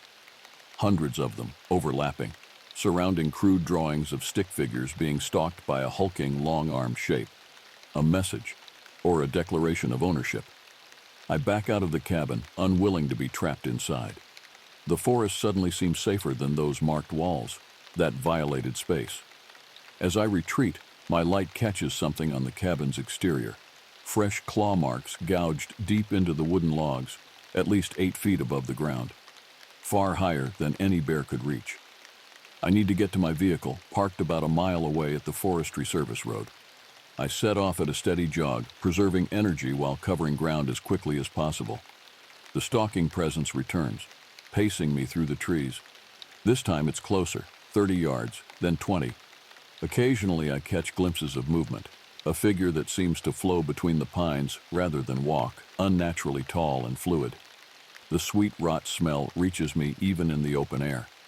And now there's sound, a low, rhythmic clicking, like stone tapping against stone. I increase my pace, fighting rising panic. The rational part of my brain catalogs options. Weapons effective against an unknown entity, defensive positions if it attacks, escape routes. But an older part, the part that recognized the petroglyphs and understood the meaning of those handprints, is simply screaming, "Run!" The forestry road appears ahead. My SUV sits where I left it, seeming impossibly distant. I break into a full sprint. Behind me, something crashes through the underbrush, all pretense of stealth abandoned. The clicking sound rises to a frenzied staccato. I reach the vehicle, fumbling for keys with sweat-slick fingers. As I unlock the door, movement reflects in the window. A towering shape emerging from the tree line, moving with terrible purpose. I throw myself inside, lock the doors, and jam the key into the ignition. The engine roars to life. Through the rearview mirror, I see it clearly for the first time. It stands at the edge of the road, fully 8 feet tall, its proportions a mockery of the human form. Impossibly long arms hang below its knees, ending in hands with elongated fingers tipped with stone-like claws. Its skin is a patchwork, some areas the gray-brown of cave rock, others recognizably human, stretched and stitched together in a grotesque collage. The face is the worst, mostly human, but too wide, with an extended jaw housing multiple rows of crystalline teeth that catch the moonlight like shards of glass. It isn't a man in a costume. It isn't a misidentified animal. It's exactly what the stories describe. Se Ninahali, the rock monster, a predator so ancient it was hunting humans before my ancestors had names for it. I floor the accelerator. The SUV lurches forward, tires spinning on the dirt road. In the mirror, I see the creature drop to all fours and give chase, moving with terrible speed. For several heart-stopping moments, it keeps pace with the vehicle. I push the engine harder, the chassis rattling over the uneven road. Finally, gradually, it falls behind, becoming a diminishing silhouette in the dust cloud. I drive recklessly, desperate to put distance between us. The road winds down from the high country toward the reservation and civilization. My hands shake on the steering wheel, adrenaline still coursing through my system. An hour later, I reach the main highway. Streetlights and passing cars have never looked so beautiful. I pull into the first gas station I see and sit there, engine idling, trying to process what I've experienced. My satellite phone shows signal now. I have calls to make, to my military contact, to the Forestry Service, to the tribal police. Warnings to issue, evidence to share. But as I reach for the phone, doubt creeps in. Who would believe me? What evidence do I actually have? Some footprints, cave photos that could be explained away, and a story about a legendary monster. I stare at the phone screen, thumb hovering over the call button, when movement outside the window catches my eye. A tall figure stands at the edge of the gas station's pool of light. Not the creature, a man, ordinary in every way except for his smile, which stretches slightly too wide across his face. He raises a hand in greeting, a promise, and I understand with perfect clarity, this isn't over. It's following me down from the mountains, into the world of streetlights and people. The hunt continues. 3 weeks have passed since my escape from Bear Canyon. I've relocated to Phoenix, losing myself in the anonymity of the city. I filed my report, clinical, factual, stripped of anything that sounded too fantastical. Unusual predator activity, evidence of territorial marking, possible human casualties. Recommendation: restrict access to the area pending further investigation. They accepted it without question. Wilderness areas get closed all the time for less. Perhaps they'd already seen similar reports before, from others who encountered what I did, but found more believable words to describe it. I haven't gone back to the reservation, haven't contacted family. Better they don't become targets if it's still hunting me. And it is. I know it is. I've seen it 3 times since coming to the city. Once, standing across a crowded street, wearing a different human appearance but with that same too-wide smile. Once, watching from a park bench as I bought coffee, its elongated fingers drumming that rhythmic clicking against the metal armrest. And once, most terrifyingly, as a shadow outside my apartment window, 20 stories up. It's playing a longer game now, learning the urban environment, studying my patterns, waiting for the perfect moment. I've spent my days researching, pulling together fragments from tribal stories, archaeological records, missing persons reports spanning centuries. The pattern is clear once you know what to look for: disappearances clustered around cave systems throughout the Southwest. Ancient petroglyphs depicting the same tall, long-armed figure. Warning stories from multiple tribes, using different names, but describing identical entities. Se Ninahali, Se Tigehe, Big Man of the Mountain, the Hunger in the Rock. The oldest accounts suggest there were once many of them, a species that predated human settlement in the Americas. Cave dwellers that saw the first humans as simply a new food source. Most were hunted to extinction as tribes learned their weaknesses and fought back. But a few, perhaps just this one, survived by becoming more cunning, more patient, more adaptable. I've armed myself as best I can.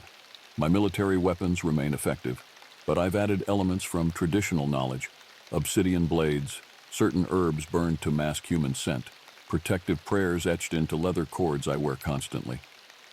Tonight, I sit in my apartment, watching the city lights through the window.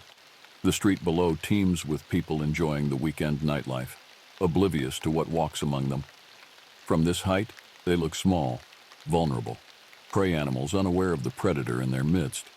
My phone rings, the special line I established for my military contact. I answer on the first ring. Blackfeather. His voice is tense. We've got a situation at the site. 3 Forestry Service rangers went missing during the initial assessment. Search team found. He pauses. Evidence consistent with your report. I told you to keep people out of there, I say flatly. Orders came from above. Listen, we need you back on site. You're the only one who's been inside the cave system and made it out.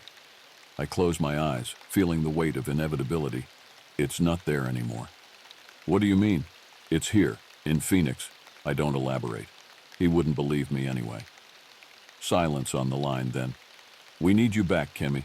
Whatever this is, it's escalating. 3 more hikers disappeared yesterday. Different location, same MO.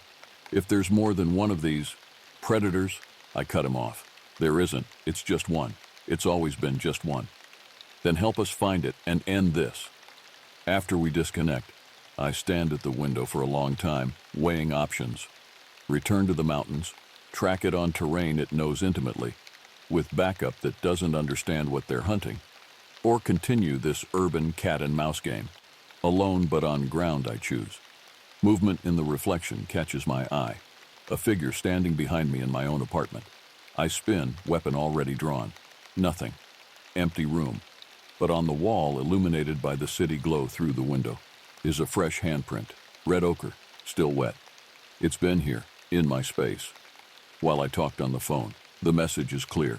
There is no safe place, no escape. The hunt will continue until one of us is dead. I make my decision. I'll return to the mountains, to Bear Canyon. Not with the military team. They would only become additional victims. I'll go alone, on my terms, with the weapons and knowledge I've gathered. I understand now what my grandfather was preparing me for all those years. The stories weren't just cultural heritage, they were survival guides, passed down by those who had encountered these predators before, fought them, sometimes won. As I pack for the return journey, I feel a strange calm settle over me. Fear remains, but beneath it is something older, more primal, the recognition that I am both hunter and hunted. That this dance between predator and prey has played out countless times through human history. I am Kimi Blackfeather, grandson of Ahiga, descendant of warriors who have faced this creature before. I carry their knowledge in my blood, their stories in my mind, their strength in my hands. Tomorrow I return to the canyon, to the ancient battlefield where this conflict has played out for generations, to finish what began 3 weeks ago. The desert wind carries secrets. Tomorrow it will carry my challenge, to the creature that hunts me. I am coming for you now. 3 weeks ago, I was sitting in my ramshackle cabin outside Flagstaff, staring at a stack of overdue bills. My grandfather built that place with his own hands, simple, sturdy, with wide windows that framed the mountains. I loved that view, but lately it had become a cruel reminder of how trapped I'd become. After 2 tours in Afghanistan, the transition to civilian life hit me harder than expected. The VA checks weren't cutting it, and my skills didn't translate well to the local job market. Then came the call. Special assignment, classified, good pay. Morning, Sergeant Nakohe. Colonel Peterson had greeted me at Fort Huachuca. My birth name, Nakohe, meaning bear, felt strange coming from his mouth. Most people just called me Nathan. We need someone with your particular background, he continued, sliding a folder across the desk. Someone who knows the land, who understands the old ways. Being Apache had suddenly become an asset rather than something to downplay. The irony wasn't lost on me. The assignment: investigate strange occurrences in a remote section of the Apache Sitgreaves National Forest. Locals reported unusual sounds, unexplained disappearances. The official story was environmental assessment, but Peterson's eyes told a different tale. Your grandfather was a medicine man, wasn't he? He asked. I nodded, remembering grandfather's stories by firelight. Tales of skinwalkers and forest spirits. Warnings about places where the veil between worlds grows thin. The tribal elders won't talk to us, Peterson admitted, but they might talk to you. Now, following coordinates to a location few maps acknowledge, I understand why the military wants someone with my background. This forest feels wrong. The birds have gone silent. The usual forest scents, pine sap, damp earth, are overtaken by something else. Something musky and primal. I check my GPS again. According to intelligence, 3 hikers vanished in this area over the past month. Local rangers found abandoned campsites, equipment scattered as if the occupants fled in panic. One site contained a camera with corrupted footage and a journal with increasingly paranoid entries about something watching from the trees. As I push deeper into the forest, my training kicks in. 20 yards ahead, branches have been snapped at an unnatural height, 8 feet at least. Too high for deer, too deliberate for wind damage. The break pattern doesn't match bear activity. I kneel, examining the forest floor. The soil tells stories to those who know how to read it. Here, a depression too large for conventional wildlife. Partial footprint, but distorted. Nearly twice the size of my own boot. My grandfather's voice echoes in my memory. Respect the forest, and it may spare you. Fear it, and it will smell your fear. Night approaches quickly at this elevation. I need shelter, but something warns me against camping in the open. Ahead, a rocky outcropping might provide cover. As I move toward it, a sound stops me cold. A low guttural moan that seems to come from everywhere and nowhere. I unsling my rifle, scanning the tree line. Nothing moves, yet I feel watched. The radio at my hip crackles with static. It shouldn't. The equipment is military grade, designed to function in remote areas. I key the mic anyway. Base, this is Nakohe. Do you copy? Only static answers, punctuated by what sounds almost like words. Too distorted to understand, yet carrying unmistakable intent.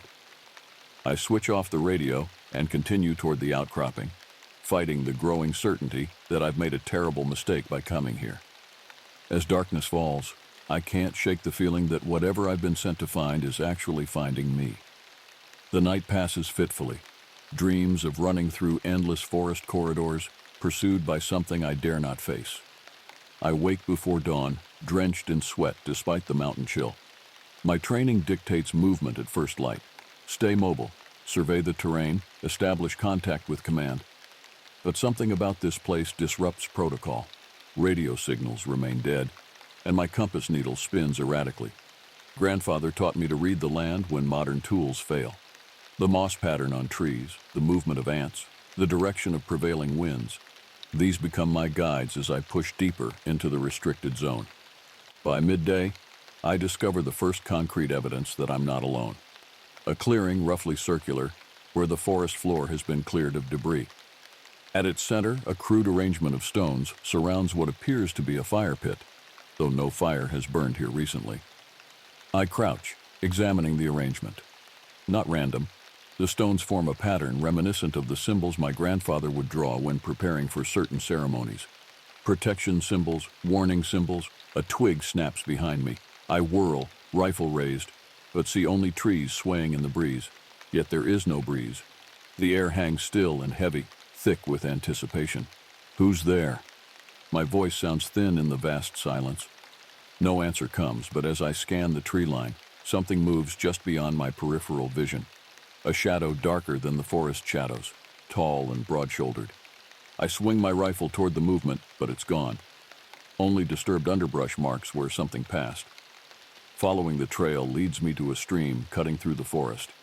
The water runs clear and cold over smooth stones. I refill my canteen, grateful for the resource, when something catches my eye. A reflection in the water that doesn't match the forest above. For just a moment, I see a face, not my own. Broad, flat features, deep-set eyes beneath a heavy brow. Then the water ripples, and it's gone. My grandfather once spoke of forest spirits that could appear in still water. Never look too long, he warned. Some reflections pull you in. I back away from the stream, scanning my surroundings with renewed vigilance. The military briefing mentioned nothing about indigenous legends, yet Peterson's interest in my heritage suggests they know more than they shared. A mile farther, I discover fresh tracks. Unmistakably humanoid, yet wrong in proportion. Nearly 18 inches long, with 5 toes splayed wider than any human foot. The stride length measures almost 7 feet. I photographed the prints with my tactical camera, though I'm unsure if I'll ever have the chance to share the evidence. The feeling of isolation grows stronger with each passing hour. Late afternoon brings me to a rock formation rising from the forest floor like broken teeth. Natural caves puncture its base, dark mouths leading into the earth. My orders mentioned investigating any unusual geological features, but something about these caves feels forbidden. I approach cautiously, tactical light probing the darkness. The beam falls on something near the entrance of the largest cave. A backpack torn and weather-damaged, but recognizable as standard hiking gear. One of the missing tourists. Duty compels me forward despite every instinct screaming retreat.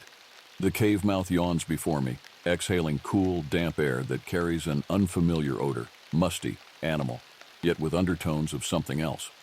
Something that raises the hair on my neck. 10 feet inside, my light reveals claw marks, scoring the stone walls. Not bare. The spacing is wrong. The scratches rise higher than I can reach, gouged deep into solid rock by something with tremendous strength. Deeper in, the passage narrows and slopes downward. Water drips from unseen heights, creating eerie echoes that play tricks on the ear. I'm certain I hear breathing, slow, deep respirations that don't match my own quickened pants. The tunnel branches. I mark my path with small reflective markers, though I increasingly doubt I'll find my way back to sunlight. The military wants information, but what exactly am I tracking? What am I meant to find? A memory surfaces. Grandfather speaking of places where the world thins. There are doorways in the deep places, he told me. Caves where the ancient ones still dwell.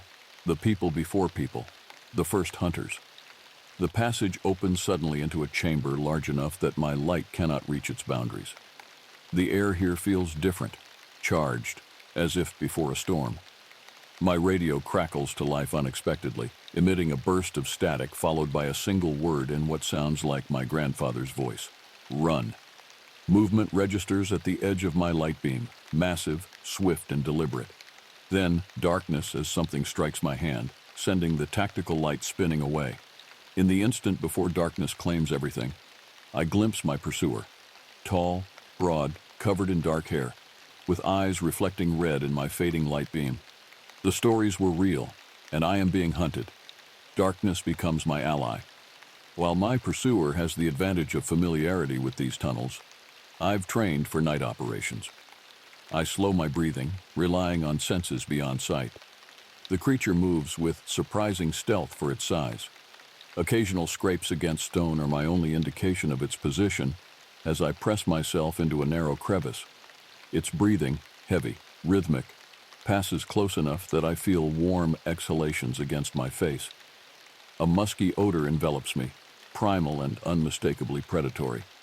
Minutes stretch like hours before the sounds recede deeper into the cave system. Only then do I allow myself to move, feeling along the wall toward where I believe the entrance lies. My fingers trace the reflective markers I left earlier, each one a beacon guiding me back to daylight. When I finally emerge from the cave, the forest has transformed. Twilight bathes everything in murky half-light, making familiar shapes sinister. I need shelter before full darkness, but not here. Not near these caves. I move rapidly downslope, putting distance between myself and whatever dwells in those tunnels. My mind races with possible explanations.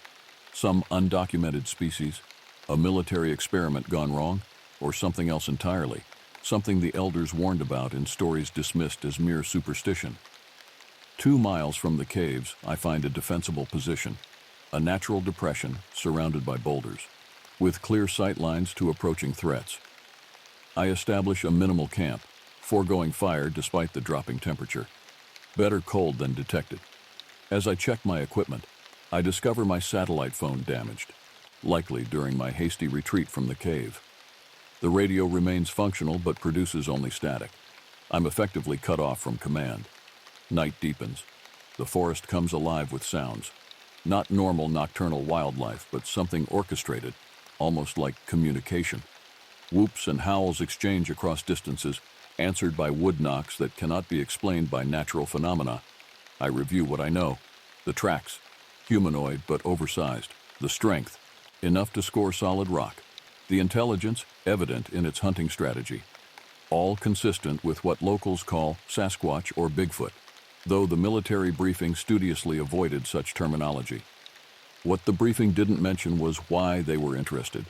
Wildlife, even undocumented species, doesn't typically warrant classified military investigation unless there's strategic value. What does Peterson really want me to find? A memory surfaces. Grandfather performing a blessing ceremony before I left for Afghanistan. "You carry our people's blood," he said. "It will protect you from some dangers, but it makes you visible to others." There are old ones who remember when Apache were new to these lands. I dismissed his concerns then. Now, alone in this ancient forest, his warnings take on new significance. Movement flickers at the edge of my vision, too coordinated for shadows, too deliberate for wildlife.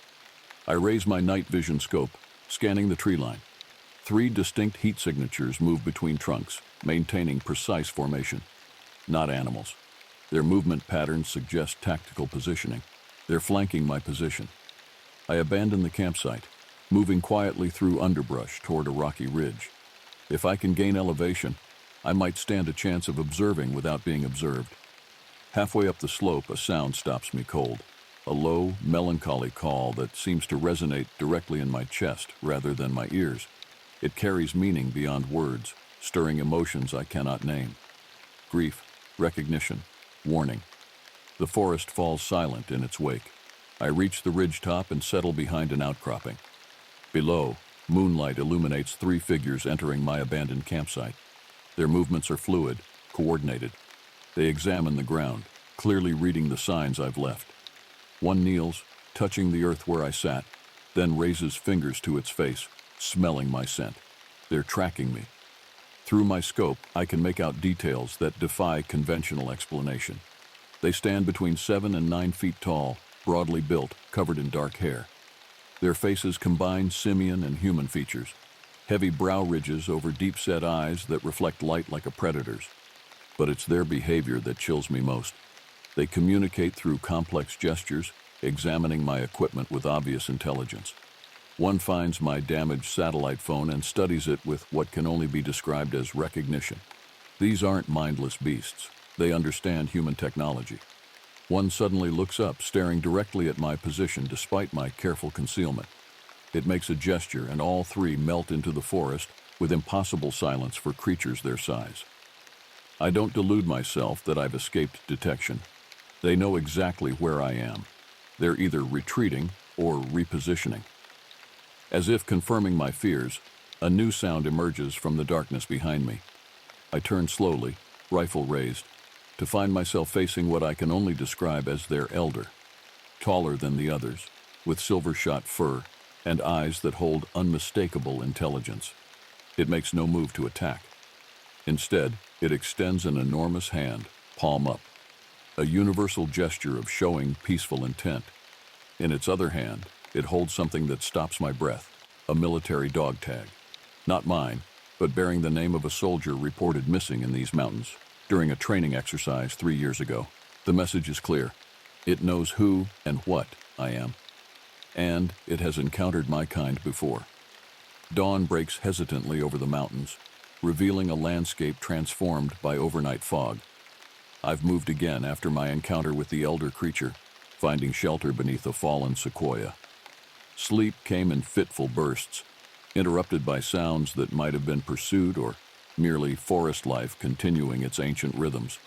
The dog tag weighs heavy in my pocket. I accepted it from the creature. What choice did I have? It seemed an exchange of information, recognition. As I prepare to continue my mission, questions plague me. Were these creatures what I was truly sent to find? Or is there something else in these woods, something even they fear?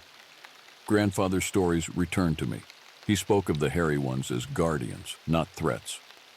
They were here before us, he'd say. They watch the boundaries between worlds.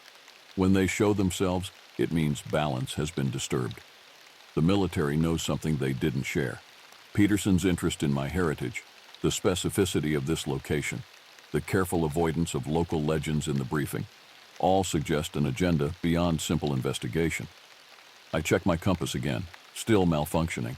My watch too has stopped, though the digital display on my tactical gear remains operational. Some localized electromagnetic anomaly. Maybe, but my grandfather would suggest another explanation. Time moves differently in places where worlds overlap. Moving cautiously through morning mist, I follow what appears to be a game trail.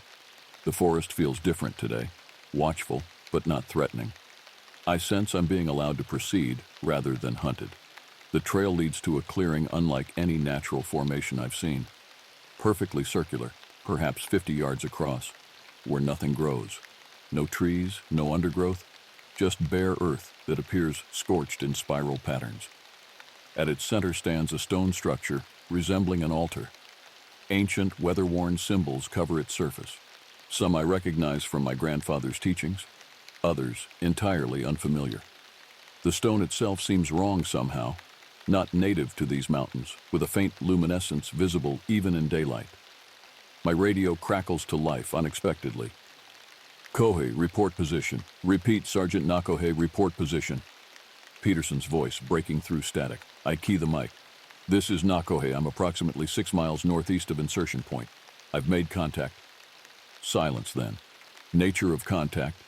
I hesitate, weighing my response.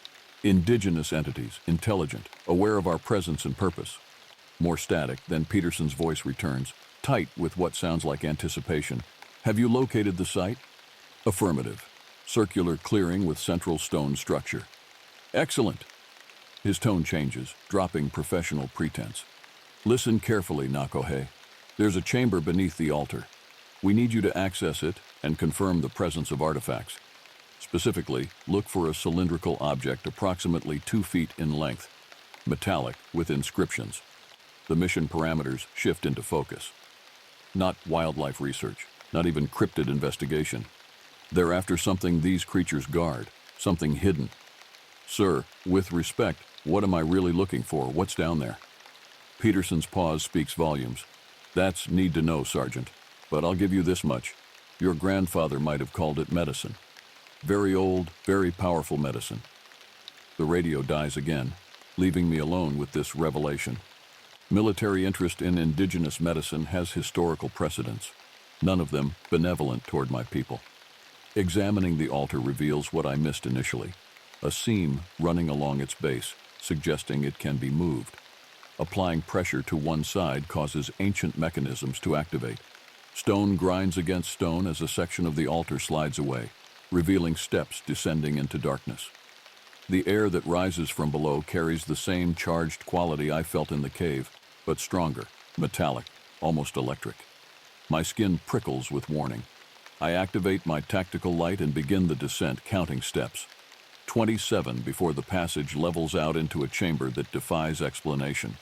The walls gleam with embedded material resembling both metal and crystal, casting prismatic reflections from my light beam. Intricate patterns cover every surface, not carved but seemingly grown into the substance itself. They shift subtly as I move, creating an unsettling sense of animation. At the chamber's center stands a pedestal of the same mysterious material. Upon it rests exactly what Peterson described, a cylindrical object approximately 2 feet long, composed of what appears to be an unknown alloy. Its surface bears inscriptions that seem to float just beneath a translucent outer layer. But it's what the cylinder contains that arrests my attention. Within, visible through its semi-transparent shell, something pulses with its own light, rhythmic, like a heartbeat. As I approach, the pulse quickens. The inscriptions begin to glow, reacting to my presence, or perhaps to my blood, to what grandfather called my connection to this land. I reach for the cylinder, driven by mission parameters despite growing certainty that this object was never meant for military possession. My fingers hover inches away when movement behind me freezes me in place. I turn slowly, light revealing what I both expected and feared. The elder creature stands in the chamber entrance, not threatening, not advancing, simply watching with ancient eyes that hold knowledge no human archive contains. It gestures toward the cylinder, then to the inscriptions on the wall, trying to communicate something vital. I follow its indication to a section of wall where the patterns form a narrative sequence, figures resembling the creatures, others resembling humans, and a third form, neither animal nor human, depicted emerging from a cylindrical object identical to the one before me. The wall shows destruction following this emergence, landscapes transformed, beings consumed. The message becomes clear. This is no medicine, no artifact. It's a prison, and whatever it contains was sealed here for a reason. The creature meets my gaze, intelligence to intelligence, guardian to intruder. In that moment, understanding passes between us without words. Peterson doesn't know what he's asking me to release, or perhaps he does, and the consequences don't concern him. Either way, I face a choice that transcends military duty. I key my radio. Colonel, I've located the chamber. There's something you should know about this artifact. Static answers my transmission, then Peterson's voice cuts through, unusually urgent. Secure the artifact immediately. Extraction team is inbound to your last known coordinates. Sir, I don't think you understand what this is, I respond, eyes still locked with the creatures. The cylinder appears to be containing something. The indigenous entities are clearly protecting. Those are not indigenous entities, Peterson interrupts, voice hardening. They're test subjects, evolutionary experiments from the 60s that escaped containment. Highly dangerous and delusional. The cylinder contains the control mechanism. The creature watches me process this information, its expression unreadable yet somehow conveying sadness. It makes no move to stop me, yet its presence fills the chamber with silent warning. With respect, sir, that doesn't align with what I'm seeing, I reply carefully. These beings are communicating complex concepts. They understand our technology. And these chamber inscriptions predate any modern experimentation by centuries, possibly millennia. Peterson's laugh lacks humor. Your grandfather's stories have compromised your objectivity, Sergeant. Those inscriptions are fabricated environmental triggers designed to activate specific responses in the subjects. The entire site is a controlled research environment. His explanation falters against what stands before me. Not a lab animal, but a being whose eyes hold wisdom accumulated across ages. Extraction team ETA 20 minutes, Peterson continues. Secure the artifact and move to the clearing for pickup. The radio falls silent, leaving me with an impossible decision. Follow orders or trust what every instinct tells me is true. The creature extends its massive hand toward me, palm up as before. A gesture not of threat, but offering, choice. I place my hand on its palm, feeling rough calluses and surprising warmth. Images flood my mind, not words but knowledge transmitted directly. These beings, calling themselves the Nungwahe, first watchers, in my mental translation, have guarded this place since before human memory. The cylinder contains an entity they call the Devourer, something that fell from the stars in ancient times, bringing destruction wherever it touched. The Nungwahe imprisoned it using knowledge from those who came before even them, becoming its eternal guardians. They've watched humanity rise, observed our civilizations from hidden places, intervening only when our ignorance threatened to release what they guard. They've been mistaken for gods, demons, cryptids, allowing these misidentifications as camouflage for their true purpose. The military discovered this site not by accident, but through systematic analysis of historical accounts, radiation anomalies, and disappearances. Their interest lies not in capturing the guardians, but in weaponizing what they protect. As these revelations fade, I understand my grandfather's cryptic warnings before this mission. He knew, or at least suspected, what waited in these mountains. His stories weren't superstition, but preparation, ensuring I would recognize truth when I encountered it. The creature, the guardian, releases my hand and steps aside, neither preventing nor encouraging my next action. The choice remains mine alone. My radio crackles again. Nakohe, confirm acquisition of the artifact. I stare at the cylinder, its rhythmic pulsing now seeming malevolent rather than mysterious. Within, something ancient and patient waits for freedom, something that considers humans and guardians alike as mere obstacles to its purpose. Unable to comply, sir, I respond finally. The artifact appears to be booby-trapped. Attempting to move it would be catastrophic. A long silence follows before Peterson responds, voice tight with controlled rage. That's a direct order, Sergeant. Your career and freedom depend on compliance. Understood, sir, but I can't in good conscience. The transmission cuts off abruptly, replaced by a new voice, deeper, authoritative. Sergeant Nakohe, this is General Blackwood. Stand down. I repeat, stand down and withdraw from the chamber immediately. This unexpected development freezes me mid-response. Blackwood outranks Peterson by several levels. What is he doing on this channel? Sir? I manage, confusion evident in my voice. Operation Fallen Star has been compromised, Blackwood continues. Colonel Peterson is no longer in command. His intentions regarding the artifact have been deemed contra to national security protocols. The Guardian watches this exchange, alert to the shift in dynamics. Return to the surface, Blackwood orders. Leave the artifact undisturbed. A specialized containment team will assess the situation. Sir, there are indigenous guardians at this location. Non-human sentients protecting the artifact. They're intelligent and have been peaceful, despite provocation. A pause then. Acknowledged, Sergeant. Can you communicate with these entities? Limited communication, sir. They appear to understand our language and can convey concepts telepathically. Another pause. Inform them that we acknowledge their stewardship. The United States government wishes to establish diplomatic contact rather than confrontation. Withdrawal of all military personnel will commence immediately pending proper protocols. The Guardian's posture changes subtly, still wary but less defensive. It has understood every word. As I prepare to leave the chamber following Blackwood's orders, the Guardian touches my shoulder. Another image forms in my mind. The cylinder's prison weakening, its occupant growing stronger. The message is clear.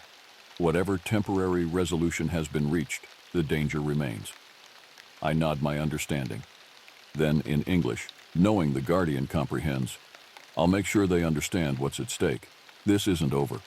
The guardian inclines its head, acknowledgement between equals. As I ascend the steps toward daylight, I realize my role has fundamentally changed.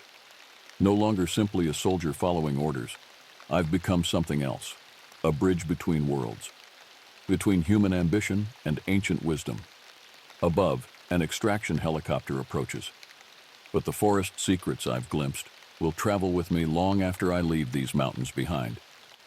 2 weeks after my extraction from the Arizona highlands, I sit in a secure debriefing facility at an undisclosed location. The room's sterile environment, white walls, surveillance cameras, biometric sensors, contrasts sharply with the primal forces I encountered in the forest. Across the table, General Blackwood studies me with calculating eyes.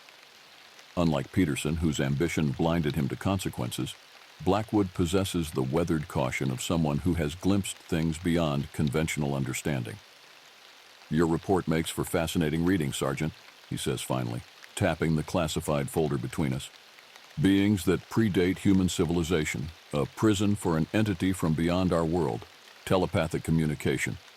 He leans forward. "Under normal circumstances, I'd recommend psychological evaluation. But these aren't normal circumstances," I finish for him. A thin smile acknowledges my perception. "No, they are not." He activates a tablet, displaying satellite imagery of the clearing. Our remote sensors detected energy signatures unlike anything in our databases. The radiation pattern around the chamber entrance matches no known terrestrial source. He swipes to another image, thermal scanning showing massive heat signatures moving through the forest. "And then there's your guardians. 17 distinct entities tracked by our systems before they somehow disappeared from our instruments. They know how to avoid detection," I offer. "They've been doing it for thousands of years." Blackwood nods slowly. "Colonel Peterson has been relieved of duty and placed under investigation. His obsession with weaponizing the cylinder compromised national security. Fortunately, his communications were flagged by certain oversight protocols. What goes unspoken? Those protocols exist because we've encountered non-human intelligences before. This isn't the first contact, merely the most recent." "What happens now?" I ask. "Officially, the area has been designated a restricted ecological research zone. No military presence, no civilian access." He closes the folder. "Unofficially, we're establishing a dialogue. With the Guardians? With any non-human intelligence willing to communicate?" Blackwood's expression remains carefully neutral. "Your experience makes you uniquely qualified to facilitate this dialogue. Not an offer, an assignment, yet one that aligns with what I've come to understand as my purpose." "There's something you should know," I tell him, reaching into my pocket for the dog tag the Guardian gave me. "They've encountered military personnel before. Not all interactions have been peaceful." Blackwood examines the tag, recognition flashing across his features. "Private Lewis, missing during night exercises, 2022. His body was never recovered."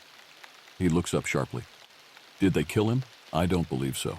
The tag was a message, a reminder that they've observed us for generations. They understand our hierarchies, our technologies, our weaknesses. And our threat," Blackwood adds. "That too," I acknowledge. "But mostly they understand our ignorance. We're children playing with forces beyond our comprehension." Blackwood's expression hardens slightly.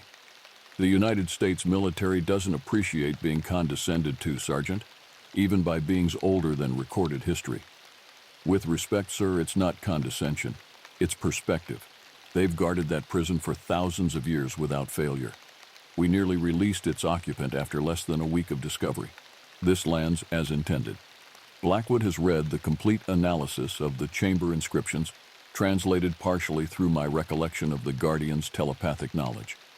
He knows what the cylinder contains, or at least what our best linguists and xenobiologists theorize it contains. "Your grandfather," he says unexpectedly. "He knew something about this, didn't he? That's why Peterson sought you specifically." The question surprises me, though perhaps it shouldn't. Military intelligence would have thoroughly investigated my background. "My grandfather was keeper of stories," I explain. "Some passed down through generations of medicine men, others received directly from what he called the old ones of the forest. He communicated with them, not a question. Yes, as did his father and his father before him. Certain bloodlines are recognized by the guardians, certain individuals chosen as intermediaries. Blackwood absorbs this, recalibrating whatever operational plans he's formulating. And now you? I nod once. And now me. Which makes you valuable beyond measure to this program, he concludes, but also potentially compromised. Where do your loyalties lie, Sergeant? With the United States military or with these guardians? The question isn't unexpected, but its bluntness demands equal honesty. My loyalty is to protection, I answer carefully, of humanity, of knowledge, of balance. The guardians have maintained that balance since before our nation existed. If our interests align with theirs, as they should, then no conflict exists. And if they don't align, I meet his gaze steadily. Then I would suggest we reconsider our interests, sir. A long silence follows as Blackwood evaluates my response, and me. Finally, he nods, seemingly satisfied. 2 days from now, you'll return to the site with a specialized contact team. Anthropologists, linguists, 1 theoretical physicist, no weapons, no extraction technology beyond emergency protocols. He stands, indicating our meeting has concluded. Your mission is to establish formal communication channels and preliminary diplomatic protocols. As I rise to leave, Blackwood adds, "One last question, Sergeant, the Guardian. Did it tell you its name, how it identifies itself?" I considered the mental impression I received, not precisely a name, but an identity concept. It translates roughly to, "He who remembers the stars before they changed," I explain. I believe it's both a name and a function, a living record of astronomical observations spanning millennia. Something like wonder briefly crosses Blackwood's features before his professional mask returns. "Remarkable," he murmurs, "simply remarkable." Outside the facility, autumn paints the Virginia countryside in golds and crimsons. I breathe deeply, savoring natural air after hours of recycled atmosphere. My phone buzzes with a message, transportation details for my return to Arizona. As I read the coordinates, I feel a familiar sensation, the weight of watching eyes. Not threatening, not hostile, simply aware. I look up, scanning the tree line bordering the facility. Nothing moves among the autumn foliage, yet I know with unshakable certainty they are here too. Their territory extends far beyond Arizona mountains. Their guardianship encompasses more than a single prison. I smile slightly, a silent acknowledgement to unseen observers. Then I pocket my phone and walk toward the waiting vehicle, carrying knowledge few humans possess, and responsibility fewer still could bear. The Guardians have watched us for millennia. Now, finally, we're learning to watch back, not as conquerors or exploiters, but as potential allies against terrors that predate our existence. Whether humanity is ready for this revelation remains to be seen. But I'll be there at the intersection, not just Apache and soldier, but something new. Ambassador to the ancient ones who share our world from the shadows. And perhaps if we prove worthy, they'll share their greatest secrets, how to guard not just against what lies imprisoned beneath the earth, but what waits beyond the stars. The sun dipped below the horizon as I pulled my worn army jacket tighter around my shoulders.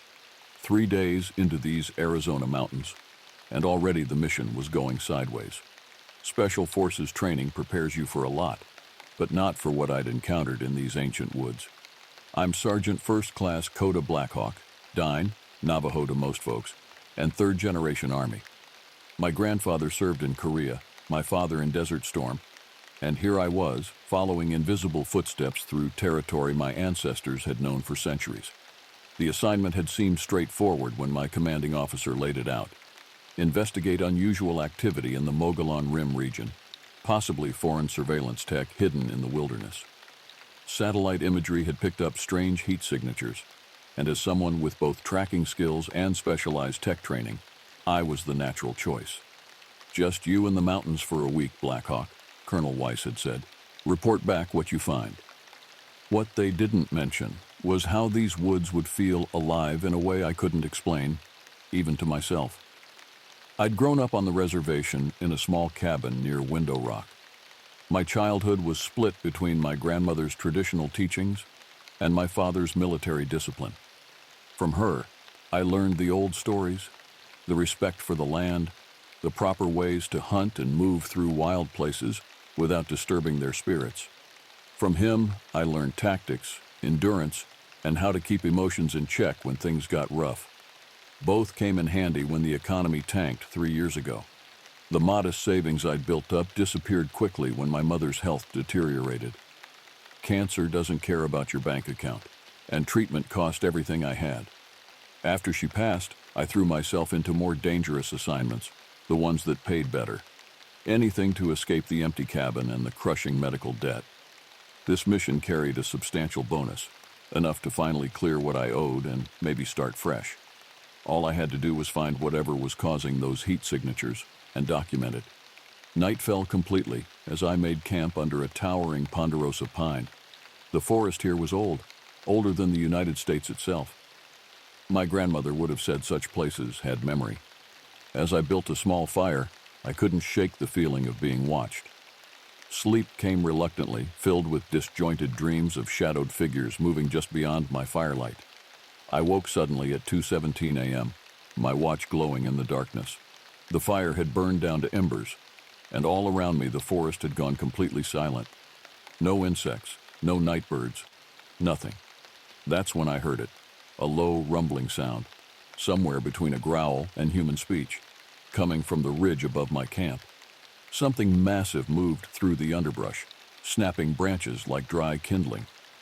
I reached for my rifle, training taking over, and scanned the darkness beyond my dying fire. The movement stopped.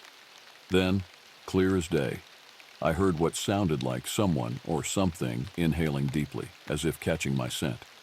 I'd tracked mountain lions, bears, and wolves throughout these mountains in my youth. This was something else entirely. Whatever it was retreated, heavy footfalls fading into the distance. I stayed alert until dawn, unable to shake the primal fear that had settled into my bones. When morning came, I found the tracks, 18 inches long, humanoid, pressed an inch deep into hard soil. No human could leave marks like that. No known animal in these mountains matched the print pattern. I photographed the evidence and marked the coordinates. This wasn't foreign surveillance technology. This was something much older, something my grandmother had warned me about in stories I dismissed as childhood lessons. The Dine have our own tales of giants and forest spirits, but this matched something from other tribal legends, something the white settlers would later call Sasquatch or Bigfoot. I radioed base camp with a coded message indicating I was pursuing the target deeper into the mountain range. They wouldn't understand if I told them what I was really tracking. This was no longer just a mission for the Army. This was personal, a test of everything I'd been taught by both worlds I belonged to. The terrain grew steeper as I followed the tracks into the heart of the Mogollon wilderness. Ancient volcanic formations created a maze of narrow canyons and hidden caves. My topographic maps showed a network of unexplored caverns throughout the region, remnants from when this land was shaped by fire and upheaval. I checked my satellite phone, no signal. The GPS still functioned, but I was truly alone out here, deeper in the backcountry than most hikers or hunters ever ventured. The creature's trail led toward a sheer rock face that glowed amber in the afternoon light. Growing up on the reservation, I'd learned to live with little. Our cabin had been modest, 3 rooms with unreliable electricity and plumbing that worked only when it wanted to. My father's military pension and my mother's job at the tribal medical center kept us afloat, but never comfortable. We heated with wood and hunted for much of our meat. Those harsh conditions had prepared me for military life in ways my more privileged fellow soldiers couldn't understand. I'd always found peace in these mountains, fishing for trout in clear streams and tracking mule deer through aspen groves. The land spoke to those who knew how to listen, but now it seemed to be telling me to turn back. A warning carried on the wind that rattled through the ponderosa pines. As I approached the rock face, I noticed something unusual, a narrow fissure partially concealed by boulder fall and dense vegetation. The creature's tracks led directly to this opening. Fresh breaks in the surrounding brush suggested something large had recently forced its way through. I hesitated. In Dine teachings, Certain places belong to other beings, cave systems especially. My grandmother had taught me the proper prayers and offerings before entering such domains. But my military training pushed me forward. Document everything. Complete the mission. I switched on my tactical flashlight and squeezed through the gap, my pack scraping against rough stone. The passage widened after several claustrophobic yards, opening into a cathedral-like cavern. My light barely reached the distant ceiling, lost in stalactites that hung like ancient teeth. The air was different here, cooler but with an organic undertone that reminded me of wet fur and musk. Something lived in these caves, perhaps many somethings. I followed a natural path down into the earth, marking my route with small reflective tabs, standard procedure for subterranean operations. The silence was absolute except for the occasional drip of water and my own controlled breathing. An hour into my descent, I found evidence of habitation. Not modern, not human. Something had created nesting areas in the wider chambers, beds of dried vegetation, some recently disturbed. Scattered bones of deer and elk showed signs of being cracked open, the marrow extracted. I documented everything with my camera, the flash momentarily illuminating corners of the cave that hadn't seen light in centuries. That's when I saw the paintings. Ochre and charcoal images spread across a smooth section of the cave wall, unmistakably created by human hands, but unlike any petroglyphs I'd studied before. They depicted tall, powerful figures moving among smaller human forms. Some scenes showed cooperation, others conflict. The art style suggested great age, yet the pigments looked surprisingly vibrant. My grandmother would have recognized these immediately. Stories passed down through generations described the relationship between the people and the Tall Ones, beings who dwelled in wild places, occasionally trading with tribes, but more often avoiding contact, especially after European arrival. White anthropologists dismissed such stories as folklore, but the Dine, Apache, Hopi, and other nations of this region knew better. These beings were real, rare, intelligent, and increasingly reclusive as human development encroached on their territory. I was photographing a particularly detailed panel when I heard it, a cascade of small stones from a passage to my right, followed by heavy breathing. Not my own, my training took over. I killed my light immediately and silently moved to a defensive position behind a large stalagmite formation. In the sudden darkness, my other senses heightened. The breathing continued, now accompanied by what sounded like low, deliberate footsteps approaching my position. Whatever I'd been tracking was now tracking me. I controlled my breath, minimizing any sound. My hand found the grip of my sidearm, though something told me conventional weapons would be of little use against what approached. The footsteps stopped. In the perfect darkness, I felt a shift in the air pressure as something massive moved just feet from my position. I could smell it now, an earthy, primal scent unlike anything I'd encountered before. Then, impossibly, it spoke. Not in words, but in a series of deep, resonant vocalizations that vibrated in my chest. Communication, not random animal sounds. I remained frozen, mind racing through my options as the creature moved closer. My grandmother had taught me that respect was the key to surviving encounters with the powerful beings of this world. The military had taught me that understanding your opponent's capabilities was essential to survival. I needed both teachings now, as a massive hand reached through the darkness toward my hiding place. The hand paused, hovering in the darkness mere inches from where I crouched. I held my breath, calculating my odds. In this narrow space, with unknown terrain and an adversary that clearly knew these caves, combat would be suicidal. My only advantage might be communication. I slowly reached for the small leather pouch at my neck, a gift from my grandmother before I'd first deployed overseas. For protection, she'd said, and for speaking to those whose language you don't know. Inside was a mixture of sacred herbs and tobacco, meant as an offering. My fingers fumbled with the drawstring, and a few grains spilled onto the cave floor. The reaction was immediate. The massive figure retreated slightly, the breathing pattern changing. I sensed curiosity rather than aggression. Carefully, I removed a pinch of the mixture and extended my open palm, still concealed in darkness. "I come with respect," I said in Dene, then repeated in English. "I mean no harm to you or your home." A long silence followed. Then something massive shifted position. I felt rather than saw the creature settle onto the ground several feet away, still blocking my exit, but no longer advancing. Taking a calculated risk, I activated my flashlight on its lowest setting, keeping the beam pointed downward. In the dim red glow, I caught my first clear glimpse of what I'd been tracking. The stories hadn't prepared me for the reality. Over 8 feet tall, even in its crouched position, with a body covered in dark auburn hair, matted in places with clay or mud. Its face was more human than I'd expected. A prominent brow ridge shadowed deep-set eyes that reflected the light like a nocturnal animal's. Its hands, now resting on powerful thighs, had opposable thumbs and fingernails that had been intentionally trimmed. This was no mindless beast. The intelligence in those eyes was unmistakable. We regarded each other for what felt like an eternity. Then, deliberately, it extended one massive hand, palm up, in a gesture mirroring my own. I placed the tobacco mixture in its palm. The creature brought it to its face, inhaling the scent deeply, then tucked it into a crude pouch made of what looked like deer hide, hanging at its waist. It made that vocalizing sound again, lower this time, less threatening. Then it stood and gestured for me to follow.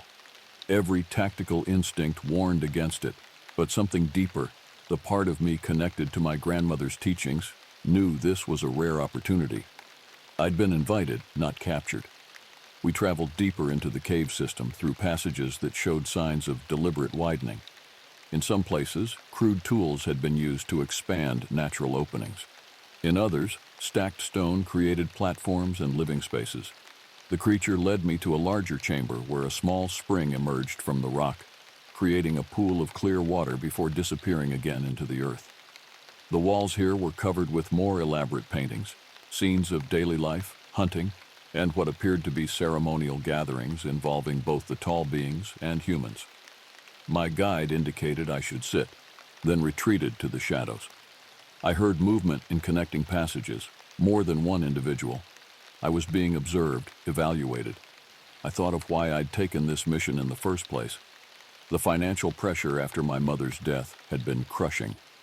The reservation cabin, once filled with family and tradition, had become a place of ghosts and unpaid bills. Each notice from the hospital felt like another failure to honor her memory properly. When this high-risk assignment came with premium pay, I'd volunteered immediately. Now I understood why the mission briefing had been so vague. Whatever was monitoring this area, likely government researchers, had detected these beings, but couldn't officially acknowledge their existence. I was pulled from these thoughts when another figure emerged from a side passage, smaller than my guide, but still formidable, carrying what appeared to be a wooden vessel. It approached cautiously and placed the container near me. Inside was a clear liquid that smelled of fermented berries, an offering, a test. In my childhood, my grandmother had taught me about the protocol when receiving food or drink from spiritual beings or neighboring tribes. Refusal was an insult. Immediate consumption showed a lack of proper respect. I dipped my finger in the liquid, touched it to my forehead first, then my lips, before taking a small sip. The taste was surprisingly complex. Sweet juniper berries mixed with something earthy and unfamiliar. My actions must have been appropriate because the tension in the chamber noticeably decreased. 3 more figures emerged, forming a semicircle around me. Though similar in appearance, each had distinctive features. One had graying hair around its face, another wore a necklace of polished stones, and the smallest had fresher scars along one powerful arm. A family group, a clan, not the solitary creatures of campfire stories. They began vocalizing to each other, a complex language of deep rumbles, clicks, and what sounded almost like singing at certain intervals. I recognized patterns and repetitions that suggested sophisticated communication. The elder of the group, the one with gray hair, approached and examined my equipment with evident curiosity. It pointed to my camera, then to the wall paintings, making a connection I hadn't anticipated. These beings understood documentation. They knew what I was doing, and they were showing me something they wanted recorded. The elder led me deeper into the cavern network, through passages that showed increasing signs of habitation. We passed chambers where dried meat hung from stone outcroppings, and others where what appeared to be medicinal herbs were spread on flat rocks to dry. This wasn't just a shelter, it was a settlement, a community hidden beneath the mountains. I noticed how the creatures moved, silent despite their size, perfectly adapted to the darkness. My military night operations training paled in comparison to their natural abilities. I stumbled occasionally on the uneven ground while they navigated effortlessly, sometimes reaching out with massive hands to steady me before I fell. We entered a chamber larger than anything I'd seen yet, where a natural skylight far above allowed a shaft of daylight to penetrate. In this illumination, dozens of handprints covered one wall, some massive like my guide's, others unmistakably human. Some looked centuries old, while others seemed relatively recent. The elder pointed to the wall, then to me, the meaning clear. This was a record of visitors, of those granted access to this sacred space. I was being invited to add my mark. Nearby, a small depression in the rock held red ochre mixed with some kind of animal fat. I dipped my hand into the mixture, feeling its cool, slick texture, then pressed my palm against the stone alongside the others.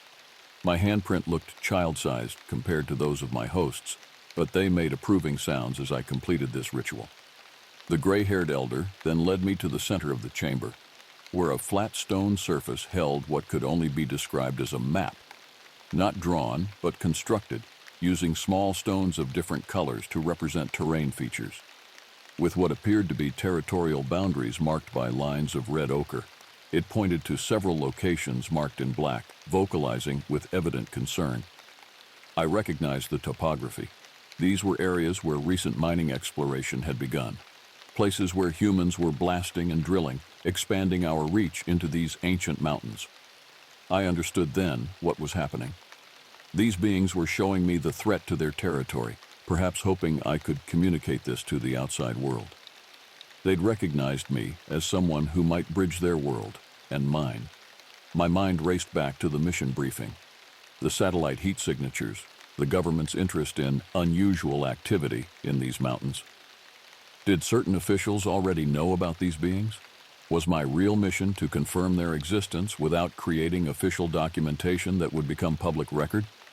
The elder interrupted my thoughts by placing a stone figurine in my hand, crude but recognizable as one of their kind. A gift, but also a message. Remember us. Speak for us. But how could I explain this encounter to my superiors? What evidence would they accept without immediately classifying everything and sending in teams that would destroy this delicate trust? As these questions filled my mind, a distant rumble shook dust from the ceiling. The creatures became instantly alert, their postures tense. The elder grabbed my arm with surprising gentleness and led me rapidly through a series of passages I hadn't seen before. The rumbling continued, growing louder. Not an earthquake, explosions, mining operations, closer than they appeared on the stone map. The very threat they had been showing me was now literally at their doorstep. We emerged into a narrow canyon as the afternoon sun cast long shadows across the landscape.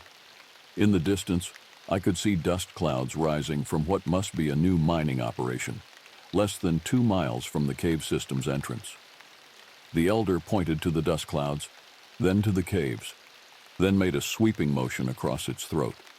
The meaning was unmistakable. The mining would kill them, not just through direct destruction of their home, but by driving away game, contaminating water sources, and eventually exposing their existence to the wider world. I thought about my own home then, the reservation cabin where generations of my family had lived in harmony with the land. I remembered my grandmother telling me that everything was connected, that damage to one part of the web affected all others. These beings were part of that web, had been for thousands of years. The elder placed both hands on my shoulders, a gesture that felt both like a blessing and a plea. Then it melted back into the forest with the others, leaving me alone with my documentation, my military obligations, and the moral choice I now faced. As I began the long hike back toward my extraction point, the weight of what I'd witnessed settled over me. I'd been granted access to something most humans would never see, a parallel world existing alongside ours, ancient and vulnerable. My satellite phone regained signal as I crested a ridge. I had 12 hours before I was due to report in. 12 hours to decide what evidence to share, what to keep hidden, and how to protect both these beings and myself in the process. The debt collectors and past due notices waited for me back in the world of men. The promised bonus for this mission would solve those problems. But the cost of earning it had suddenly become far more complicated than I'd ever imagined. I set up camp as night fell, reviewing the photos and notes I'd taken. Some showed clear evidence of the creature's existence. Others documented the cave art that proved centuries of coexistence between humans and these beings. Together they formed a truth too important to suppress, but too dangerous to reveal completely. As darkness enveloped the mountains, I heard it again. That distinctive vocalization somewhere in the forest around me. They were still watching, waiting to see what I would choose. This was no longer just a military mission or a paycheck. This was a test of everything I claimed to value: my heritage, my integrity, my understanding of what it meant to protect. Dawn would bring decision time. But first, I had one more night in these ancient woods, with ancient eyes upon me. Daybreak found me organizing my evidence, separating it into 3 categories: what I would officially report, what I would keep hidden, and what I would deliberately obscure. It wasn't a choice I made lightly, but the reality of what would happen if I fully disclosed everything I'd seen was unavoidable. I'd seen the government's reaction to other sensitive discoveries during my military career: immediate classification, restricted access, and eventually exploitation. These beings deserved better than to become research subjects or tourist attractions. My official report would include evidence of the cave system and its archaeological significance, emphasizing the ancient human handprints and paintings. I'd document the environmental impact of nearby mining operations on this historical site, without mentioning its current inhabitants. With luck, this would trigger archaeological protection measures that would indirectly safeguard the creature's territory. As I packed my gear, a movement at the edge of the clearing caught my attention. The smallest of the beings I'd met yesterday, the one with the scarred arm, stood watching me. When our eyes met, it deliberately placed something on a fallen log, then retreated into the forest. I approached cautiously. On the log lay a necklace of intricately woven plant fibers, holding a single polished stone with natural markings that resembled a footprint, a token of trust, or perhaps a reminder of the promise I'd implied by participating in their rituals. I placed it around my neck alongside my grandmother's medicine pouch, feeling the weight of both traditions resting against my chest. The hike back to the extraction point would take most of the day. As I navigated the increasingly familiar terrain, I reflected on the financial troubles that had driven me to take this assignment. My mother's final illness had depleted not just my savings, but my spirit. The reservation cabin, once a place of strength and family connection, had become a reminder of loss after she passed. The medical bills had seemed insurmountable, nearly $200,000 after insurance, an amount that might as well have been millions for someone on a sergeant's pay. Each collection notice had felt like another failure to honor her memory, another step away from the values she and my grandmother had instilled. This mission's bonus would clear those debts entirely. But now I understood why the pay was so generous. I wasn't just being asked to find something. I was being paid to make the right decisions about what I found. By midday, I reached a ridgeline that offered cell service and made a call not to my commanding officer, but to an old friend from the reservation who now worked for the Native American Rights Fund. Without providing specifics, I asked hypothetical questions about protecting culturally significant sites from mining operations. The legal pathways existed, but they would require documentation and advocacy. I continued toward the extraction point, formulating my approach. My report would emphasize the archaeological significance while being deliberately vague about certain aspects. I'd include enough evidence to trigger protection measures, but not enough to reveal the full truth. It was a dangerous line to walk. 2 miles from the rendezvous coordinates, I heard the drilling again, closer this time, more intense. I diverted from my path to investigate and found myself at the edge of a newly cleared area, where heavy machinery tore into the mountainside. The operation looked recent, possibly not even properly permitted given its proximity to protected forest land. From my concealed position, I photographed everything: the company logos on equipment, the lack of proper environmental safeguards, the runoff already discoloring a nearby stream. This was evidence of a different kind, but potentially just as useful for protecting the cave system and its inhabitants. As I watched, one of the drilling rigs hit something that sent a shudder through the entire operation. Work stopped as men gathered around what appeared to be a newly exposed cave entrance, smaller than the one I'd found, but clearly part of the same network. My blood ran cold. They were closer to discovering the beings than I'd realized. I retreated quickly, knowing I needed to reach my extraction point before taking any action. As I hiked the final mile, I heard the distinctive sound of a helicopter approaching, my ride out, right on schedule. Colonel Weiss himself had come to debrief me, unusual for a mission of this classification. As we lifted off, he studied my face with unusual intensity. "Find anything interesting out there, Black Hawk?" he asked over the helicopter's comms. "Archaeological sites, sir. Potentially significant. Cave paintings, evidence of ancient habitation." I kept my voice neutral, professional. "Nothing else? No explanation for those heat signatures?" I met his gaze steadily. "The caves maintain a constant temperature that might register unusually on satellite imaging, sir. I've documented everything thoroughly in my report." Something in his expression told me he knew I was withholding information, but instead of pressing, he simply nodded. "I look forward to reading it. There are some people at the Pentagon very interested in this region." The implication was clear. I wasn't the first to encounter evidence of these beings, and powerful interests were already aware of their existence. My report wouldn't be revealing anything new to certain circles. It would simply be confirming what they suspected. As the helicopter carried us away from the mountains, I touched the stone pendant beneath my shirt. I had made promises in those caves, not in words but in actions. The beings had trusted me with their existence, their vulnerability. The debt collectors would still be waiting when I returned to the world of men. But I now carried a different kind of debt, one that couldn't be measured in dollars, one that connected me to something far older than banks or governments or military hierarchies.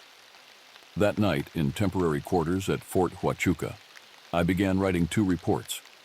The official one that would satisfy my mission parameters while protecting the cave dwellers, and a second, more detailed account that I encrypted and addressed to my contact at the Native American Rights Fund, documenting both the archaeological significance and the environmental violations I'd witnessed. The military had taught me tactics. My grandmother had taught me responsibility to the land and its original inhabitants. Both would be necessary for what came next. 1 month after my return from the Mogollon wilderness, I stood at the window of my grandmother's cabin, watching a summer storm roll across the reservation. The place felt different now, no longer a reminder of debt and loss, but a connection to something enduring. The mission bonus had cleared my mother's medical bills as promised, but the real value of that expedition into the mountains lay in what happened afterward.